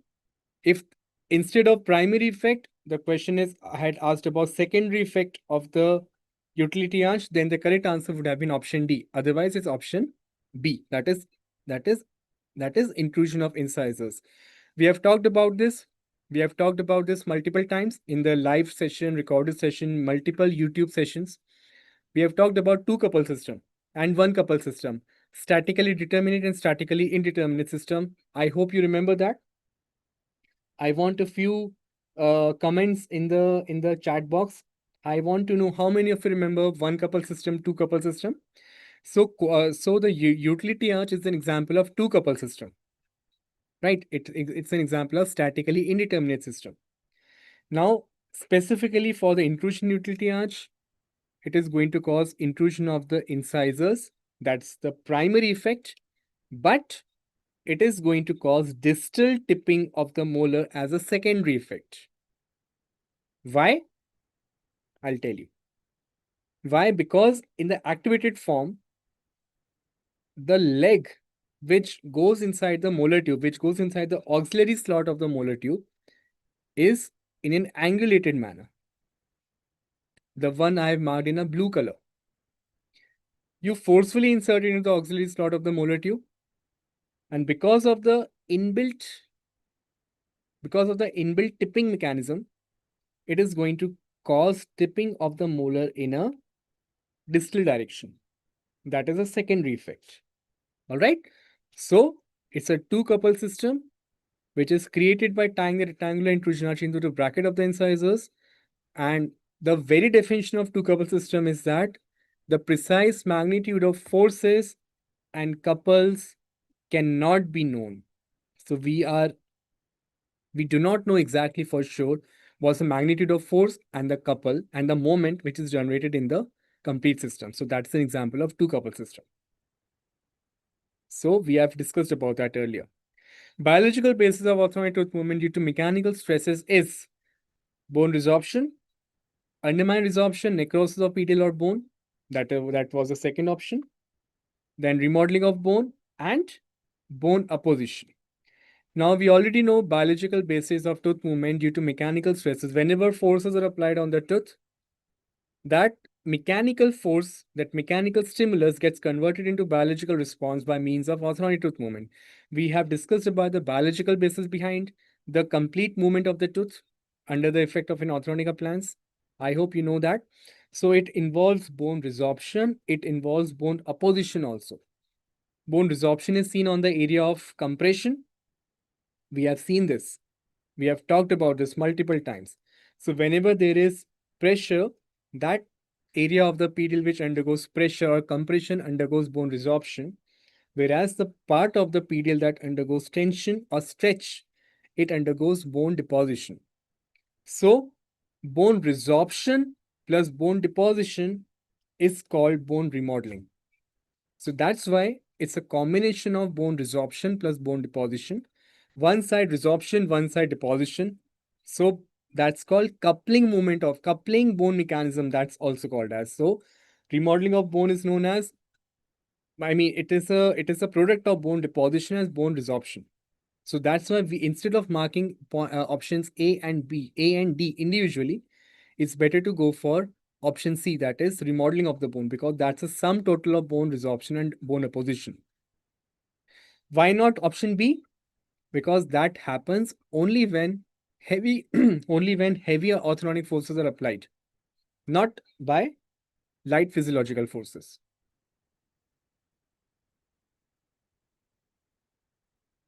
Bache, please write down something in the chat box. I think it is stuck. I cannot see any more. Comments after Shruti, Dr. Shruti. Just write down yes or no if you can. If you can hear me properly, please let me know you are with me. After minimum, how much time orthodontic tooth movement should be attempted in a tooth with a healed periodontium after traumatic dental injury? So question is asking, a patient has undergone a trauma which has led to some injury in the periodontium. So after how much time orthodontic treatment can be started? So we have discussed this. We have discussed with this with periodontics faculty, and we both are of the opinion that it should be 6 months. It should be a minimum of 6 months. It should be a minimum of 6 months. Not 2 months, not 1 month, not 3 months. It should be a minimum of 6 months. All right. Now, this is another good question. This is a direct pickup. This is a direct pickup in the sense it's an application-based question, what we have studied about the different characteristics and different dimensions of the orthodontic arch wires in the live and recorded lectures. Top correction is done by which wire at the end of the orthodontic treatment? Or somebody had said this question was asked in a different way. That is a maximum stiffness arch wire during finishing and detailing. Which of the following is a maximum stiffness arch wire during finishing and detailing? Now, this concept can be explained by something called as variable modulus orthodontics, which was conceptualized by Charles Burstone. It was this concept of variable modulus orthodontics was given by Charles Burstone. 1725 NITI, 1725 SS, 2125 SS, and 2125 beta titanium. So what do you think? What do you think should be the answer? It should not be NITI because it is not that stiff as compared to stainless steel and beta titanium. So we can eliminate this option. Next, beta titanium versus stainless steel. Now, stainless steel is a more stiff wire. It's a stiffer wire as compared to beta titanium. Why? Because of the modulus of elasticity. You know, in orthodontic treatment, we always go from the more flexible wire, having a less modulus of elasticity to a more heavier wire towards the end of the treatment, towards the finishing and detailing stage of the treatment. That's the treatment mechanics. Okay. So, stainless steel has got more stiffness than beta titanium. So we can eliminate beta titanium also. Now we are left with two options, 1725 and 2125. Now you already know the stiffness of the arch wire is a direct proportional parameter to the dimension of the arch wire. The bigger the arch wire or the thicker the arch wire, more stiffer it will be, and vice versa. That's why we'll select 2125 stainless steel arch wire over 1725 stainless steel arch wire. Okay. So this is done in case of O22 slot. So this is the arch wire which is used during finishing and detailing, which shows maximum stiffness and which expresses torque in a most desirable situation. All right. 1 second. In question 4, it's asked continuous period of time. Okay, let me see question number 4. Question 4, it is asking continuous period of time. What is the meaning of that? So they're asking about continuous forces. That's okay, fine, but we know how the forces are going to cause the movement of the tooth. That's by more remodeling of the bone. All right. All right. So next question. A 12 years old child experienced trauma, which resulted in intrusion of the central incisor by 8 millimeters. It's a lot of intrusion. On radiographic examination, it was found that a root maturation has been completed. So it's a 12 years old child. There are no blunderbuss canals. So we have a very significant information here that the root maturation has been completed. So we don't have to go for apexification, neither we have to go for apexogenesis. That's okay. So what should be the treatment of choice? Orthodontic treatment for gradual extrusion of the traumatized tooth. Wait and watch. Let it extrude itself. Surgical extrusion, splinting and observation, and rapid orthodontic extrusion. So we have an opinion about this question. In this question, we will go for surgical extrusion, splinting and observation over option A. So according to me, option C is a better choice than option A.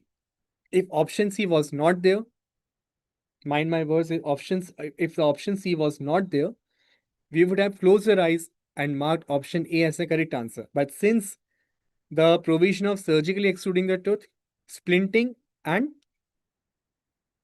keeping a periodic observation, periodic checkup on the condition, if that is the option given, we will choose that because that is the most clinically relevant choice here. After that, we can go for orthodontic treatment for gradual extrusion of the traumatized tooth instead of rapidly extruding the tooth. Okay, so option C will be the correct choice in this case. Florence is saying Endo sir also said surgical extrusion. All right. Yes.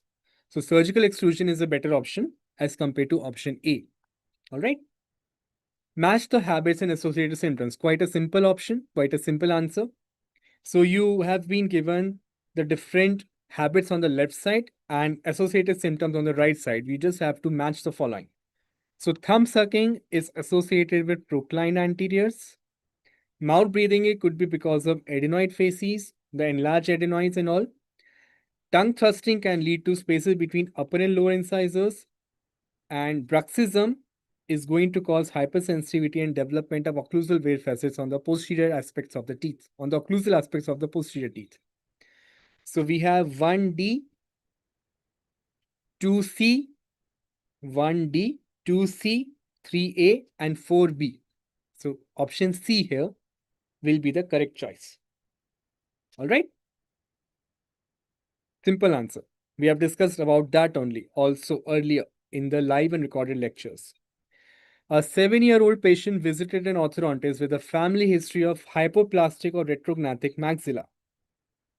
So a 7-year-old patient has class 3 malocclusion due to retrognathic maxilla. It's a clinical based question. What should be the adequate treatment plan for this child patient? Again, very simple question, just framed in an application based. So what should be the correct treatment plan for this child patient? It is very, very simple. We just have to bring the maxilla forward by any means possible. Options are modifying sagittal growth, using face mask, or by using reverse pull headgear. Appliance for proclining the maxillary anteriors, it makes no sense here. Functional appliance, I don't think it makes sense here either, because the mandible, we have been given no information about the condition of the mandible. It could be class 1, class 2, class 3, but we don't know about that. So we cannot go for functional appliance also. Wait and watch. Again, a 7-year-old patient having class 3 malocclusion is not going to correct itself. The mandible is already ahead of the maxilla. It is going to further worsen the condition. The class 3 malocclusion is going to further worsen. So wait and watch is absolutely not an option. You have to intervene in between. and extraction of all primary teeth and wait for the eruption of all permanent dentition. I don't know why this option was there. It's a very strange option. You are not going to extract all the primary teeth at the age of 7 years. Actually, I don't even know whether this option was there or not, because this option makes a total of 5 options, which is not possible. So one of the options in the question was not there. I don't know which one was that. So we have discussed about this earlier in the live lectures, in the recorded lectures, in an application-based manner.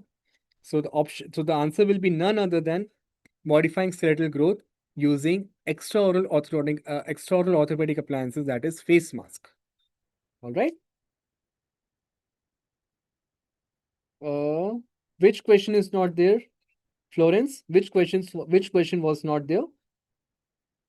You're talking about question 8 or question number 9? Florence, please let me know. Next, which of the following is not a stress trajectory of dentofacial skeleton? Again, a very, very simple answer, very, very simple question. We have discussed about stress trajectories. We have discussed about the Wolff's law of bone transformation. We have discussed about Benninghoff's lines many times. So this is a screenshot from the notes which you people already have, which you people must have read about earlier.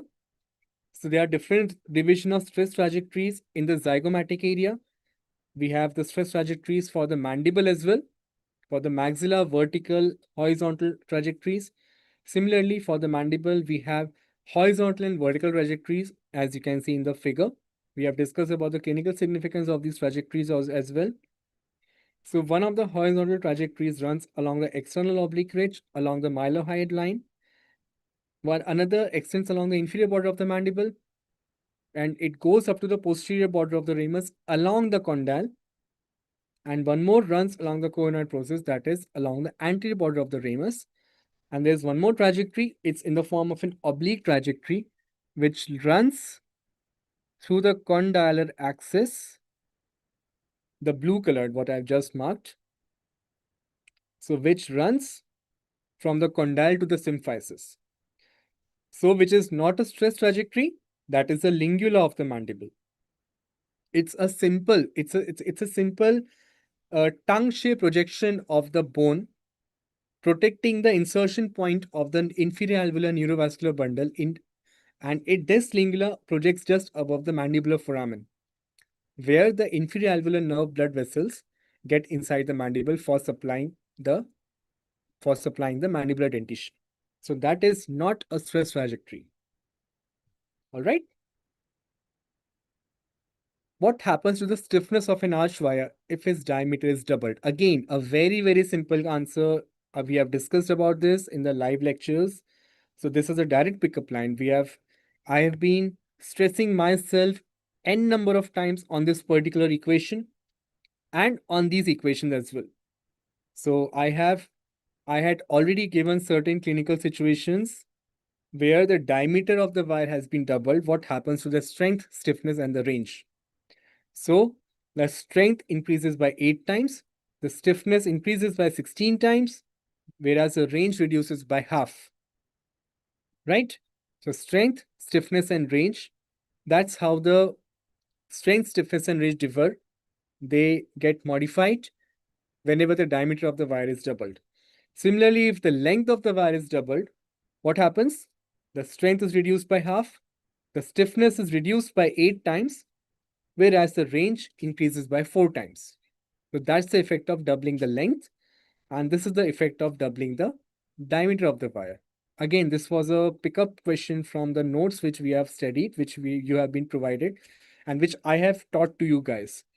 So the correct answer will be, it is increased by 16 times. It is increased by 16 times. All right. Which of the following could be an indication of serial extractions? Again, serial extraction. I think there was one more question. We are coming to that question in a while. A 12-year-old child with crowding of 6 millimeters and retained mandibular primary canine. A 7-year-old child with crowding more than or equal to 10 millimeters and skeletal class 1 arches. A 7-year-old child with interdental spacing. A 7-year-old child with skeletal class 3 malocclusion. I don't know whether the age of the child was given in option C and D is just an assumption and it's just out of memory. So we cannot be sure whether option C and D are exactly the same as you can see on your screens. Anyways, so the primary indication of serial extraction, we have talked about that as well in the live lectures, in the recorded lectures, and you have the notes as well with you at your own disposal, where we have discussed about the indication of serial extractions. There's premature loss of deciduous teeth, arch deficiency, lingual eruption of lateral incisors, unilateral deciduous canine shift to the same side, canines erupting mesially over the lateral incisors, mesial shift of the buccal teeth, abnormal eruption direction, eruption sequence, flaring. Similarly, we also have contraindications where the serial extraction cannot be done. Class 2 division 2, class 3 malocclusion, class 3 dental malocclusion, presence of midline diastema, presence of deep overbite, open bite, collapsed arch in cleft lip and palate cases. So we have discussed about that. So what should be the correct answer? Which of the following is an indication of serial extraction? What do you think should be the answer? What do you think should be the answer? I think, according to me, it should be option number B. A 7-year-old child with crowding more than 10 millimeters and a skeletal class 1 skeletal arches. Okay? So that should be the correct answer according to me. All right. Next, which of the cephalometric landmarks can be used for evaluation of asymmetry after genioplasty? Now we have talked about genioplasty. I have the notes. You have the notes in front of you. We have talked about genioplasty in the chapter on major orthodontic surgical procedures. So what is genioplasty? That's a surgical procedure. It's an adjunctive surgical procedure to either increase the prominence of the chin or to reduce the prominence of the chin depending on the case scenario. There are different types of genioplasty: augmentation, genioplasty, sliding, advancement genioplasty, reduction genioplasty, and so on. Also, we have talked about the frontal cephalogram in the chapter on supplemental diagnostic aids. Chapter number 8, supplemental diagnostic aids. So there are two types of cephalograms. One is a lateral ceph, one is an anteroposterior ceph. Also, I have stressed number of times whenever you talk about the asymmetry, whenever you are talking about the asymmetry, that is always and always assessed in the frontal plane. It cannot be assessed in the lateral plane. It cannot be assessed in the sagittal plane. It has to be assessed in the frontal or the coronal plane of the dentofacial skeleton. So we have to assess the extent of asymmetry, whether it has been corrected by genioplasty or not. It doesn't matter. What I'm stressing over here is, if you are going to evaluate the extent of asymmetry, that has to be done in the frontal plane. And frontal plane means by means of anteroposterior or by means of posterior anterior cephalogram. Okay? So coming back to the question, yeah, one more thing. We have to go for two types of analysis.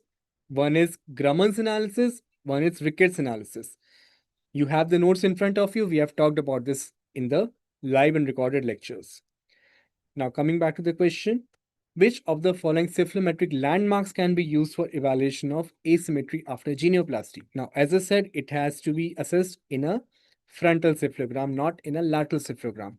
Now, the landmarks, the pogonion, gonion, and infradental, the three A, C, and D, the three landmarks can be properly delineated. They can be properly seen in a lateral cephalogram only. They cannot be seen in a frontal cephalogram.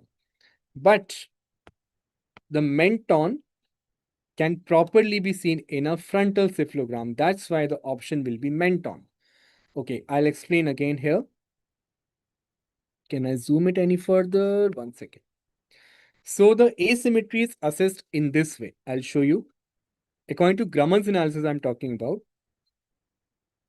Again, Grumman's analysis is a PG level analysis. We are not going to talk about it in detail. Just to give you a glimpse, how is it done, I'll tell you. So we take a point here that is called glabella.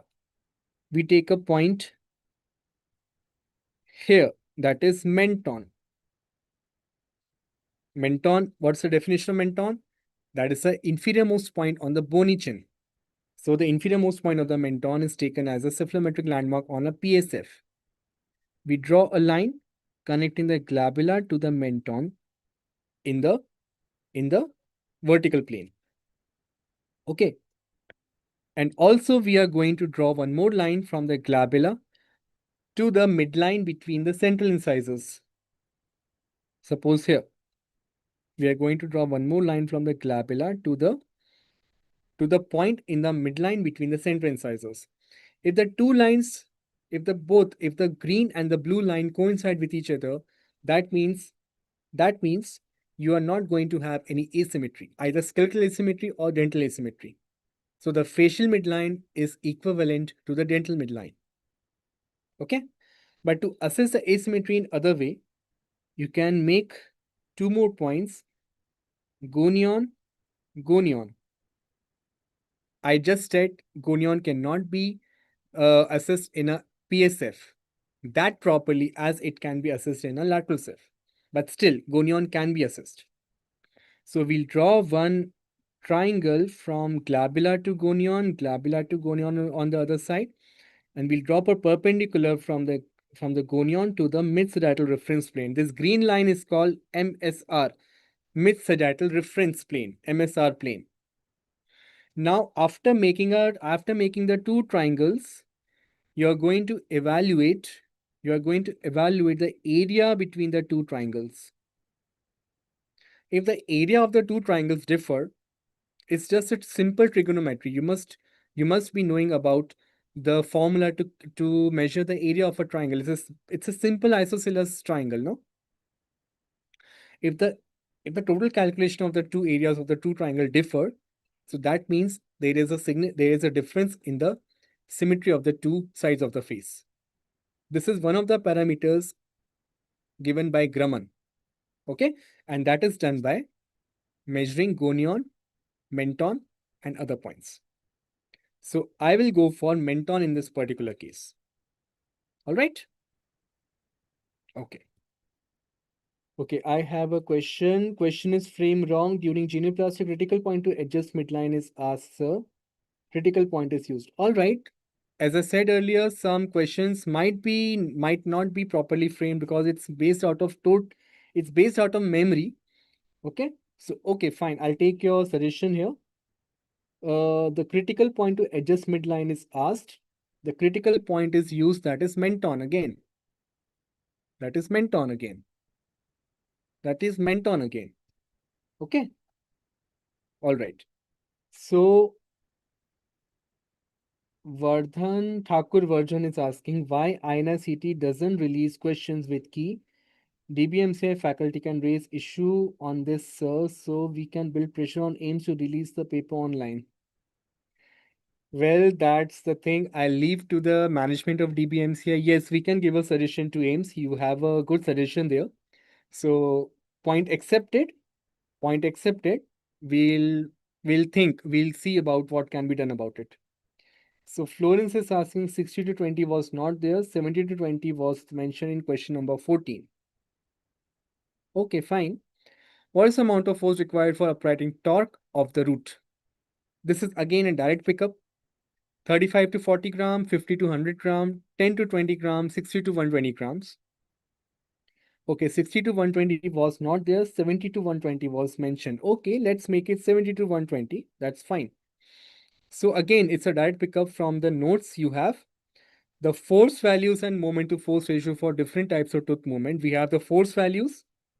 For uncontrolled tipping and controlled tipping, we have to give 35 to 60 grams of force. For bodily tooth movement, that is translation, we have to go for approximately 70 to 120 grams of force. For intrusion, 10 to 20. Extrusion, 35 to 60 grams. For root movement, that's what they mean by torquing of the root. For torquing root movement, we have to go for 50 to 100 grams. And for rotation, 35 to 60 grams. So the question is specifically asking about torquing or uprighting of the root. So the answer will be none other than 50 to 100 grams. Again, direct pickup from the notes. Which of the following could be an objective of post-surgical orthodontic treatment? Now, again, I have explained this in the live and recorded lectures. I have explained the concept of decompensation and compensation as well. So decompensation, you already know. Whenever there is an underlying defect in the skeleton, whether it could be class 1 or class 2 or class 3 or any other mandibulo-maxillary asymmetry, the nature always has a mechanism to mask its deficiencies. If something has gone wrong in the developmental stages of a particular patient, the nature has well adapted mechanism to reduce that expression of that asymmetry. How does it do that? By compensation mechanism. You can see here, if the patient, this is the first example of a class 2 malocclusion where the maxilla is prognathic. If the maxilla is prognathic and mandible is retrognathic, we have increased overjet. So that's the underlying skeletal asymmetry. That's the underlying problem in the skeletal jaws, right? How does the nature compensate that? By retroclining the upper anteriors and proclining the lower anteriors to reduce the extent of the overjet. That is the compensation mechanism. But as an orthodontist, if that patient has to go for surgical correction, we have to go for pre-surgical orthodontic treatment. And one of the major objectives of pre-surgical orthodontics is incisor inclination and decompensation.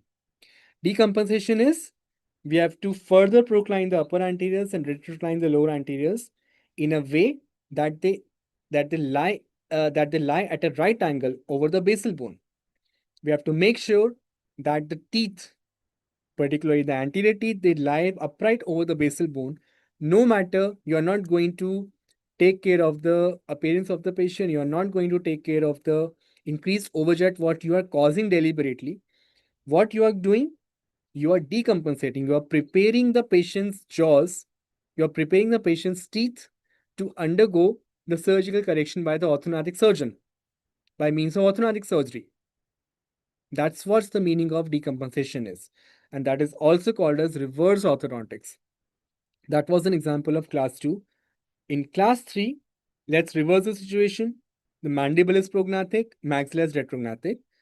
To compensate that, the nature has retroclined the lower anteriors and the nature has proclined the lower. One second. The nature has retroclined the lower anteriors and proclined the upper anteriors. So that's a compensation mechanism. By decompensation, you are again retroflying the lower anteriors and proclining the lower anteriors like this to make them upright over the basal bone to prepare the jaws to receive a proper orthodontic surgical treatment by means of decompensation. And after the surgical treatment is done, we go for post-surgical treatment, post-surgical orthodontic treatment. Now, what is the objective of post-surgical orthodontic treatment? For aligning the teeth and correcting the dental malocclusion, for stabilization of the temporomandibular joint. I don't know what were options C and D. So, the major objective of post-surgical orthodontic treatment is for carrying out proper alignment of the teeth and for correction of the dental malocclusion. The jaws have been corrected. The underlying skeletal deformity has been corrected by the surgeon and by the orthodontist himself. The reason why post-surgical orthodontic treatment has to be done for finishing of the case, to bring about proper intercuspation between the teeth, for aligning the teeth, and to carry out the correction of the dental malocclusion. That is the objective of the post-surgical orthodontic treatment. Is it clear? Let me see if I have other options. No, I have no chats after that. Okay. Now, which growth phase coincides with growth of maxillary and mandibular skeletal bases? Now, this is a question taken from question taken from skeletal maturity indicators and from the concept of growth and development also. Now, we have discussed about this as well. Same as PHV. What is PHV? It stands for peak height velocity. That's the meaning of PHV, right? So which growth phase coincide with growth of maxillary and mandibular skeletal bases? Same as peak height velocity, before PHV, not related to PHV.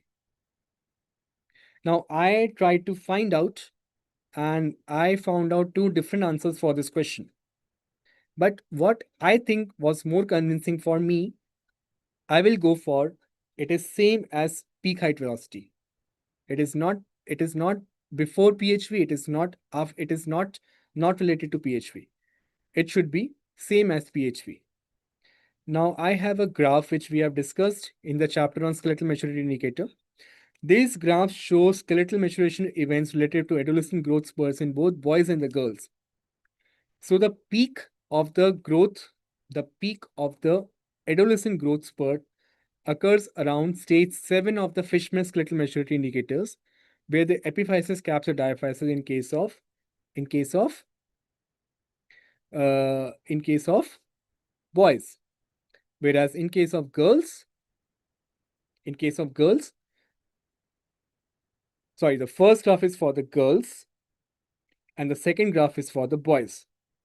So boys are little late maturers as compared to the girls. So the peak occurs around 13.9 years, whereas in girls it occurs around 11.7 years. So the growth of the maxillary and mandibular skeletal bases occurs approximately around the same time as the peak height velocity is achieved. Okay, that should be the correct answer for this. Okay. What is the adequate time period for retention of malocclusion shown in the image? It's a image-based question. The image given is that of a crossbite in the upper anterior region. There's a crossbite between upper central incisor and lower central incisor. 3 to 6 months. Retention is not required. 1 month, 6 to 9 months. Again, for those who have attended my lectures, specifically on the chapter on retention and relapse, I had given a table. This was an important table, and I had mentioned in the live lectures, you have to cram up this particular table properly, right? So it is clearly written in this table. There are certain correction of malocclusion which do not require any retention plan, or they are self-retentive, and crossbite is one of them. Crossbite corrected with adequate overbite established is one of the corrected malocclusions which does not require any retention in the long term. So again, this was a direct pickup from the notes. Option 17 correct answer is retention is not required in this particular condition because it is self-retaining.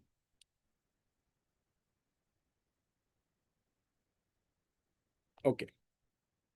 Next question. Which of the following parameters is a reliable indicator for assessing skeletal maturity in an individual? So many questions were asked out of skeletal maturity indicators, no? That was an important chapter. We have different multiple choice here. We have different application-based question out of that chapter.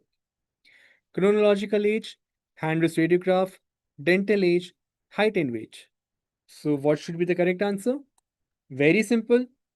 Out of the following, it's a hand-wrist radiograph, which is one of the most reliable indicators for assessing the skeletal maturity in an individual. Again, we have talked extensively about the analysis, about assessment of the different methods given by different people, about the growth parameters, about the different bones in the hand, the the wrist bones, the phalangeal bones of the middle finger, little finger, index finger, the presence of sesamoid bone. Everything has been taught to you in the live and recorded lectures. Okay, so the correct answer will be hand-wrist radiograph. Harsh is saying CVMI stage 6 was one option. Yes, it was an option, but that is one more question. That is another question. I'm coming to that question. Just give me a moment. We are coming to that question. Now, what is the term pitch refer to in relation to dentofacial traits? Occlusal irregularity in the frontal plane, in the sagittal plane, midline discrepancy of the jaw, and vertical defects of the jaw. Again, we have discussed about this. Pitch, roll, and yaw. That is one of the major updates given by Ackerman and Profit in the Ackerman Profit system of classification. pitch, roll, and yaw. There are three different parameters, three different traits when describing the particular malocclusion in different orientations. So what is a pitch? It is up-down deviation. And the axis of rotation with which it is measured, it is anteroposterior. Example will be vertical maxillary excess, vertical maxillary deficiency, deep bite, and open bite. So all the discrepancies occurring in the vertical plane of space come under pitch. What is roll? Roll is the transverse deviation, that is the canting of occlusion. Whenever the occlusion is little bit canted on one side, that comes under roll. And yaw, it's the midline discrepancy. If the mandible is shifted to one side, whether it could be developmental, skeletal, lateroclusion, laterognathy, functional, bite of accommodation, bite of convenience, anything. So mandible deviation to the right or left is classified as yaw. So we have discussed this. We have already talked about this concept in the live and recorded lectures. So I hope there would not have been any problem for you in correctly attempting this question. So the correct answer will be vertical defects of the jaw. Midline discrepancies of the jaw, as I said, comes under yaw. And occlusal canting comes under roll. Okay? Next question. Again, we have discussed about this. Why RME cannot be used in a fully grown individual? Because the complete fusion of parietal bone, because the complete fusion of circummaxillary sutures, because the complete interdigitation of mid-parietal sutures. I don't know what was the fourth option. If you can help me out, I'll be grateful to you. So we have discussed about the particular reason why the RME cannot be successfully done in a fully mature patient, in a fully grown patient. I had specifically taken a figure from the textbook of William R. Prophet, that is Contemporary Orthodontics by William R. Prophet, and this was the figure I'm talking about. As the patient grows, as the patient matures, the extent of interdigitation between the two halves of the maxillary palate, that is the mid-palatine suture, the extent of interdigitation increases. You can see in an infant, right? This was in an infant. This is juvenile. And this is for the adult person. You can see how the interdigitation is improving. It is increasing from an infant to the adult. So it is virtually impossible to separate the two halves of the maxilla by RME in an adult. To do that, there are two methods. What are the two methods? One is to go for surgically assisted rapid palatal expansion. We have discussed about this as well in the live and recorded lectures, and you have the notes in front of you. There is specific mention of SARPE. One more option, MARPE. What is MARPE? It stands for mini screw assisted rapid palatal expansion. Again, I have discussed this as well. So I hope there was no problem for you to attempt this question correctly. So why RME cannot be done? Because of complete interdigitation of the mid-parietal sutures in an adult. All right. Now, this was the question. Harsh, as you were saying now, Minark was one option, CVMS stage was one option. Okay. In a young female patient, which of the following can be an indication for functional appliance treatment? Fusion of epiphyseal plates. We have seen that in the assessment of the skeletal maturity indicators, whenever the epiphyseal plates are fused with the diaphysis, that indicates the growth has been completed and there is no provision, there's no particular, what do I say? There's no particular uh, uh, advantage of giving a functional appliance after the fusion of epiphyseal plates has taken place. CVMI stage 6, that means the growth has been completed and no further growth is remaining. We can eliminate this option as well. After puberty, all right. So you can say, Harsh, I'll take Harsh opinion here. After puberty, after the onset of menarche, if this was an option, after the onset of menarche, that means the puberty has been attained in that particular child. So, and just before puberty. So the correct answer will be just before puberty. So that is the correct time to institute any functional plans treatment, whether in a boy or a girl. So we have to correlate the skeletal maturity indicators with the chronological age of the patient, formulate a treatment plan, and execute it properly. So that's why the importance of this chapter. I've been telling you, I can see the 4 options. I can see 4 questions in this particular session being taken out from a single chapter, skeletal maturity indicators. So I hope all of you must have had gone through this chapter in a very extensive manner. Florence is saying lazy option is nasal become very rigid. I didn't understand your statement. Florence, can you repeat this? Shruti is saying, I think option was which of the following is an indication of growth completion.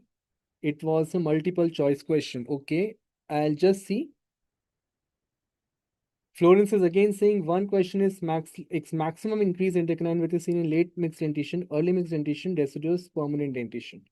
All right. Okay, I'll see what can be done about it. Next is what can be the outcome of two equal and opposite forces are not in the line of equilibrium.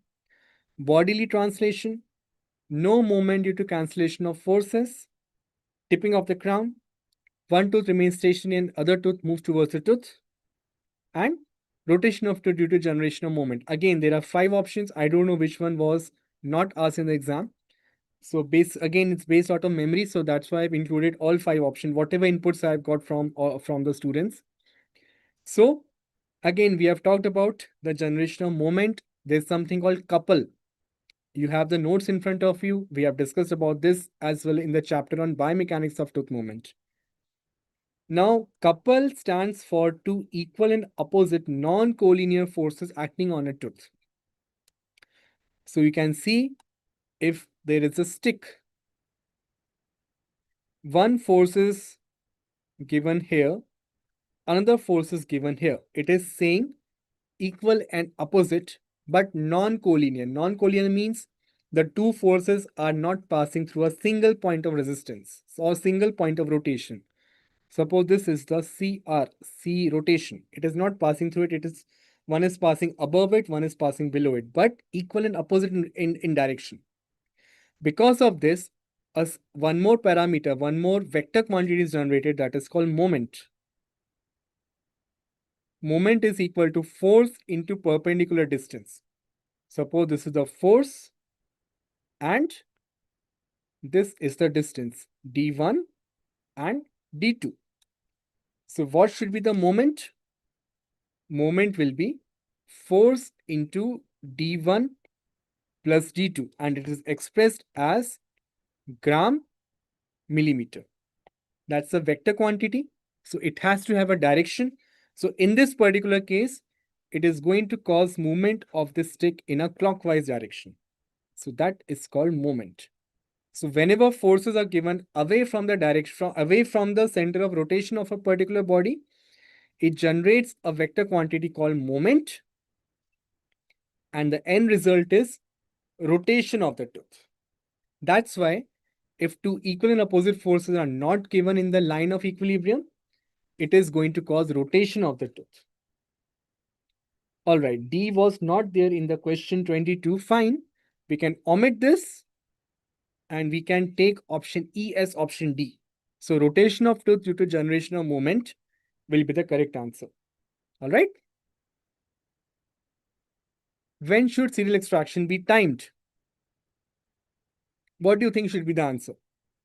Late mixed dentition, early mixed dentition, permanent dentition, or primary dentition? So 2 options can easily be eliminated. Permanent and primary dentition can be eliminated completely. 1 second. Diksha is saying the question stated that the forces are acting on 2 teeth that are not in the same alignment and forces acting on these 2 teeth equal and opposite. Yeah, that's what I said, no? Which are not in the line of equilibrium, which are not in the same alignments, one and the same thing. It's just a difference of the language, but the context, the contextual context of the question is the same. just could be a difference in the language of the question. That's okay. But what the question is asking is the same. So when should ciliary extraction be timed? Late mixed dentition or early mixed dentition? Early mixed dentition means around 6 to 7 years of age. And late mixed dentition means around 9 or 10 years of age, 10 or 11 years of age. So I would go for, it's a controversial question. It's a controversial question. I would go for, some textbooks say it should be early mixed dentition, some textbooks say it should be late mixed dentition. But logic says it should be late mixed dentition because that's the time we have to intercept the extraction of the developing premolar, developing first premolar. If it doesn't matter what kind of what technique we employ. If we employ Tweed's technique or Nance technique, the outcome is the same. Is CD4 or D4C or C4D, whatever. It doesn't matter. It has to involve the extraction of the developing first premolar. But early mixed dentition is too young a time for the child to go for surgical extraction of that particular case, of that particular tooth. And late mixed dentition means we already have the primary canine in place, and as soon as the primary canine is removed, or not the canine, I'm sorry, as soon as the primary first molar is removed, simultaneously the developing first premolar is also removed in the same appointment. Okay, so I will go for late mixed dentition in this particular case. Shruti is asking in question number 21, okay, which of the following is an indication of growth completion? And it was multiple question, I think. All right, no problem. We'll see what is to be done about it. Next is match the following cephalometric landmarks. We have the landmarks on the left side of the column, and we have the associated definition on the right side of the column. Pretty simple question. Again, we have discussed about cephalometric landmarks in the chapter on cephalometrics. Nasion, it's an anatomical point located at the intersection of frontal bone and the two nasal bones of the human skull. That's the very definition of nasion. Point A. What is point A? It's the deepest midline point on the curvature between the antenasal spine and the prostheon. Point B is the deepest midline point on the curvature between infradental and pogonion. And sella is the midpoint of the sella turcica, which is a saddle-shaped depression in the sphenoid bone of the skull that houses the pituitary gland. Pretty straightforward. It's a no-brainer, basically. You just have to know the exact definition. And what should be the answer? The correct answer will be option B, as you can see on your screens. One second. What intercanine width? Question 23 was intercanine width. What was the question? Can you please type in the chat box how it can be related to intercanine width? If anybody can answer in the chat box, I'll be thankful to you guys. Again, we have discussed about different cephalometric landmarks. You can see here the notes are in front of you. We have discussed about the landmarks in the live and recorded lectures. Point A, point B. We have discussed about nasion. We have discussed about sella, among other points. And that's exactly what the question was asking.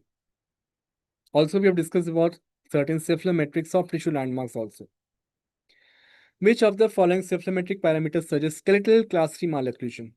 One question was, the very first question was talking about the clinical features. Now, this question is asking about the cephalometric features. A and B angle is less than 0. That could be the negative value. Yes, that is true. SNA is 84 degrees. That shows prognathic maxilla. That is an indication of class 2 malocclusion, not class 3 malocclusion. SNB is 82 degrees. That is right. Bit appraisal shows point A before point B. Again, this is for class 2. And FMA is 40 degrees. And select the multiple choices. Now, FMA, that shows Frankfurt mandibular angle in relation to the Frankfurt horizontal plane. It does not have anything to do with the class 2 or class 3 malocclusion. It just shows the growth pattern of the patient, whether the patient is vertically growing or horizontally growing, how the mandible is oriented in relation to the Frankfurt horizontal plane. That's what FMA suggests. Okay, so the correct answer will be option number 1 and option number 3. So these are the two options which suggest that patient has skeletal class 3 malocclusion. We have discussed about the A and B angle. We have discussed about the mandibular plane angle. We have discussed about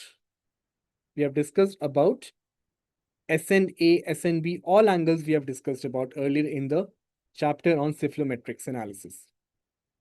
Okay. Maxillary intercanine width is increased in which stage? Can you give me the options, Shruti? Options are same in question 23, but question should be maxillary intercanine width is in. Okay, fine. Okay, understood. Okay, fine. So question was asking maxillary intercanine width is established during what stage?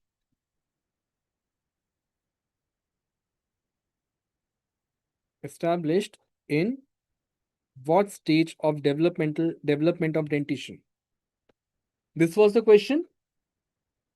So the maxillary intercanine width is established only after the maxillary canines have been erupted. Simple answer. And you know that the maxillary canines erupt between the age of 9 to 12 years. And that corresponds with the second transitional stage of the dentition, of the development of the dentition. And second transitional stage falls under late mixed dentition. So that's why, again, the correct answer will be late mixed dentition. Okay? That is second transitional stage that corresponds with late mixed dentition. It doesn't correspond with early mixed dentition. That's why the opinion is the same. The correct answer will be late mixed dentition. Next question. Again, we have discussed about this.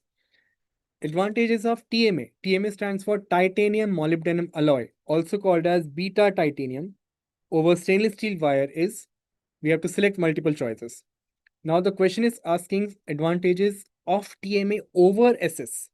So in what ways TMA is superior to SS? That's what the question is. High modulus elasticity? No.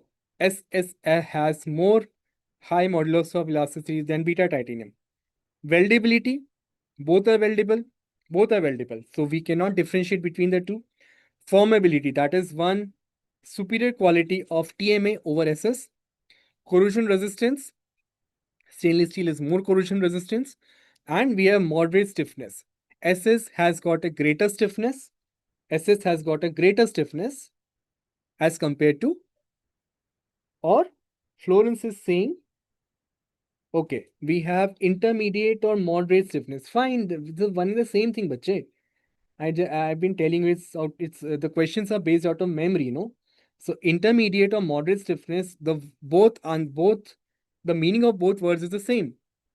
So we will go with option number B, that is only formability and moderate stiffness should be the correct answer, because these two options are advantages in terms of TMA over the stainless steel wire. So we have discussed about this. Excuse me.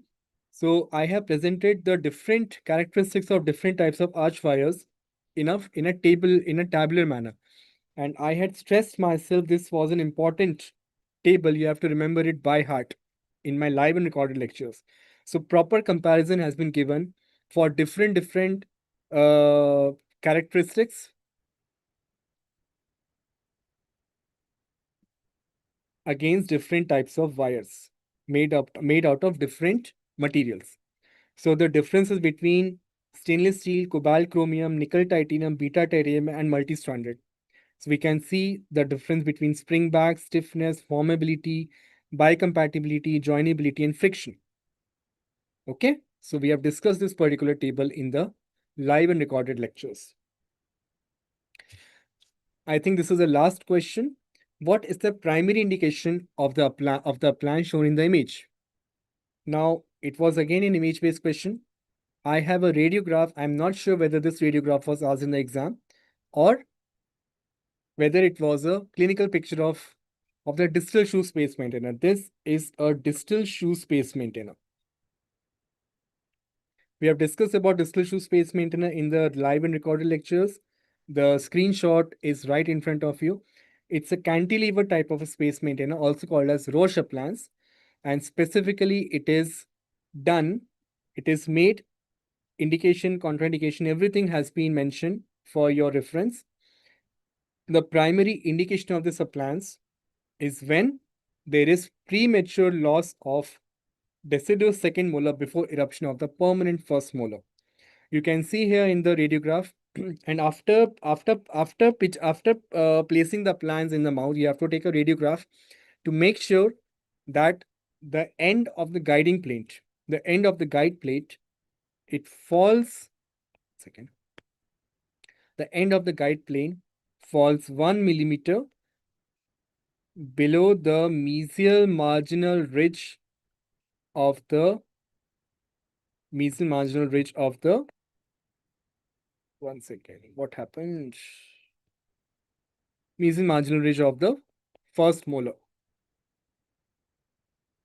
That's a clinical indication. You have to take an IOP X-ray to ascertain the exact positioning of the plane. That should be 1 millimeter below the mesial marginal ridge of the first molar. Okay, this was the picture. Shruti is saying, okay, the picture was a radiograph. So I have taken the correct picture. That's all from me. So if you have any doubts, you know where to find me. I hope you had an interactive session, and whatever has been taught, whatever questions were asked in the exam, almost 95 to 98% of the questions and the related concept were taught to you in the exams, in the live and recorded lectures. So I hope you have enjoyed the today's session.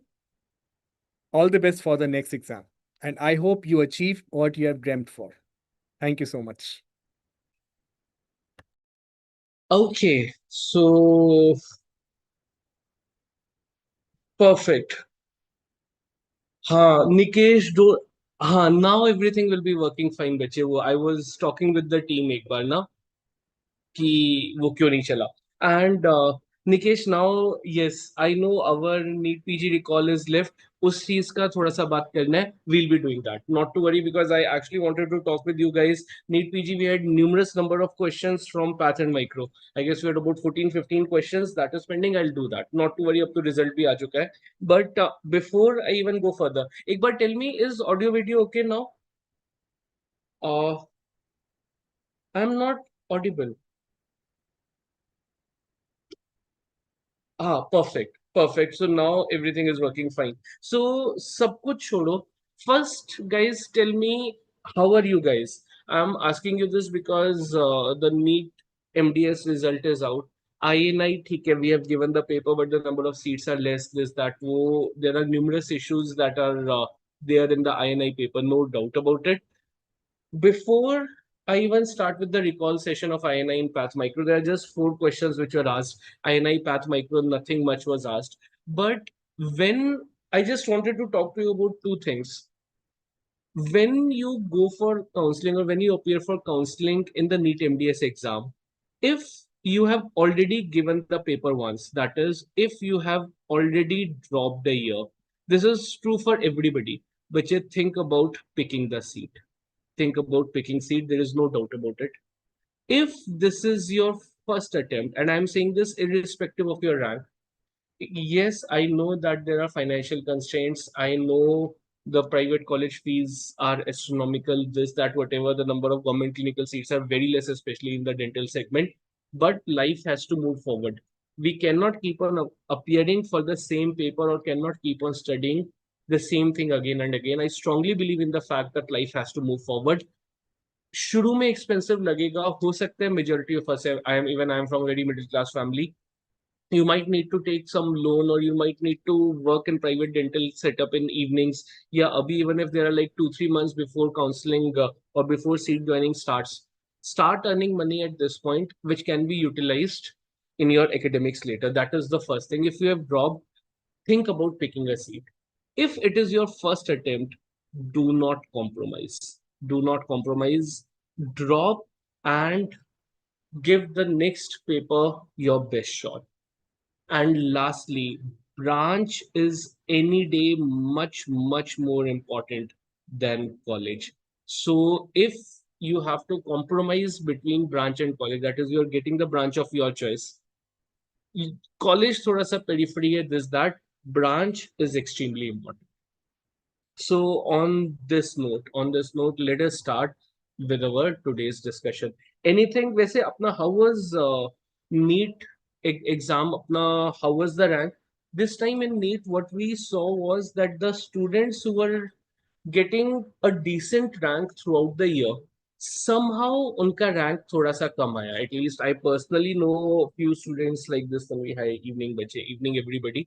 So I personally also know this, that you guys did well, but paper अब की बार का, especially with respect to the dental segment, paper थोड़ा सा गड़बड़ आया था in NEET.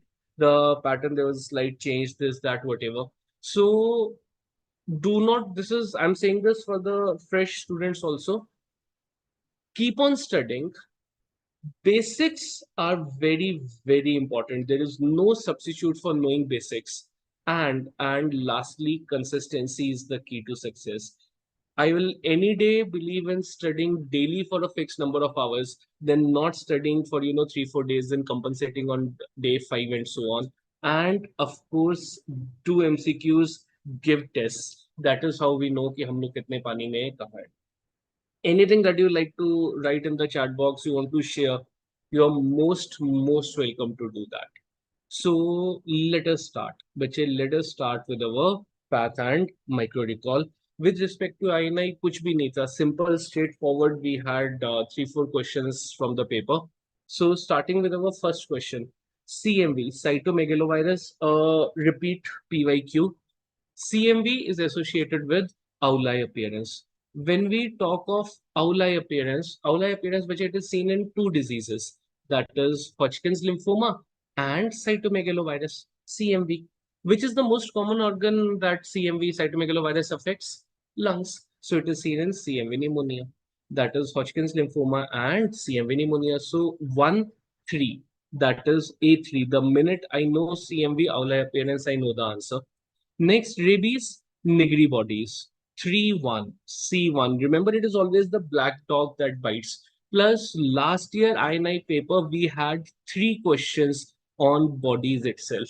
So inclusion bodies were important. This time examiner gave you match the following question: hepatitis, Cowdery type A bodies, whereas HPV, poliocytes. We even talked about this, that HPV becomes a very important topic for your NEET MDS exam, because Government of India has introduced free HPV vaccination for all school-going girls 8 to 14 years of age. We discussed about this. So HPV, we see the presence of poliocytes, making the answer as. Next, this is a PYQ. I'm just showing the internuclear inclusions, not the whole inclusion table, but internuclear Cowdery type A and Cowdery type B bodies. HAY. Cowdery type A bodies, they are associated with herpes virus, yellow fever virus mainly, and hepatitis, versus Cowdery type B, that is BAB, adenovirus and poliovirus. This was with respect to Cowdery bodies. Next, again a PYQ. This was, I think, asked last year NEET MDS only. This was 2023 NEET MDS PYQ.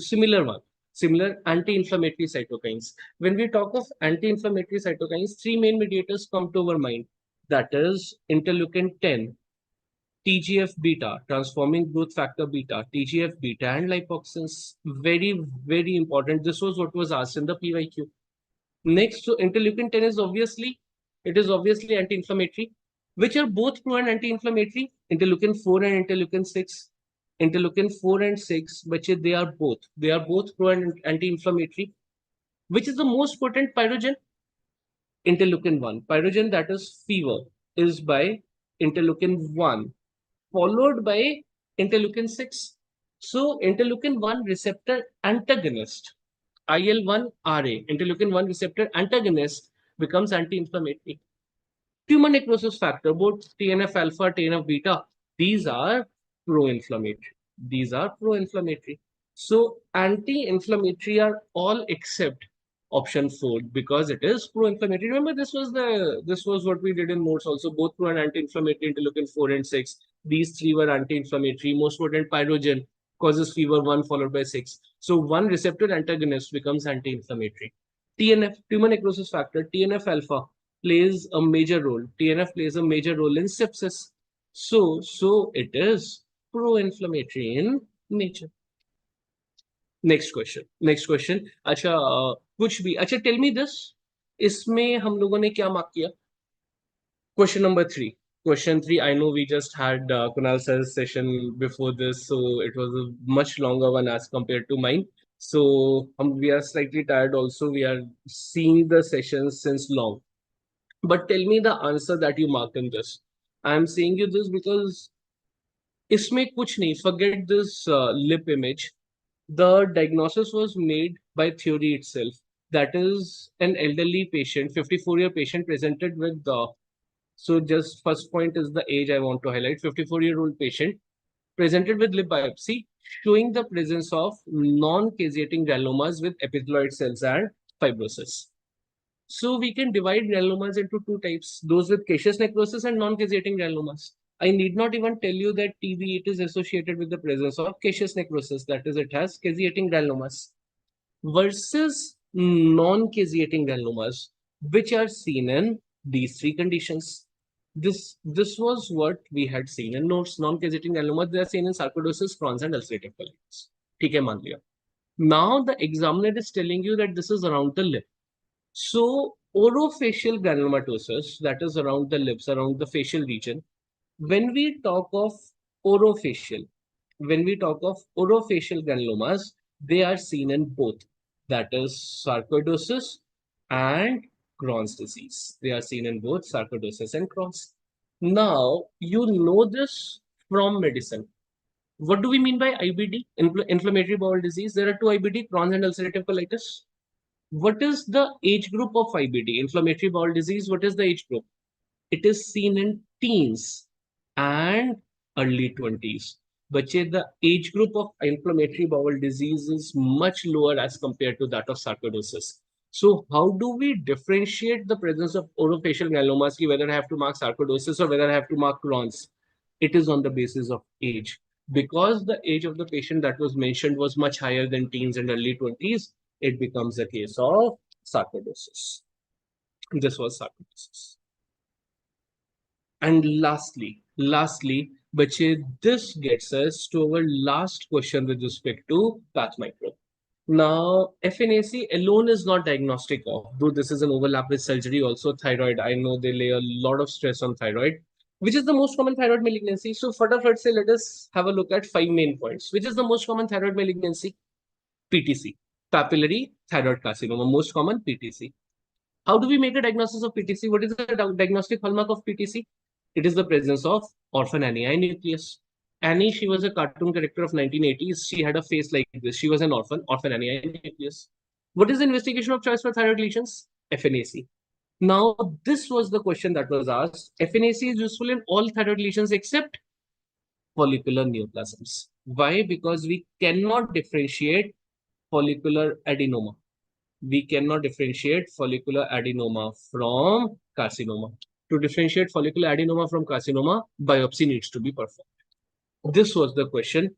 FNAC alone is not diagnostic of follicular carcinoma thyroid. We cannot diagnose follicular carcinoma thyroid just on the basis of FNAC. We need to do a biopsy.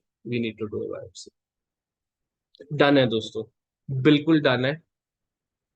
Before we wrap up the session, before we go further to our next subject, that is PhD, leave no doubt about the fact that we are in this together. There is no doubt about it. ऐसा नहीं है कि yes, this is a very, very important exam, no doubt about it. But the same set of people are continuing to love you, who love you at present. Yes, your parents have a lot of expectations, but in the end, they want your happiness and content much more than anything else. So keep a cool, calm mind. कुछ बहुत major नहीं हो रहा. Yes, काफी major paper है, but do not overburden yourself. Do not overthink. When you take decisions with a cool, calm, practical mind, things work out much better. So on this note, bache, bestest of luck for all the future endeavors in life. Take care. And in case you want to share anything, absolutely anything that is in your mind, or you want to say something, actually, I was just able to see the chat. Just a second.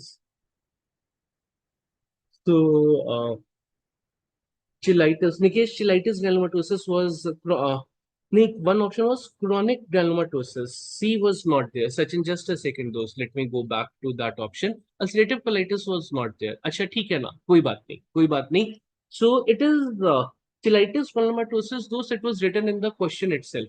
The image shows you a case of cheilitis granulomatosis. This is cheilitis granulomatosis. This was written in the question itself, is what I have been told. The image tells you that. So, yes, Shreyas, you're very right that sarcoidosis presents with systemic manifestations, and usually it has non-causating granulomas with bilateral hilar lymphadenopathy also. So, chronic granulomatosis, this is a case of chronic granulomatosis or cheilitis granulomatosis. It's where what we do is, if you recall the correct set of answers, because this is what have been given to me, and in INI, thing is that with the change in language of the question or change in options, answer can vary. So not to worry with respect to this set of image in this question, which is the best answer is sarcoidosis. If there is any difference in the options, I'll take care of it. Done it. So take care, and good. Thank you, guys.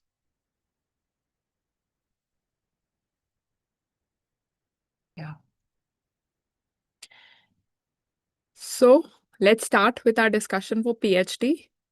Problems were not there. This time problem was not there. Dr. Shruti is writing. I'm glad that there was no problem with PhD. Okay. Let's see. And let's start. So as you all know me, I'm your PhD guru, Dr. Garima Bhambhani. I work in the capacity of professor in People's College of Dental Sciences and Research Center. So let's start with the questions. Okay. And so the first question was that the purpose of triangulation. Of course, we couldn't recall all the options correctly, but from what we can recall, from what we know, let's try to understand, and probably we can get a brief idea of, our answers. Okay. So let's start ahead with it. Okay. So the first question is the purpose of triangulation in qualitative research. Okay. So the options that we could recall are to enhance the credibility and validity and for easier interpretation. Okay. So as we all know that, we had taken this question in the form of a query where I think someone asked me what is triangulation, and this is not something that is normally covered in your epidemiology, but there were some discussions on that in the GTs and as well as in the query of the group. Okay. So now first let us go back to understand what is qualitative research. Okay. Now we all understand the terms that is qualitative and quantitative. Okay. From the data also we know that quantitative is something which measures in terms of numbers. All right. And qualitative is where it is not measuring in terms of numbers. Okay. So the kind of data that we are collecting is basically non-numerical in nature. Okay. We are not collecting data in the form of numbers. Okay. So here we are talking that how triangulation is useful in case of a qualitative research. Okay. So our purpose in qualitative research is that we are focused on analyzing a non-numeric data. Okay. The data which is not numeric. Okay. And what we do in qualitative research is that we are analyzing the research or whatever topic we are taking up in depth. Okay. So now for the purpose of analyzing in depth, we use the process of triangulation. Okay. What is triangulation? That, as I explained, that triangulation is a method by checking a fact by various techniques. Okay. So in this case, what we do is that we combine the multiple methods. For example, if you want to collect the data, Okay, so what you will do is you will collect the data with the form of survey, you will collect the data in the form of interviews. Okay, so multiple methods we will be using in order to collect the data. Okay, now how this process of triangulation basically helps us. One is that we get a very deep understanding because we are using multiple methods. Okay, so we are getting a very deep understanding of the problems. Okay, secondly, because we are using multiple methods to analyze, multiple methods to collect the data, okay, our conclusion, whatever findings that we have, our findings, our conclusions are very strong, okay? And because we are not using one method, whereas suppose you use an interview method, and there could be a problem in recalling. So, because we used another method of finding the data as well. Okay, so the bias is reduced. Okay, what do you understand by bias? That a error in recording. So this is the advantage of doing triangulation, right? That there is a reduction in bias. Okay, our bias is reduced and the results are more authentic. They are more in depth. Okay, so now again, okay, someone's writing that generalization of data is an option. Okay, one is enhanced credibility and validity. The other is generalization. Okay, anything else you recall in this?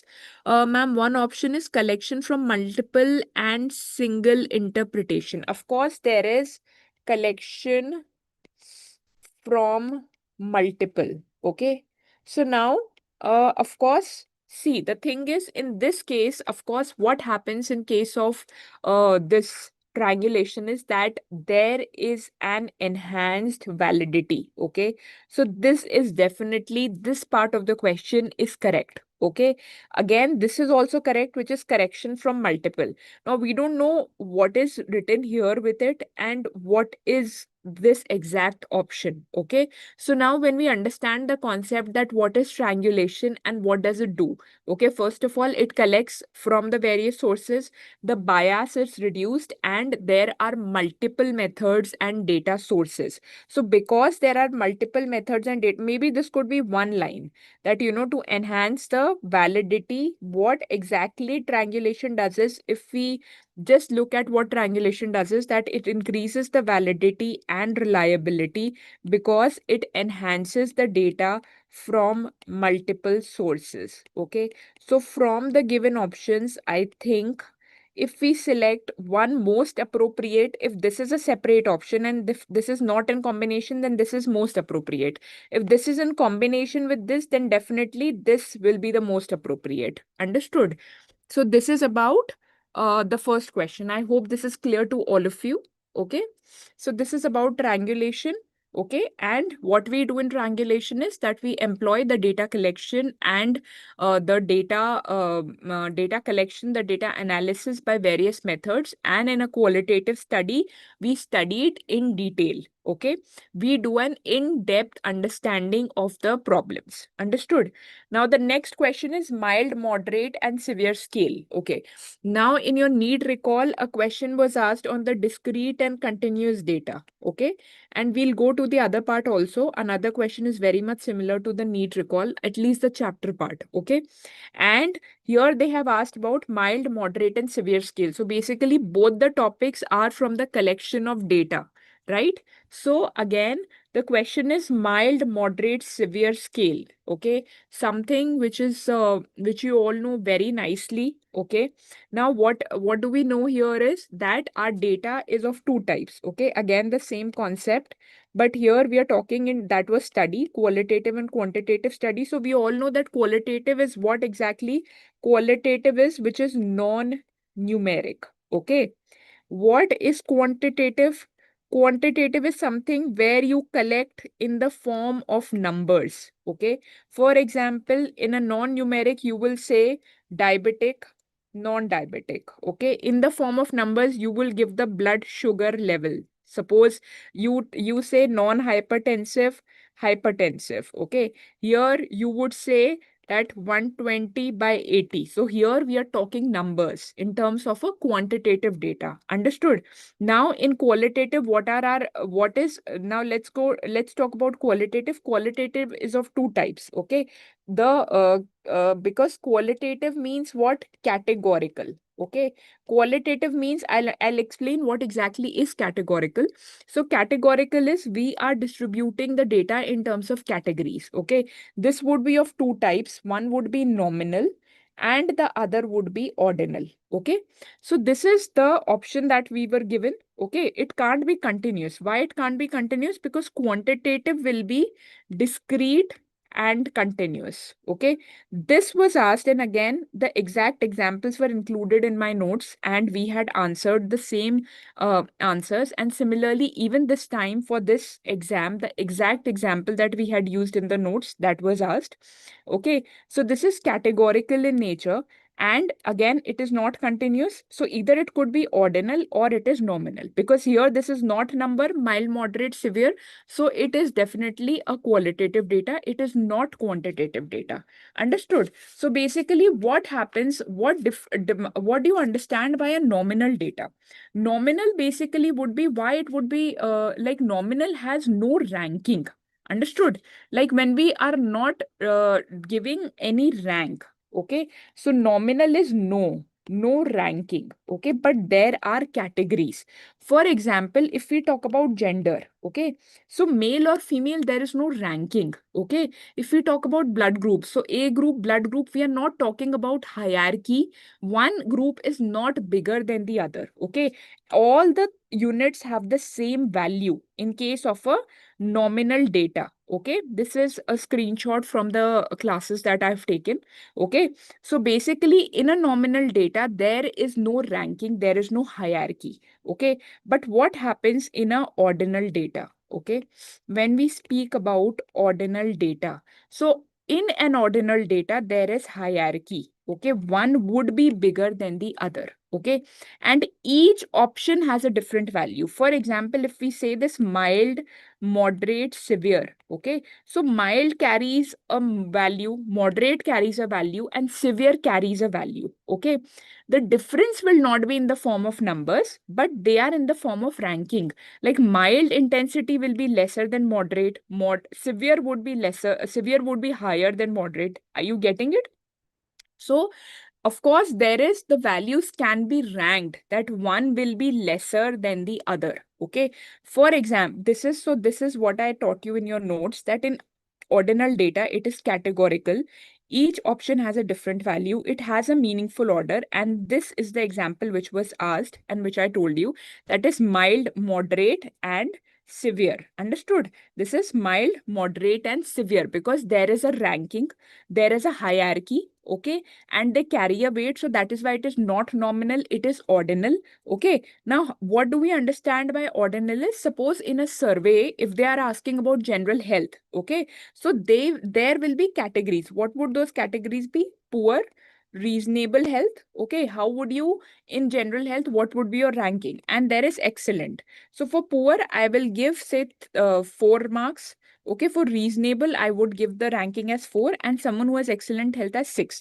So when we will enter into the Excel sheet, this is not numbers, but we will give it a ranking. Okay, that is why our answer here would be ordinal. Understood? So this is something which you all must have answered. Okay. So any discrepancy in any options, or if you give any suggestions, I'm here to listen, because we might have recalled some option in a different manner. Okay. Okay. So the third question here is cost benefit analysis. Okay. What is the benefit in terms of? So we have discussed this many times in your notes and in your MCQs in the exact language where I've explained to you, because all of you usually would get confused between what is cost benefit and what is cost effective. Okay. So in cost benefit and cost effective, DALI was there. Okay. Shruti is writing DALI. DALI was in terms of what, Shruti? DALI is basically disability adjusted life years. Okay. So DALI was asked in as one of the options in this, something like that. Okay, disability adjusted life years. Maybe this is what you're saying, Shruti. Am I right? Okay, so what is DALI? Have you heard this term before? Of course, in the chapter concept of health. What is this? This is disability adjusted life years. So the number of years a person has spent in disability. Okay, number of years a person has spent in disability and the healthy years. Okay. Shruti says this was an option. Okay. So again, we are talking about cost benefit. So let's see if what is the benefit. Was the benefit in the terms of DALI, or is it in the form of death, or is it in the form of utility, none of the above, or monetary benefit? Okay.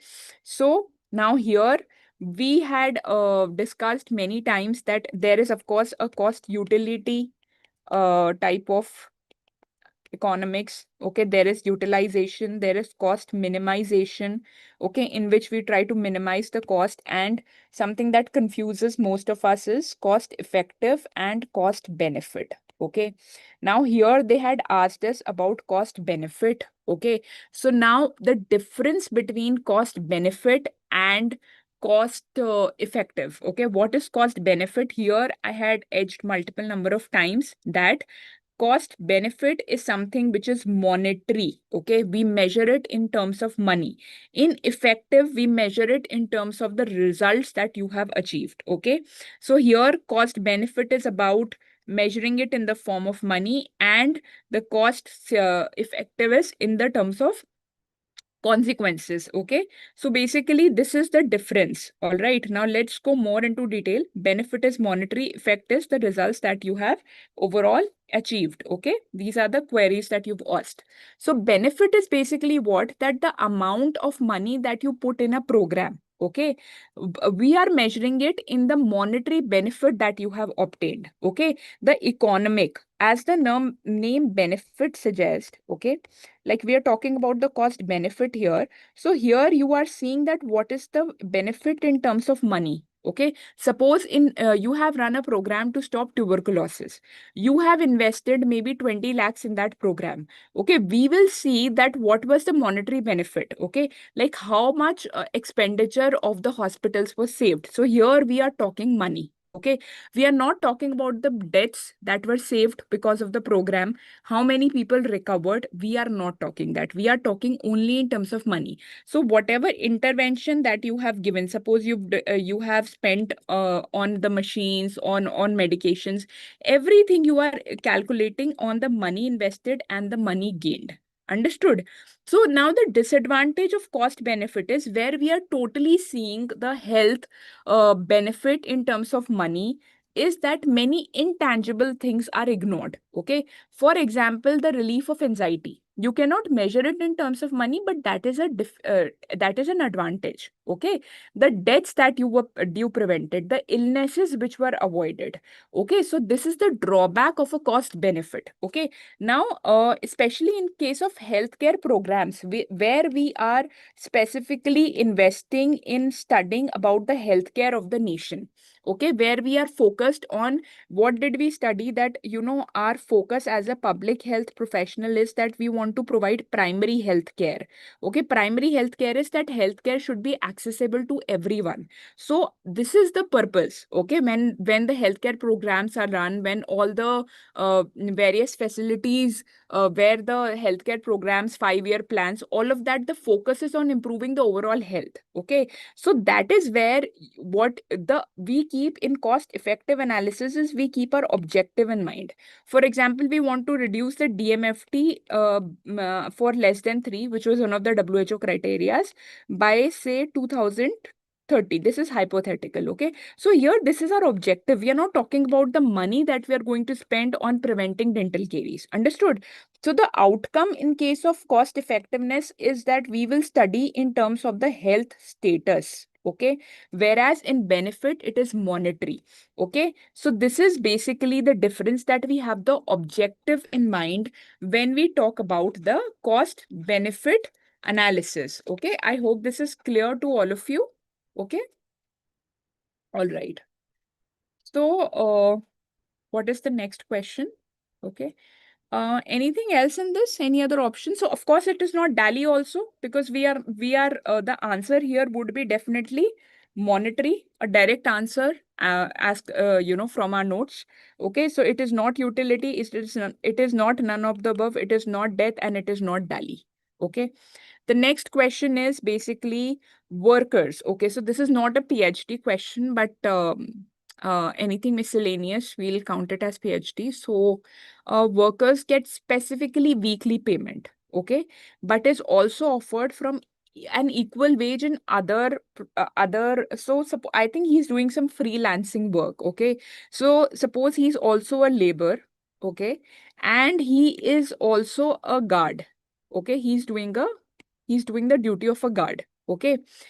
And now because his main work is a guard where he has to stay up all night, and he has to also in the day he has to guard the house which is under construction. This is a hypothetical example. He gets 3,000, okay. And also what is happening is that he also decided to be a labor. He got a call from somewhere that, you come and I will give you 500 for a day. So what happens is he leaves his duty because no one is coming and monitoring that what is happening. Okay. Okay. Shruti is saying that the answer is adverse selection. Okay. So now moral hazard. Florence marked moral hazard. Yes, Florence, I think your answer is right. Okay. I'm just reading your comments. 1 second. Yeah. So basically, I'm trying to explain, okay, what this question means. 1 second. So I think most of you have very good IQ, and you all have from your, okay, 1 second.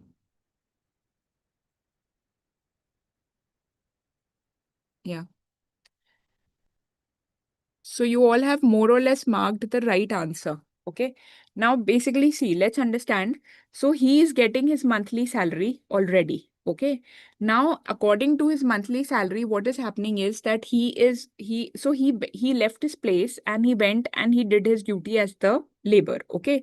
Of course, his duty, suppose some thief comes in and he's not guarding his uh main duty. Okay. So now, because of the advantage, he is not doing his main work properly. Okay. Now let's understand the options. Okay. What do you understand by supply and demand? Supply means that the number of individuals who are willing to be able to work for that particular salary. Okay. That is supply and demand. Okay. And by supply and demand, what we mean is that the relationship between the availability, which is the labors which are available, and the demand by the employees. That is the supply and demand ratio. Okay. So that is supply and demand. Okay. Now, what do you understand by adverse selection? Adverse selection means basically that someone out of the two parties, someone has more information as compared to the other. Okay. That is an adverse selection. So of course, this doesn't fit in here. Okay. So it won't be supply and demand because here we are not saying that, there is a scarcity of a guard or there is a scarcity of labor, nothing like that. He's earning there to make an extra buck. Okay. So this will be wrong. This will also be wrong. Incompetence in labor work. It is not that he's not competent to do his duty. Okay. Out of his own will, he is not doing his main work. Okay. So that will drive us to our answer. So it is not incompetence and labor work. Why it will be moral hazard is because moral hazard means that this is a situation where one party is taking more risk, okay, because they know that because of their absence, someone else will bear the consequences. Okay, the person who will bear the consequences is the person who owns the house. Okay, so the person is taking the risk because someone else will bear the consequences. Okay, that is what we understand by moral hazard. Okay, out of his own free will. So this is nothing but this can only lead to mainly an irresponsible behavior. Okay, that out of his own free will, he has made the first profession suffer. Okay, so that is called as moral hazard. So our answer here would be moral hazard. Understood? Okay. So I think this concept is also clear to you all, this question. Okay. Uh, Coming to our next question. Okay. What is our next question? Yeah. All right. Now, this is, I am told that we had certain options. We don't know what exactly were the options that, whether it is, what was the combination of the MCQs which was asked here. Okay, so we will just try and understand the options that are given here, and we will reason amongst ourselves. Okay, just have a look at the options, and if anyone has anything else recalled, uh, please let me know. I'm also reading your live comments simultaneously. Okay. So, which of the following statements about ART is true? Now, what is ART? ART is a atraumatic restorative treatment. Okay. By ART, what we mean is that what is done in ART, that specifically it is used in areas where the dental instruments are not easily available. Okay. So, the dental caries is removed with the help of hand instruments. Okay. Now, of course, you remove it with a hand instrument, so it is not possible to use a power drill. Okay. And it is also not possible that you use it in case of inflammation, abscess, where the dental lesion is very widely enlarged, because you have hand instruments. So it has to be initial caries, so that the soft caries can be removed with the help of a hand instrument. Okay. And in areas which is inaccessible. Okay. Now let us, so these are the contraindications which we had discussed in our notes, in our recorded and live classes, that it is contraindicate. This is also on YouTube. Last year this was a live lecture accessible to everyone. Okay, so it is not it is contraindicated in case of, it is used in public health programs, contraindicated in case of fistula, of course. Okay, in swelling, pulp, it definitely should not be extending to the pulp. Where there is abscess formation, no. Where the caries is there, but your in hand instruments have to be accessible. So in case of ART, if you remember that we remove the unsupported enamel with the use of a hatchet. Okay, and then with the help of spoon excavator, we remove the soft caries. Okay, so inaccessible and when there is a pain. Okay, so this is what we understand by the ART. Understood? So just have a look at the options. Are they okay? Or definitely we don't know the combination. So let's understand. So it will not be done in routine checkup as instruments aren't available. So this is definitely not right, because ART can be done in routine checkup, and it also can be done in case of inaccessible places or in remote areas. Okay. So this is something which is useful for routine checkup and as well as in accessible areas. Also, ART is something that, it can be used in homebound elderly. Okay, we had read this in our indications. Okay, homebound in elders who are captivated at their homes.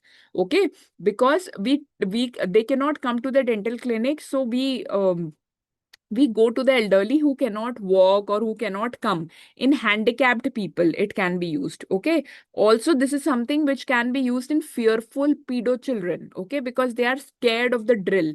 So this is not true that, you can't be doing it in other places. Okay. It involves soft caries. Of course, it involves soft caries, which is removed by hand instruments. Okay. This part is true. Now, I don't know if this was included in this or it was given separately. Okay. Now, this symptomatic dentinal caries part depends on multitude of factors. Okay. It will be dependent on the clinical condition of the tooth. Okay. Like how much symptomatic was it? Okay. What were the associated symptoms? What was the involvement in terms of dentinal caries? So it will be dependent on multitude of factors. Okay. And accordingly, we will be able to access. Okay, so far this is right. This is right. Okay, it can be done in enamel caries definitely, because ART is for initial caries. Okay, this is clearly wrong. Okay, that it cannot be done in caries involving pulp. Okay, this is wrong, because then you need pulpal treatment. Whereas what is ART? It is a minimal invasive technique which is basically used to remove the caries and to place a biocompatible material, which is your glass ionomer cement, in the cavity. Understood? Okay, so this question is clear so far? All right. The next question is synchronous teledentistry. Okay, so of course, we don't know what are the options exactly in this case, but let's try to understand. Again, teledentistry is not something which is a topic which is in your textbooks. So, based on our general knowledge, okay, let's try to answer this. Okay, so now what is teledentistry? Now, audiovisual communication, yes, of course. Okay, IOPA studied. Yes, we do study IOPA. Okay, there is an interaction in an online manner, of course. But what is teledentistry? Why is this more correct? Okay, because so we don't know what was this option and what was exactly asked. If anyone can recall this in a better way, please let me know. Okay, so you can put it in the comments below or you can let us know.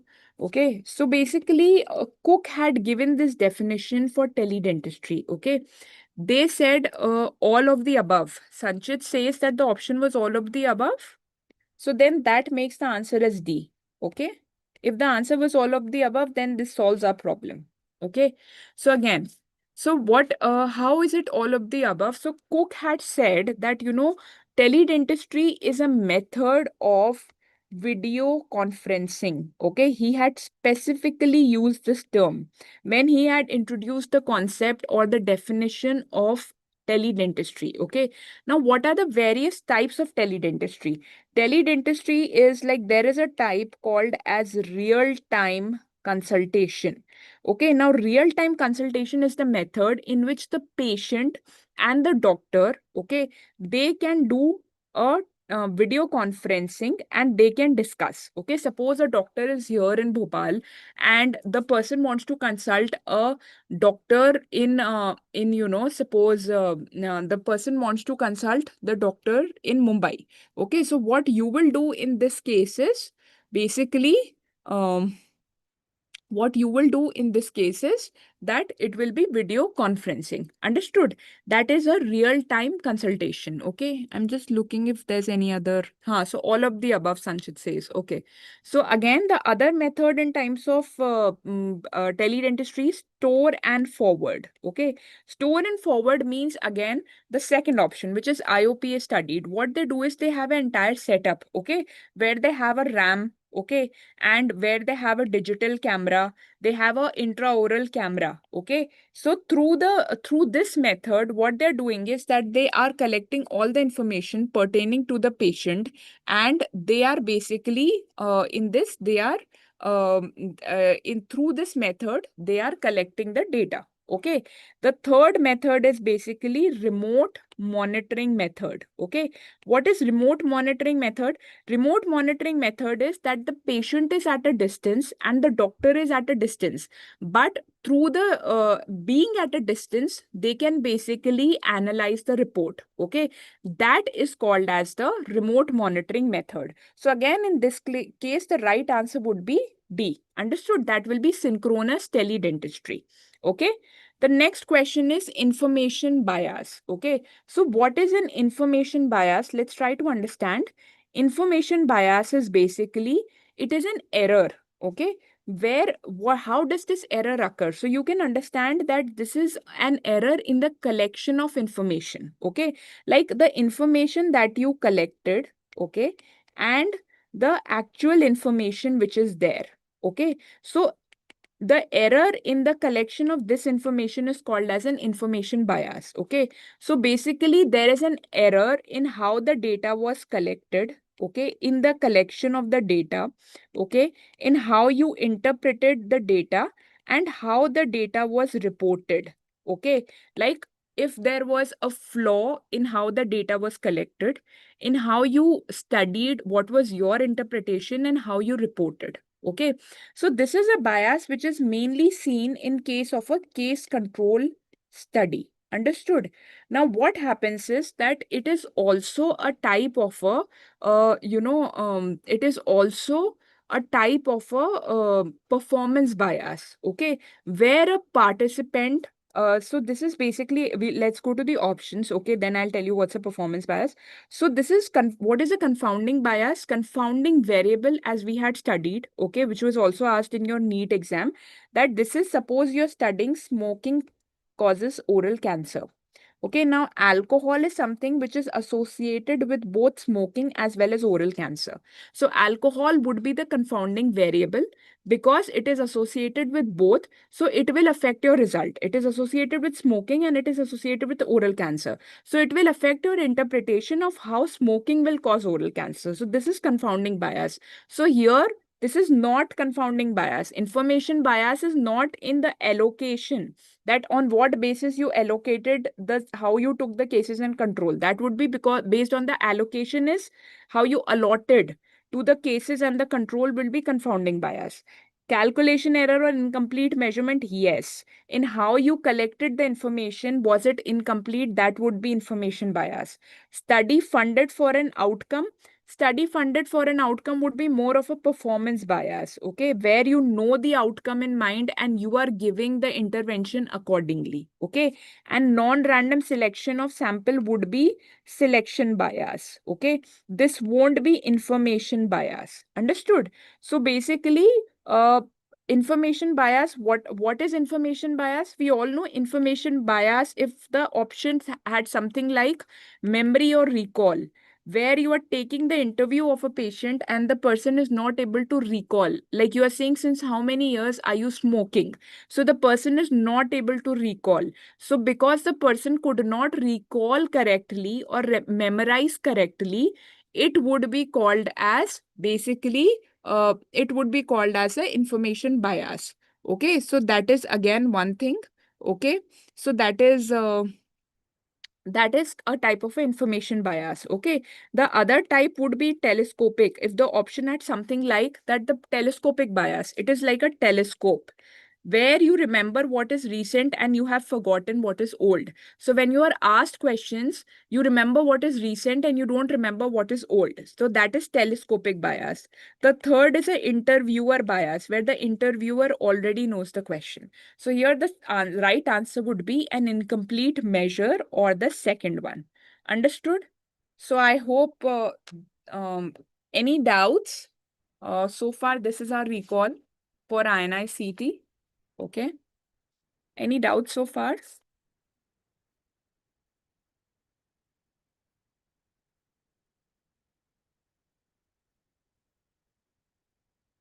Okay. So I think with this, we'll end our session for today. And I hope you're more confident about your paper. And I wish you all the very best for your results. And I hope I see you on the other side and you all clear the exam with flying colors and join names. Okay. Okay, students. So we'll be ready for our next session. Okay. Thank you. Yes. All right. So a very good evening, everyone. I hope. All right. So let us start with the medicine questions, and I'll also be discussing some of the physiology questions and the biochemistry question as well. Right. So this is one of the first question.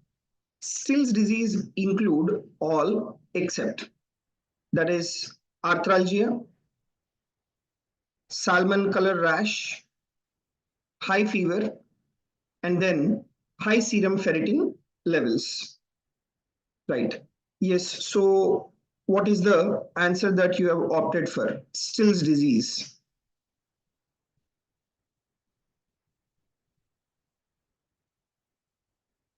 Okay. So now I'll just discuss what exactly is the answer. The question asked is except. So if you take the name of the criteria for the adult onset Still's disease, the name of the criteria, that is Yamaguchi criteria. And in this Yamaguchi criteria, what are the major criteria and what are the minor criteria you just observe? Fever should be there, and this fever, it should be more than or equal to 39 degrees, and that should be lasting for more than or equal to 1 week.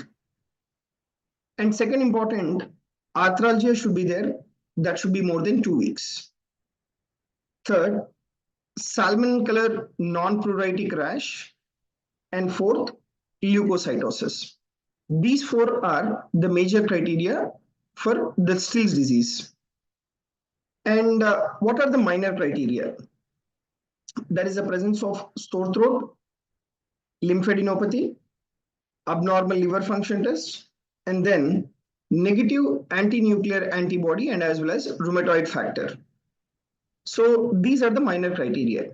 Now for the Still's disease, you require totally more than or equal to 5 criteria, out of which there should be more than or equal to 2 major criteria. Now, what is being asked for you here? Still's disease include all except. Okay. So arthralgia, it is a part of the major criteria. Then salmon color rash, this is also the part of the major criteria. High fever, this is also the part of the major criteria. Then what about the high serum ferritin levels? Just remember, even the high serum ferritin levels is the part of the workup in patients with the Still's disease, but this is not the part of, okay, this is not the part of the criteria for the Still's disease. In the Yamaguchi criteria, you don't have the high serum ferritin levels. Otherwise, in Still's disease, do you have high serum ferritin levels? Yes. You observe this fever. Fever will be there of temperature more than or equal to 39 degrees centigrade, where you will have a daily spiking temperatures will be there. Rash will be there, and that too a non-pruritic rash, and it is a salmon color rash along with fever. Arthritis will be there, and it is very severe, and polyarthritis. And what about the high serum ferritin levels? Even the high serum ferritin levels, they are also present, right? The high serum ferritin levels, that is markedly elevated. But even though the high serum ferritin levels are observed in case of the adult onset Still's disease, this is not the part of the Yamaguchi criteria which will diagnose the adult onset Still's disease. Whereas the leukocytosis, if you observe, it will be neutrophilic predominant leukocytosis, and the other features include like sore throat, lymphadenopathy, and hepatosplenomegaly. So what is the correct answer here? Like except is what is being asked.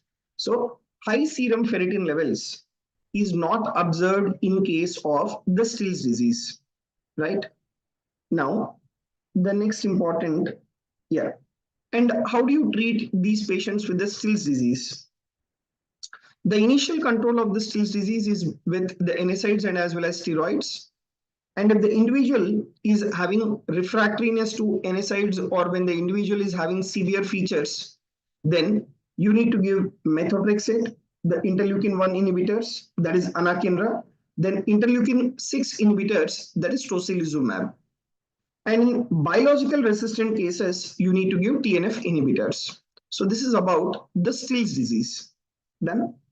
Now, so the correct answer here is this one. Okay, so this is A, B, C, and then D. So the high serum ferritin levels, it is not the part of the diagnostic criteria in case of the Still's disease, right? Next. Now, this is a question which has been given to you regarding the tuberculosis.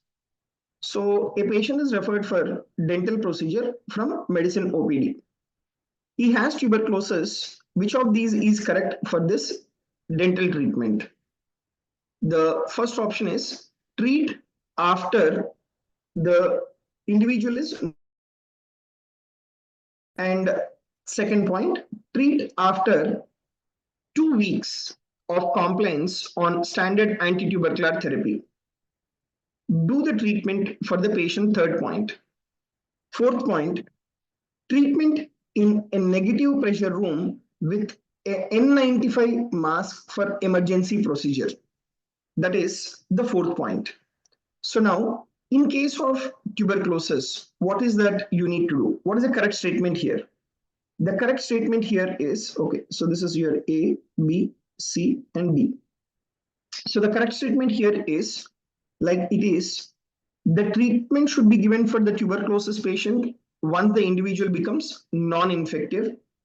Then treatment after at least 2 weeks of the compliance of the standard treatment is also correct statement. Do the treatment is an incorrect statement. I'll tell you why. Then treatment in a negative pressure room with an N95 mask for the emergency procedure. That is a correct statement. So here the answer is A. That is 1, 2, and then 4. That is the correct statement here. Now I'll try to explain you.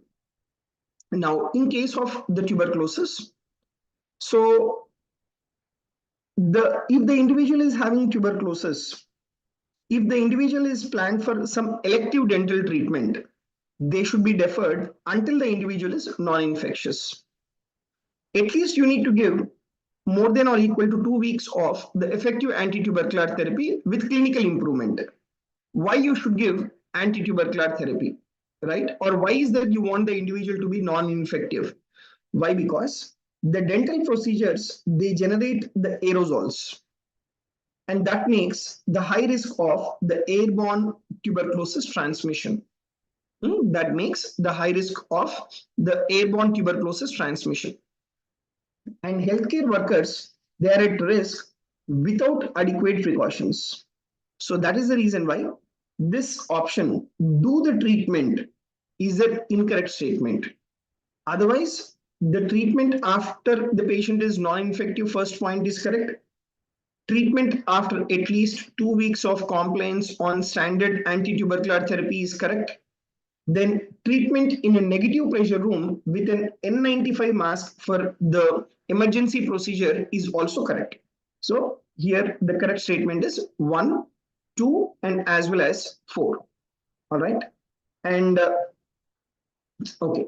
So that was about the tuberculosis. So treatment after the patient is non-infective. That is a gold standard.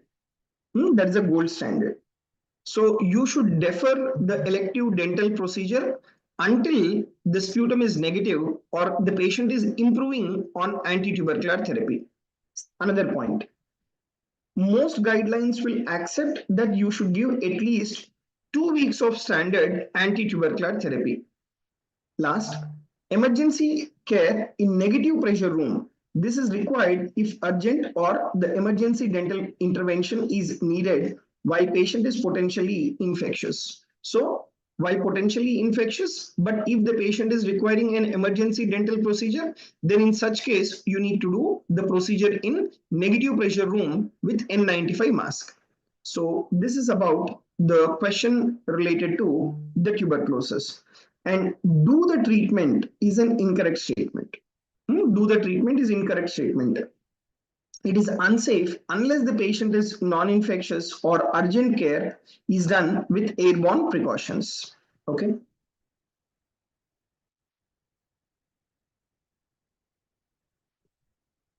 Okay. Yeah. Shruti, what was the first option? Was do the treatment with the universal precaution. So there is one more option here, treatment in an, yeah. So do the treatment is an incorrect point. Do the treatment is an incorrect point. Why? Because there is a chance of the aerosol dispersal in tuberculosis patient during the dental procedure.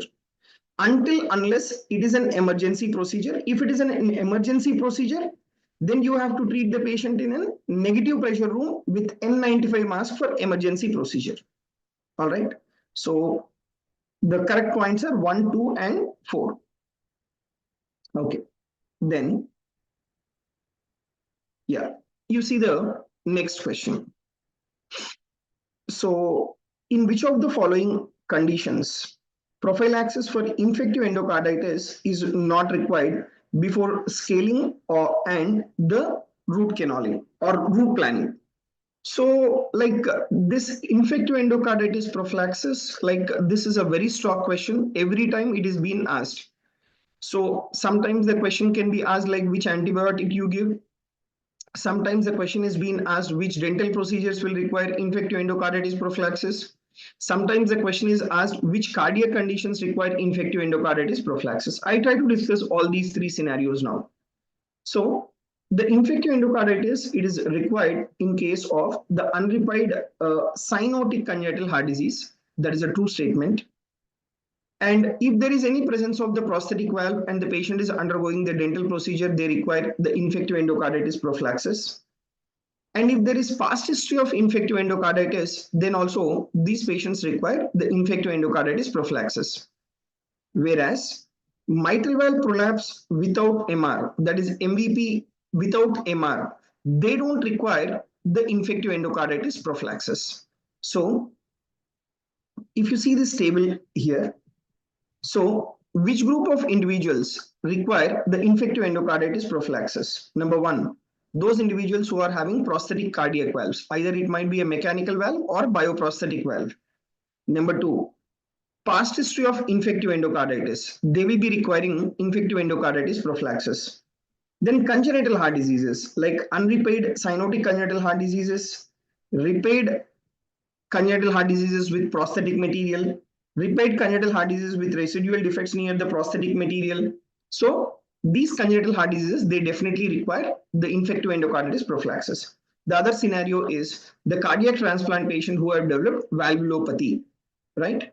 So these are the high-risk groups which will be requiring the infective endocarditis prophylaxis. Now, and which dental procedures, like I said you, which cardiac conditions require infective endocarditis prophylaxis, right? Which dental procedures require the prophylaxis?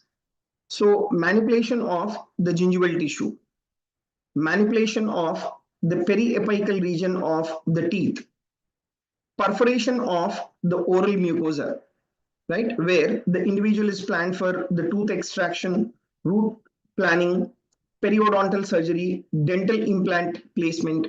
So these dental procedures, they require the infective endocarditis prophylaxis if the patient is having the history of infective endocarditis, or if the patient is having a prosthetic valve, or if the patient is having some congenital heart diseases. All right. Next. And which cardiac conditions do not require infective endocarditis prophylaxis whenever they are undergoing dental procedures? MVP without MR, rheumatic heart disease unless high risk, presence of bicuspid aortic valve or calcified aortic stenosis, MVP with MR or without MR, then hypertrophic cardiomyopathy, right? Then next important is the coronary artery disease or pacemakers or implantable defibrillators. So these conditions, they don't require infective endocarditis prophylaxis, right? And these conditions, they have to be remembered as TRAP. And whenever you are giving the prophylaxis, what antibiotics you give for prophylaxis? The antibiotics that you give for prophylaxis is amoxicillin if you are giving through the oral route. But if suppose if the individual is allergic to penicillin, then you can give the clindamycin. Then you can give clindamycin. Okay. So these are the antibiotics that you need to give for the infective endocarditis prophylaxis. Done. Next. So that was the question on the infective endocarditis prophylaxis. And let me discuss two questions. One question from the biochemistry and the other question from the physiology. The question related to the biochemistry was on the topic of the vitamin D. Right, was on the topic of vitamin D. So the question is, which of the following is not the function of the vitamin D? Immune function, then taste and smell acuity, calcium absorption from intestine, maintain blood levels of calcium with parathormone, right? Maintain blood levels of the calcium with parathormone. Which of the following is not a function of the vitamin D? So please remember, taste and smell acuity is not the function of the vitamin D, right? It is not the function of vitamin D. Whereas you take option wise, first option, that is the immune function. The immune function of the vitamin D, it enhances the innate immunity and as well as the adaptive immunity. That is there for vitamin D. Whereas calcium absorption from intestine, that is a primary function of vitamin D. And thereby it increases the calcium binding protein synthesis in the gut and it increases the serum calcium levels. Third, maintain the serum calcium levels. Maintain the serum calcium levels. Okay. How it will maintain the serum calcium levels? By promoting the calcium reabsorption from the kidney and as well as the bone. So the point is, like, the vitamin D has a function of the immunity, then calcium absorption from the intestine, then maintain the blood level of calcium with parathormone. So which of the following is not the function of the vitamin D? That is the taste and as well as the smell acuity. So taste and smell acuity, vitamin D has no direct role, right? And this taste and smell acuity, it is mainly associated with the zinc deficiency. It is mainly associated with the zinc deficiency. All right. So this is about the question related to vitamin D in the biochemistry. Done? Now, next important one question was asked in the physiology. Actually, it is like combination, like physiology plus the internal medicine. So with this is the same question which was asked even in the INICET MDMS as well, right? So along with the MDS exam, right? Along with the MDS exam, even the INICET MDMS exam was done along with you people. And the same question was asked even in the INICET MDMS also. When I was doing the recall for the MDMS, right? So this was the question which I was doing as a recall. With sudden increase in altitude, what is observed? Metabolic acidosis, metabolic alkalosis, respiratory acidosis, and then respiratory alkalosis. Okay. So whenever the individual is going at a high altitude suddenly, he suffers with hypoxia because at high altitude, the oxygen levels will be on the lower side. So whenever there is hypoxia, the individual will develop this hyperventilation. Right? The individual suffer with the hyperventilation, or the individual develops hyperventilation where there is increase in the respiratory rate. So once there is increase in respiratory rate, what will happen is there will be carbon dioxide washout. The carbon dioxide level decreases, there will be carbon dioxide washout. And once there is carbon dioxide washout, what this will result in? This will result in the, okay, this is A, B, C, and D. So this will result in the respiratory alkalosis. Okay, because in respiratory alkalosis, the carbon dioxide levels are reduced. So with sudden increase in altitude, what is being observed? Right? Respiratory alkalosis is being observed. Okay. So this is the question related to the physiology, and even this can be asked as a part of the acid-base disturbance also in the medicine. But one point that you need to remember here is, as the first of all you should understand, as the individual is suddenly ascending towards a high altitude, the individual will suffer with hypoxia. That is what you should be able to understand, and you should know that. And if you're not able to make out that, like, the individual suffer from hypoxia, then it becomes difficult for you to answer this question. All right. So these are the questions of the INICET MDS general medicine recall questions. One question was on the Still's disease, right? The serum ferritin was the answer. Then the tuberculosis was another question, right? Do not do the treatment is an incorrect statement. The remaining three are the correct points. And the third question was infective endocarditis prophylaxis, MVP with MR. The patient does not require infective endocarditis prophylaxis. Another biochemistry question regarding vitamin D. Vitamin D has no role in the taste of the person. And the physiology question, with high altitude, the individual will have the respiratory alkalosis. Okay. So these are the questions from the medicine, physiology, and as well as biochemistry. So with this, I wind up my session. Thank you very much. And I wish you all the best for your result. So stay strong, stay positive. Definitely you have done your best. So just wait for the result, and I wish you all the best. Thank you very much. Hello, good evening, everyone. Okay, so we will be starting with the oral pathology recall of INI May 2025. Okay, So let's start with the recall.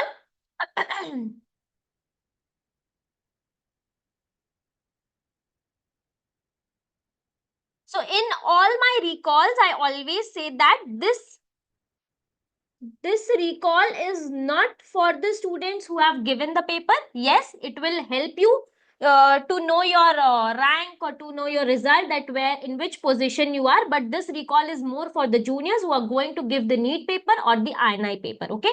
So with respect to oral pathology, I can say that all of the questions were either from the notes, and there were few questions which were picked from our post class test or our grand test. Okay. So it was a moderate level of paper with lot of histopathological images were given. Okay.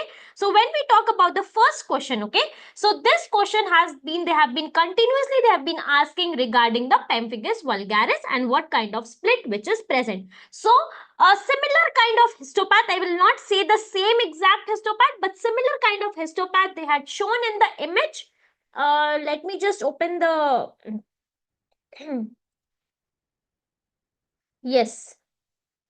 So similar kind of histopath was given, okay, and this was discussed in the class, live class, and it has also been clearly given in the notes. Okay, basically they tried to show that what kind of split which is present in pemphigus vulgaris. Okay, so here this is a suprabasilar split. That means the split which is present, it is present above the basement membrane. And when it comes to the pemphigus, there is an intact basal layer. Okay, so the basal layer, as we can see here, the basal layer is intact, and the split which is present above the basement membrane, and this intact basement membrane, it has been compared with the row of tombstone appearance. Okay, so the answer is supraepithelium cleft with row of tombstone appearance in the basal layer. Okay. This was a very direct, easy pick question from your notes. Okay. Also, similar kind of question was also discussed in either test and discussion or your grand test. Now, coming to the second question. Following clinical and radiographic image was given. Okay. Now, this is a suggestive of. See this. Can you see the similar kind of image was given? A sharp molar is present. Okay. Sharp molar is present, which is impinging on the lateral border of the tongue. Okay, it is impinging on the lateral border of the tongue, and there is a ulceration kind of thing is seen. Now, the confusion which arises in the option that it is not a squamous cell carcinoma. It is not a squamous cell carcinoma because we cannot see any kind of keratin pearls or dysplastic cells, okay, mitotic figures in the histopath. Okay, so this is not a squamous cell carcinoma. Traumatic ulcer. Now, when the traumatic ulcer, it occurs in the lateral border of the tongue because of the impingement of the sharp cusp or the sharp tooth, okay, it is called as tuxae. Okay, that is traumatic ulcer granuloma. Okay, now here in tuxae, what do we see? Lot of eosinophils. Okay, there is a abundant eosinophils. Now these are inflammatory cells which is seen in tuxae. Okay, which is seen in tuxae.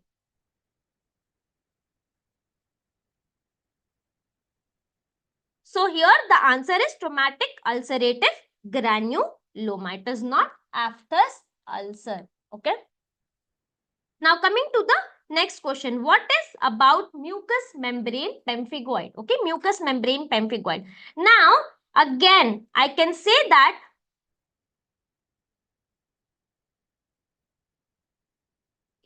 I can say that this question was again direct pick from the notes. Okay, cicatricial pemphigoid or benign mucous membrane pemphigoid. Okay, it heals with scarring, and the most common site is gingiva. And since it is also called as benign mucous membrane pemphigoid, that means most of the time the lesion will involve the oral cavity. It affects predominantly the mucous membrane of the oral cavity.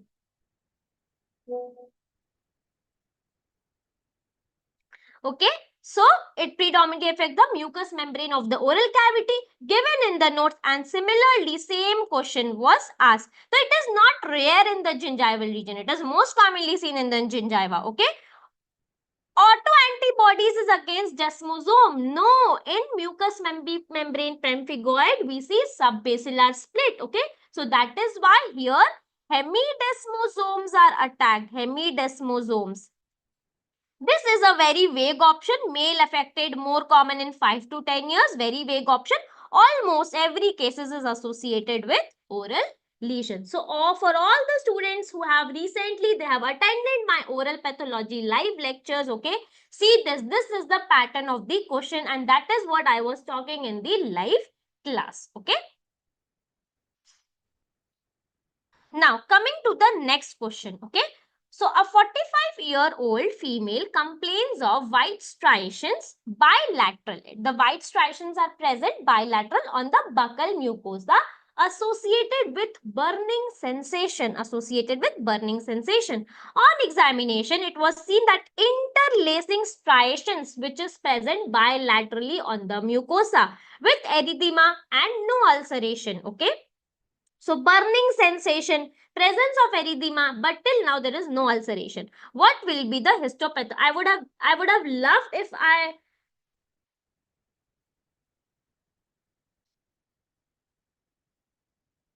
so my live class students are here or not. Okay, so it will definitely boost up your confidence by seeing the questions like this. Okay, interlacing striations, so that means they are talking about erythematous lichen planus. So if you will come to know that this is erythematous lichen planus, now you have to correlate the lichen planus with the options given here. Okay, so what do we see in lichen planus? Now see this. This was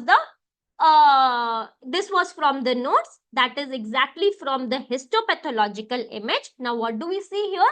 Dense inflammatory cells are present which attack the basal layer. Now this is a basal cell liquefaction degeneration because of the inflammatory cells. Lymphocytes, they attack the basal layer, and what will happen? They will get degenerated. Okay, with infiltration of the lymphocytes in the basement. Okay, see, can you see the lymphocytes are infiltrated? Okay, so this was again from the notes. Okay, so here the answer is B.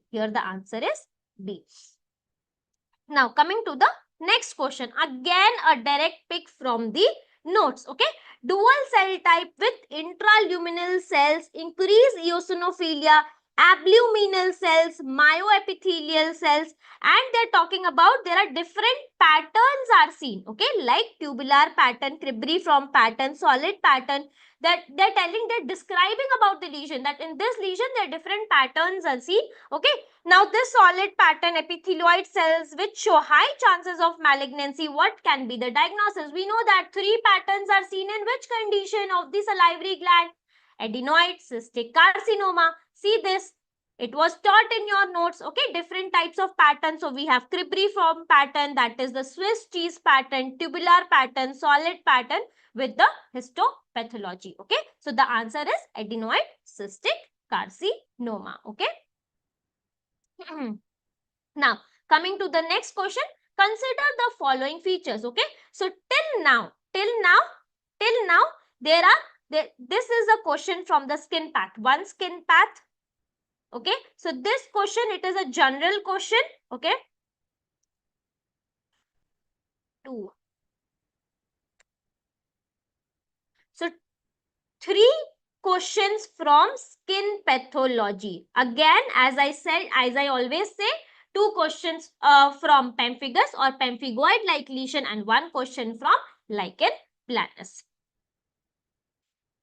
And 2 questions was from salivary gland, and there are 3 questions from odontogenic cyst and the tumor. That is the combination, right? So yes, all my live class students are here. Can you see the questions? Okay, now you guys, all the live class students, you guys reply. You can reply here. Okay, now coming to the next question. Consider the following features. Tubular epithelium consists of myoepithelial and mesenchymal connective tissue. It may be matrix or the epithelium cellular or mixed form stroma. Now in the question, a few students, they told me that if the capsule will be lost, then it can turn into malignancy. Okay, so the option was mucoepidermoid carcinoma, polymorphous adenocarcinoma. It is not a carcinoma. Abhi to carcinoma hua nahi. They're just telling that it can convert into malignancy. Now it has a myoepithelial cells, different types of connective tissue cells like hyalinized area, myxomatous area, different kinds of matrix tissue stroma is seen. Then this is pleomorphic adenoma, and hence the pleomorphic adenoma was covered in your life class, or it is present. So this is the image of your notes, okay, which has been provided. Now the next question, developmental anomaly. Okay, so whenever I start my life class, so I start with odontogenesis, tumor, salivary gland, developmental anomaly, skin pathology, and I always said these 5 topics are like, it should be like a Bible to you. Okay, it should be like a Bible to you. Gemination. Okay, so dental fusion of morphologically different tooth which look like a bifid crown with single large pulp chamber. तो एक fusion का definition दिया था, एक fusion of 2 teeth at cementum level which is a concrescence, and there was one definition which is given. So what is gemination? When one tooth bud it splits into 2. Okay, so if it splits into 2, okay, it will have a bifid crown. It will have a bifid crown if the splitting is not complete. If the splitting is not complete, okay, bifid crown, but usually with a single and one large pulp chamber. It is not fusion. It is not fusion. It is a one tooth bud splitting into 2. है ना? Fusion में जब 2 join होते हैं, then you will see 2 different pulp chamber. Okay. Now, which of the following pathology does not show yellow fluid on aspiration? Yellow fluid. तो अब हम एक option से we will go. From one option to the other option, we will rule out. Okay. Now see. Dentigerous cyst. अगर हम dentigerous को aspirate करते हैं, we see some kind of yellow fluid aspirate. Okay. Periapical cyst, radicular cyst also shows some kind of yellow fluid aspirate. Now, the options that were confusing were ameloblastoma and aneurysmal bone cyst. Now, many students, what they thought is cyst. Cyst is a as discussed in the lecture, that cyst is a pathological cavity which contains either fluid, semi-fluid or gases but not pus. So, what they did, they excluded all the cyst. They excluded all the cysts and they marked unicystic ameloblastoma because it is a tumor, it is a solid tumor. Okay? But as I said, actually in exam, I think it was not unicystic, it was plexiform ameloblastoma was given. As discussed by many students, was plexiform ameloblastoma. Okay? Now, also discussed in the class, dentigerous cyst, the lining of dentigerous cyst, most commonly it gets converted to ameloblastoma. It gets converted to ameloblastoma, right? So it also might show in the initial stages, it might show fluid on yellow fluid on aspiration. But remember, aneurysmal bone cyst में हमने क्या पढ़ा था? Large cavities. Fluid, what fluid? Blood filled cystic cavities are present. Okay, they will never show yellow fluid on aspiration. Okay, these are large hemorrhagic areas. Okay, they bleed like anything. Okay, so these are blood soaked sponge lesions. These are blood soaked sponge lesion. So the answer here is aneurysmal bone cyst. Okay. Now, coming to the next question. Now, it was a slight difficult question, I would say. Okay. A 17-year. Now, all these questions are based on the concept, okay, which was discussed in the notes. Okay. 17-year-old male patient with painless swelling with respect to right mandible on radiograph. First of all, the first very good hint that it is a unicystic radiolucency. Okay. On histopathologically, it shows connective tissue fibrosis. Now, also, they said that there is no epithelial lining. No epithelial lining with some hemorrhage. Little bit hemorrhage areas are present with hemorrhage. and also multinucleated giant cell. तो OKC तो है नहीं, OKC है नहीं. There was one more option which was from the cyst only, okay, developmental cyst, I guess, okay, and 2 options from the pseudocyst. ठीक है, तो OKC तो ये है नहीं. Then what it is, okay? So aneurysmal bone cyst, I have always told you these are multicystic lesions, okay, multicystic, and most commonly it is seen as honeycomb appearance, honeycomb or soap bubble appearance, soap bubble appearance. ठीक है, okay, multinucleated giant cells are present in the pseudocyst, okay, with little bit of hemorrhage, no epithelial lining, that means it is a pseudocyst. So the answer here goes to static bone cyst. Solid aneurysmal bone cyst was given. Just give me a second.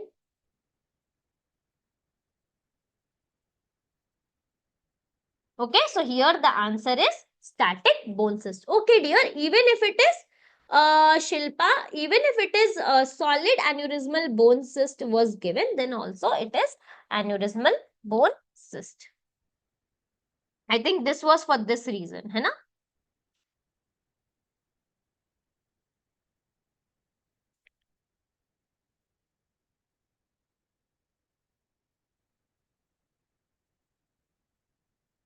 Okay, we have many questions, Abhi.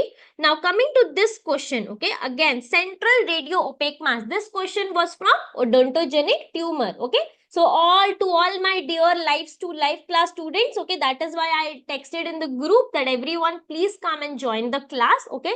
This will boost your confidence, okay.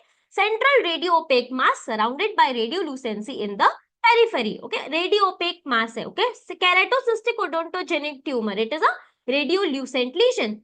Ameloblastoma, again it is a radiolucent lesion.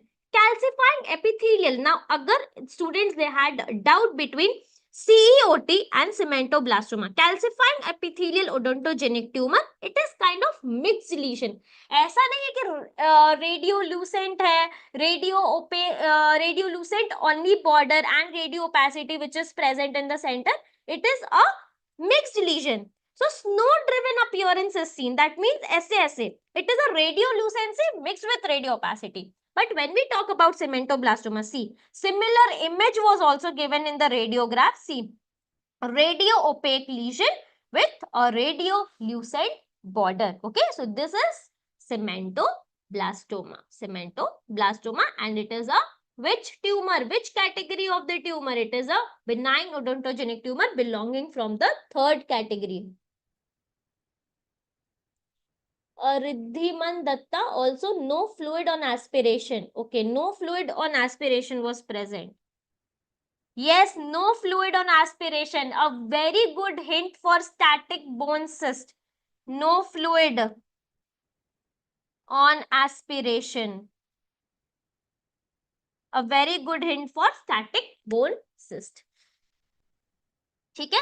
Now, देखो, similar image is given. So this is the screenshot which I have taken for you, okay, to put in this similar image, okay. It is given in your notes, okay. So here, which of the following is depicted? What it is basically? It is a eruption hematoma. So what is eruption hematoma? It is a soft tissue counterpart of dentigerous cyst, okay. That means it is not present in the bone. It is present in the extraosseous, okay. Now, when the cells, now it is most commonly seen in the children's, okay. So when the cells they are filled, so this I am teaching you from the notes which was already given to you, okay. I am not writing anything here. Cells are filled with the blood and this is called as eruption hematoma, right? Now, ये option, okay, I know many students they had so many doubts in this question, but if you would have seen my live class clearly, listen to it properly, okay, it is a very easy question to rule out, ठीक है.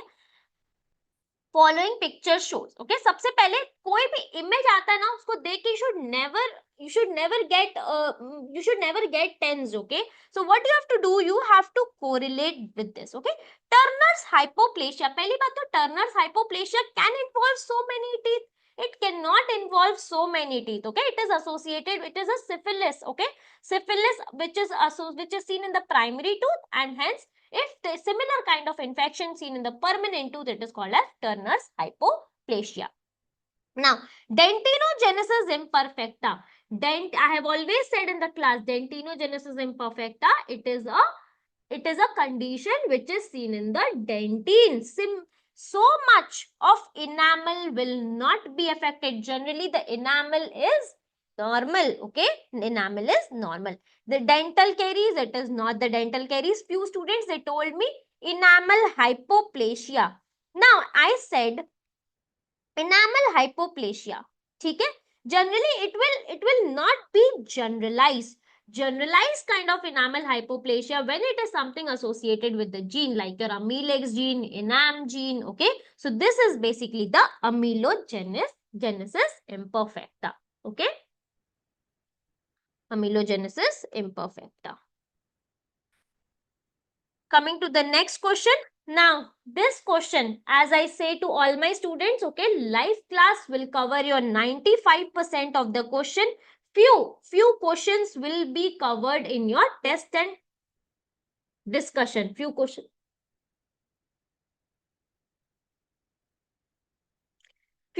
will be covered in your test and discussion. Okay, so this question was done in the test and discussion part. I will show you the exact image. Okay, see this question I had asked you. Okay, Samematoid juvenile ossifying fibroma, most common age of the presentation. Okay, so Samematoid juvenile ossifying fibroma.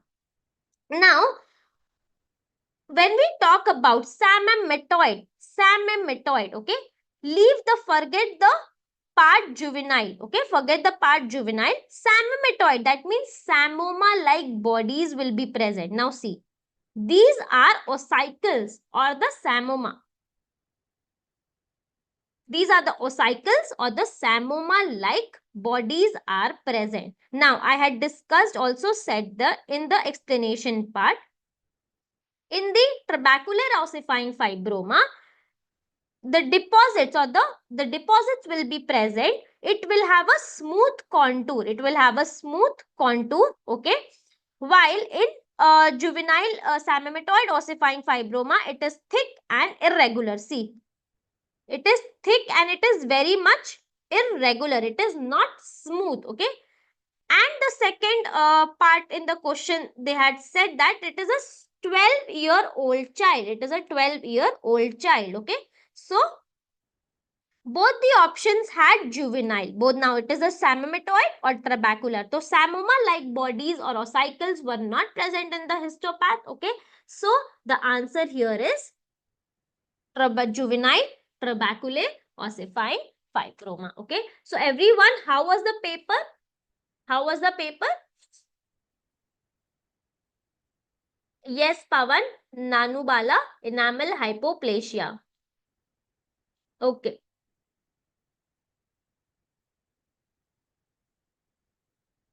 So, the last question, okay, I think there was one more question which was asked regarding the chronic swelling of the lip. Okay, so the students, they were very much confused between. Now, before this question, I will also discuss, because that question was put up in the breakout session. Okay, chronic swelling of the lip was seen. Chronic swelling of lip, as I always say, whenever there's a chronic swelling of the lip, even if you don't know, okay, in the image they had shown that there is a chronic swelling of the lip. Okay, so even if you do not know that in chronic swelling of the lip, there is, or it is also called as cheilitis granulomatosa, or also it is called as Mishur's cheilitis. Okay, even if you do not know that there is a presence of multinucleated giant cells, even there is a presence, all whatever the features, histopathological features which were given. Okay, but chronic swelling of the lip, direct correlation with the cheilitis granulomatosis. Cheilitis granulomatosis. Okay. Now coming to this question. Okay, This question was a very easy question. Forget this histopath. Even if you don't know the histopath, forget this. 1 second. Okay, forget this histopath. Okay, so a 56-year-old male patient reported with a pain in the posterior mandible. On examination, there was a tenderness. 1 second. There was a tenderness and pus discharge through fistula with recent. So patient had a recent history of extraction. Okay, extraction abhi recently hua tha. That means अभी the lesion has not healed properly. On radiograph तो moth eaten appearance बोल दिया, ठीक है, और patient को history तो history of extraction, तो again but even if you will not look the option, you will have a diagnosis of chalo they are talking about osteomyelitis. Along with that they have written there is a sequestrum formation. अब देखो osteomyelitis, there is just option of osteomyelitis, bisphosphonate. Okay, so you cannot just come to a diagnosis of bisphosphonate unless you have a history of bisphosphonate. Okay, so ये option नहीं है. Now the confusing point is osteomyelitis or the suppurative. So suppurative osteomyelitis is always considered when there is a presence of pus or the discharge is seen. Okay, so the answer here is suppurative osteomyelitis. Okay, so when I will conclude with the oral pathology session, I can say, so to all my dear students who are absolutely new and who are going to give the NEET paper, this is how the questions will be asked in your paper. Okay, based on your the concept which you have built in your notes. So the revision of the notes is very important, and by solving all the past year questions, you will get to know what kind of the questions are getting repeated. Okay, so for all my students, see, again, if I conclude the all the questions which was asked in the paper, I say that odontogenic cyst, very important. Odontogenic tumor, odontogenic cyst, odontogenic tumor, salivary gland, skin pathology, salivary gland, skin pathology, and developmental anomaly. So this is how I go in the live class. Okay, so then after doing this, okay, many students they will be in a FOMO कि ma'am ये नहीं हुआ. Please do not go in the FOMO. This is the actually whatever the notes which has been provided, it is like a Bible to you. ठीक है, just stick to the notes and you will ace in your paper. It wasn't generalized. Okay, it was enamel. Okay, Supriya, this was the recall which I have got from the student, and this recall, it is based from the students who have told me the questions and the options. Okay, so if it wasn't generalized, okay, then absolutely, as I said, it would be enamel hypoplasia, but agar generalized hai, so it will be amelogenesis imperfecta. Wasn't amelogenesis imperfecta wasn't in the option. If it wasn't in the option, then chuck it. Then just chuck it. Okay, enamel hypoplasia was there, then it is just enamel hypoplasia. So I hope you guys are totally satisfied with the at least with the oral pathology. Okay. So if you guys have any doubt, you can ask me on the YouTube. Okay, or else we will shift to our next. Okay, hello my dear students, a very good evening to you all. So you're all done with the INICET exams finally. I hope you're feeling very light and I hope your exams went very, very well. So I'm here to discuss with you the periodontics questions. You had a good chunk of around like 13 questions, somewhere 12, 13 questions from periodontics. And what I felt was they were like straight questions. There was nothing very twisted or nothing that will make you feel confused, though there was in fact there was a question that I felt was confusing, which I'll mention now. So I hope all in all the periodontics part was okay for you all. So let us begin with the discussion of the periodontics part. The first question that we recalled here was, which of the following statements are correct? So apparently they gave four statements they had given. And these four statements were, the first one was, 38% of SDF, what is SDF? Silver diamine fluoride, is recommended, is the recommended concentration for the use, right? The second one was 38% means 38,000 ppm of fluoride. The third one was in 2014, AAPD approved SDF for hypersensitivity treatment. And the fourth one was it reacts with hydroxyapatite to form calcium fluoride. So these were the four statements that they had given, and you had to choose which of these statement was correct, right?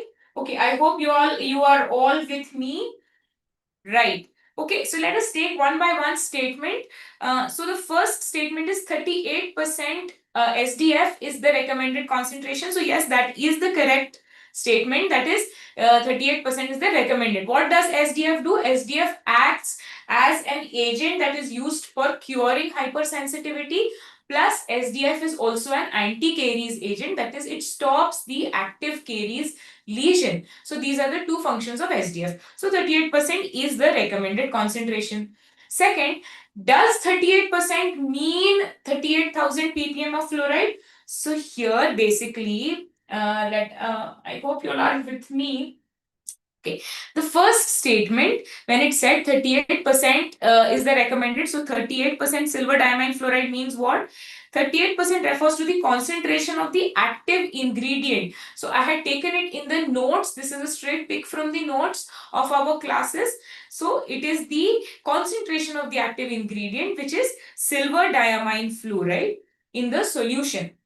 It means 38% of the total solution is made up of silver diamine fluoride compound, and the rest of the solution is typically water with small amounts of ammonia and fluoride. Now, 38% silver diamine fluoride actually means approximately 44,800 ppm of fluoride. So the second statement is actually wrong.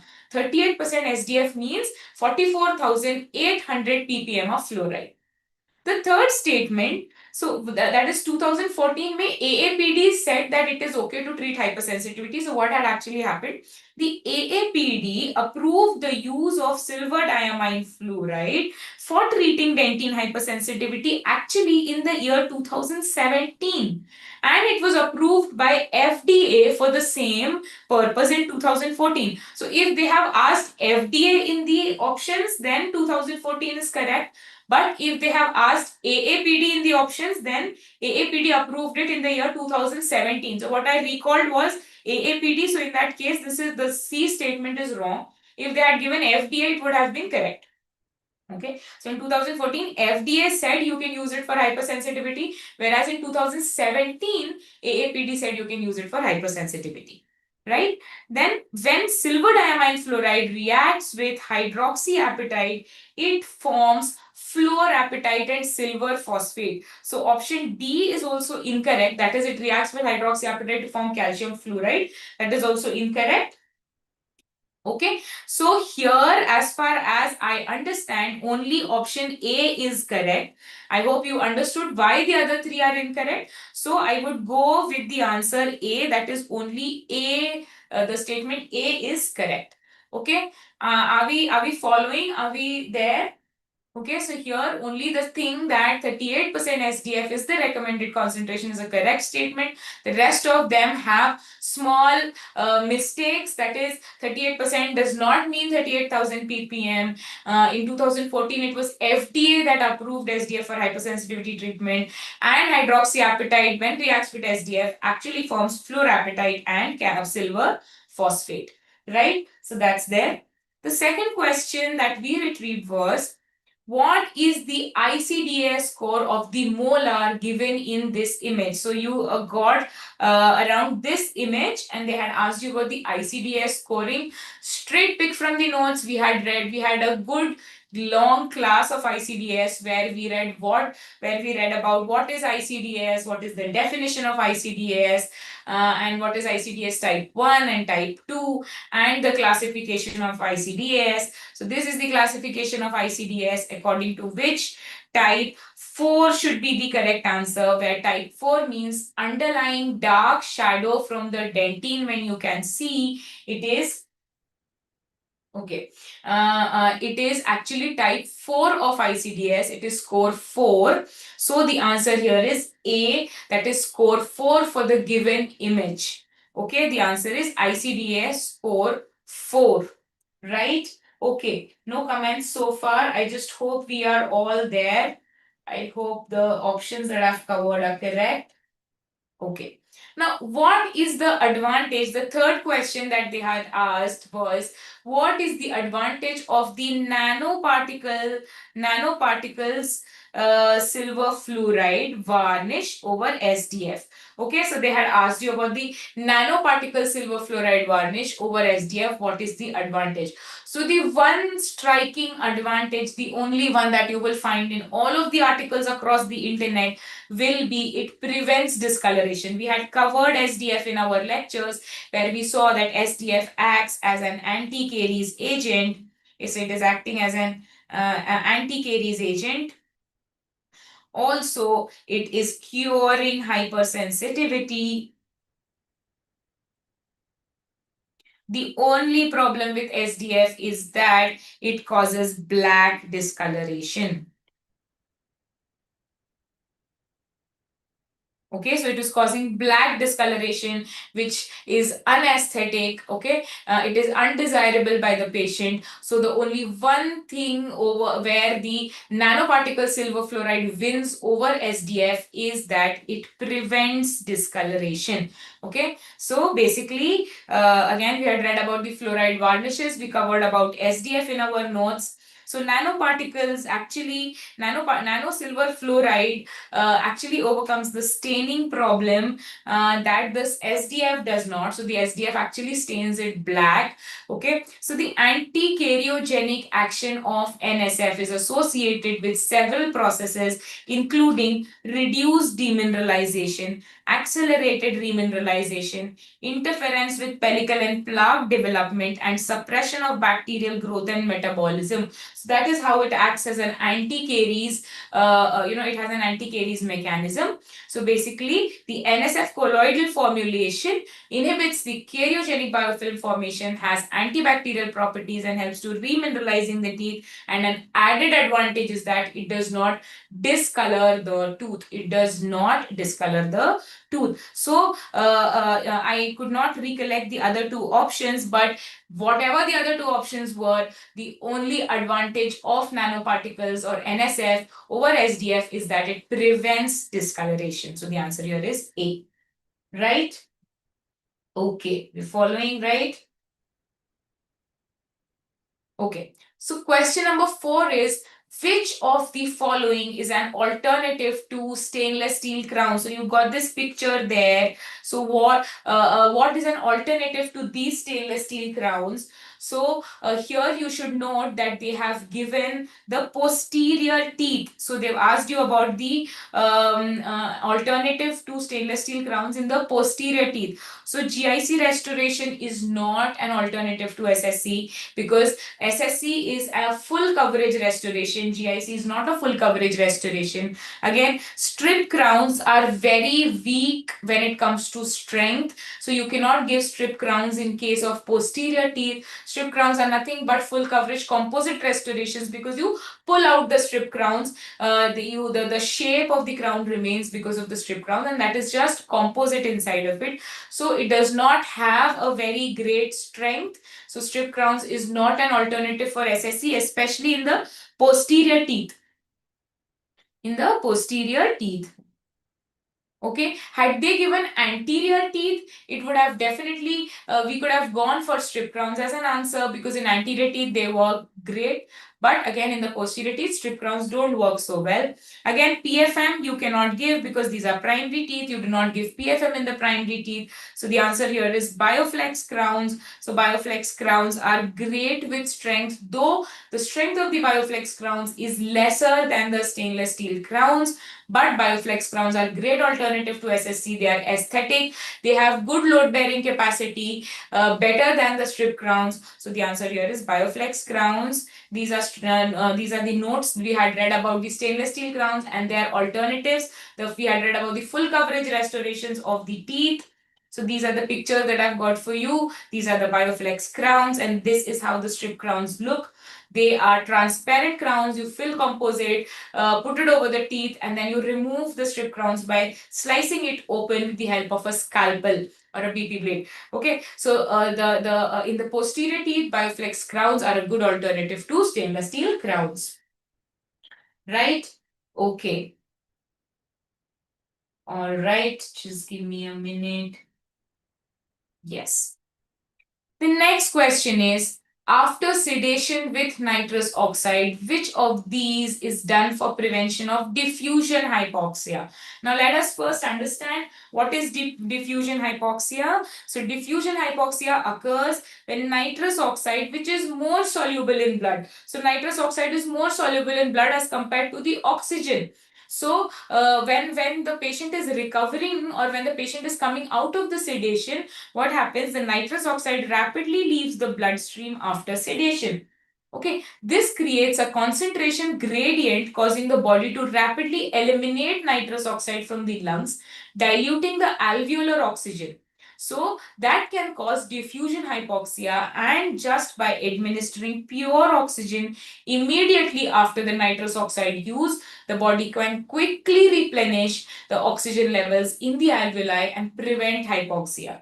Okay, so in order to prevent diffusion hypoxia, the only thing that in order to avoid diffusion hypoxia, what you should do when the patient is recovering from the sedation, you flush 100% oxygen for 10 minutes.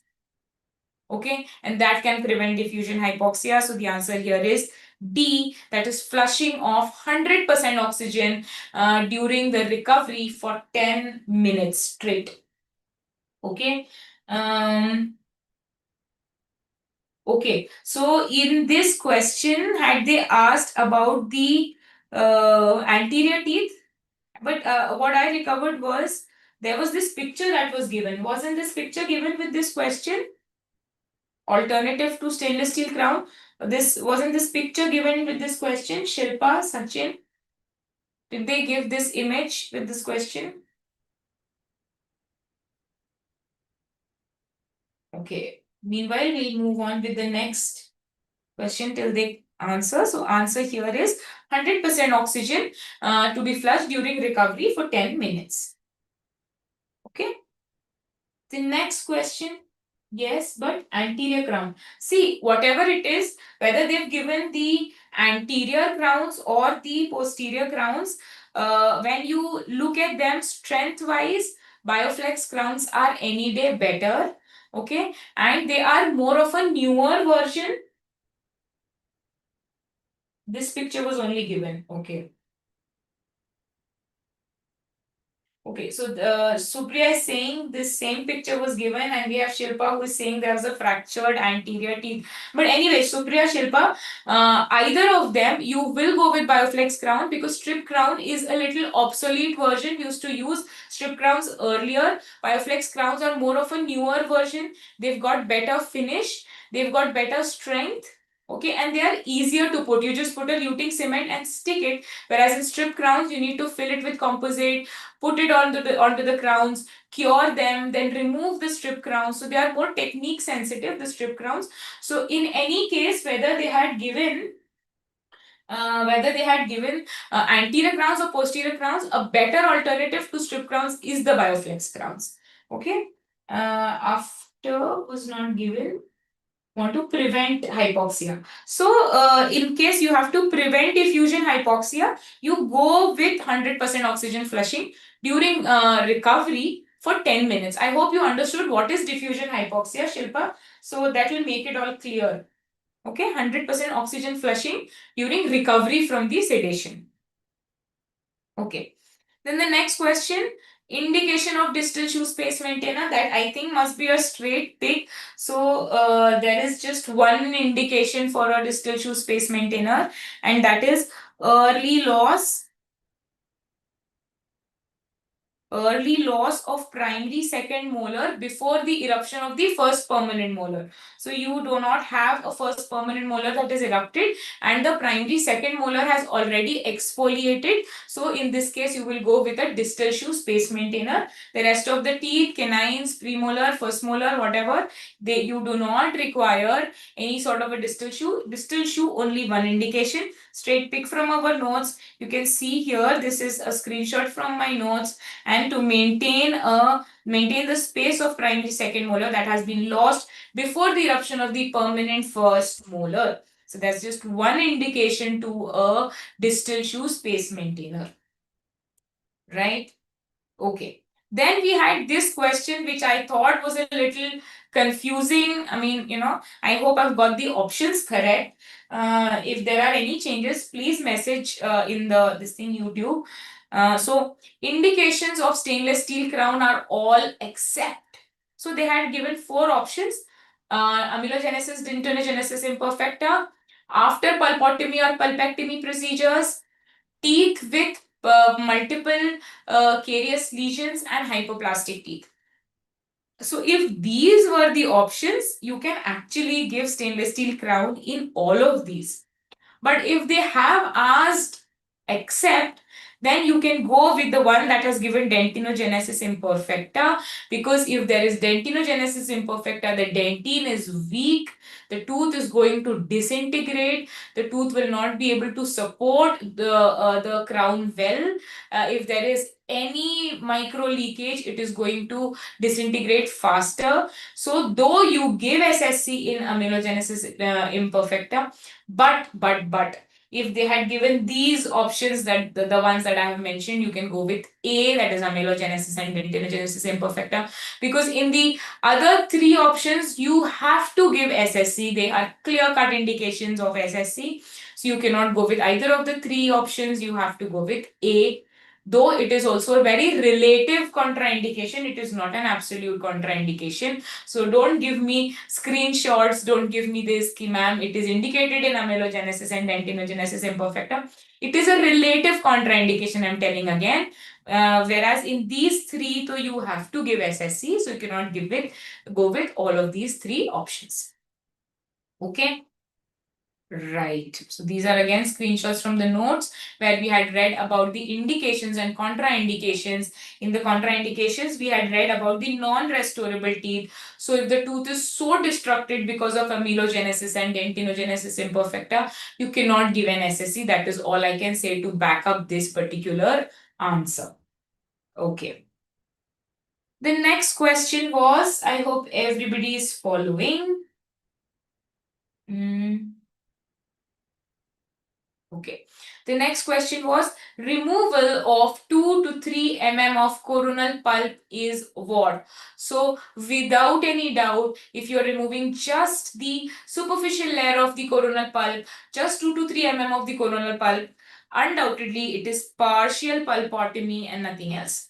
So it is partial pulpotomy. What is partial pulpotomy? It is also called as pulp curettage or CVEX pulpotomy. It is just when you have a traumatic pulp where the entire coronal pulp is not inflamed, or the caries have just begun to bother the pulp. So the entire pulp is okay except for some part of the coronal pulp. So you will just remove 2 to 3 mm of the coronal pulp, and that you're going to call as a partial pulpotomy. Partial pulpotomy. Right? Okay.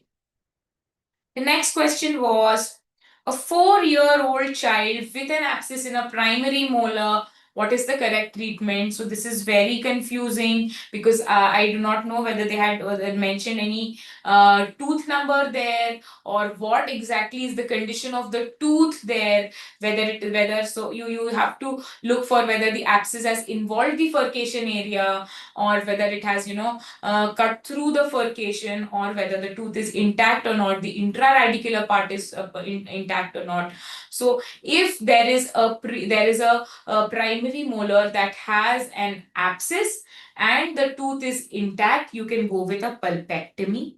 if the furcation has been destructed, if they've given an image, or if they've mentioned the time, or they've mentioned that the furcation has been destructed, then you go for an antibiotic coverage and extraction in the following appointment. But if none of such severe cases is mentioned, then you go for a pulpectomy.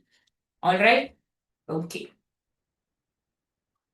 The next question is, which of the following is shown in the depicted image? So what is this? They are given options. So according to the image that is shown here, this is eruption hematoma. Okay, what is eruption hematoma? So one option was to do access opening. Yes, then that should be a correct. So access opening, if they had given access opening, that means there was no pulpectomy. It would have been to do an access opening. So the best is to do an access opening followed by the complete pulpectomy procedure. So you must go for that procedure only. Right. So what is an eruption hematoma? It is also known as an eruption cyst. It is a bluish swelling that appears on the gums shortly before the tooth erupts. It's essentially a fluid-filled sac, and if that fluid is blood-tinged, it's called an eruption hematoma.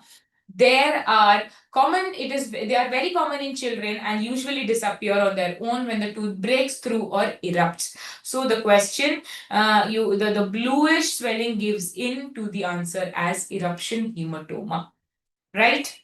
Okay.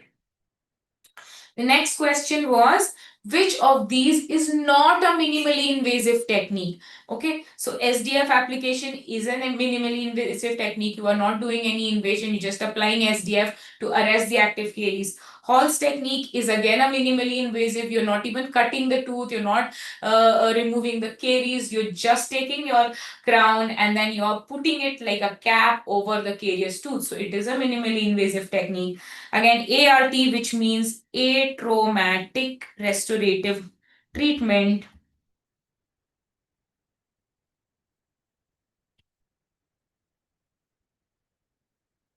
This is also a minimally invasive technique because you just take a hand instrument and you remove the superficial caries and put a material like GIC. Whereas in pulpotomy, you are actually digging through the tooth, you're removing the pulp, so that becomes an invasive technique. So the answer here is pulpotomy, that is A. Okay, A, pulpotomy is the answer. The last question I think that we could retrieve of pedo, oh no, there is one. Okay. So the next question is, in a person with moderate dental caries activity, all treatment modalities are included except, again a little confusing question. So you have to apply fluoride varnish if the person is moderately prone to dental caries. You have to decrease the sugar intake and you have to recall every 6 months for oral prophylaxis, right? So these three options are actually mentioned in the AAPD guidelines for a person who is moderately prone to dental caries. Okay, but there is no mention of OTCs. OTC means over the counter, the one that you get on the chemist's shop over the counter, that is OTC.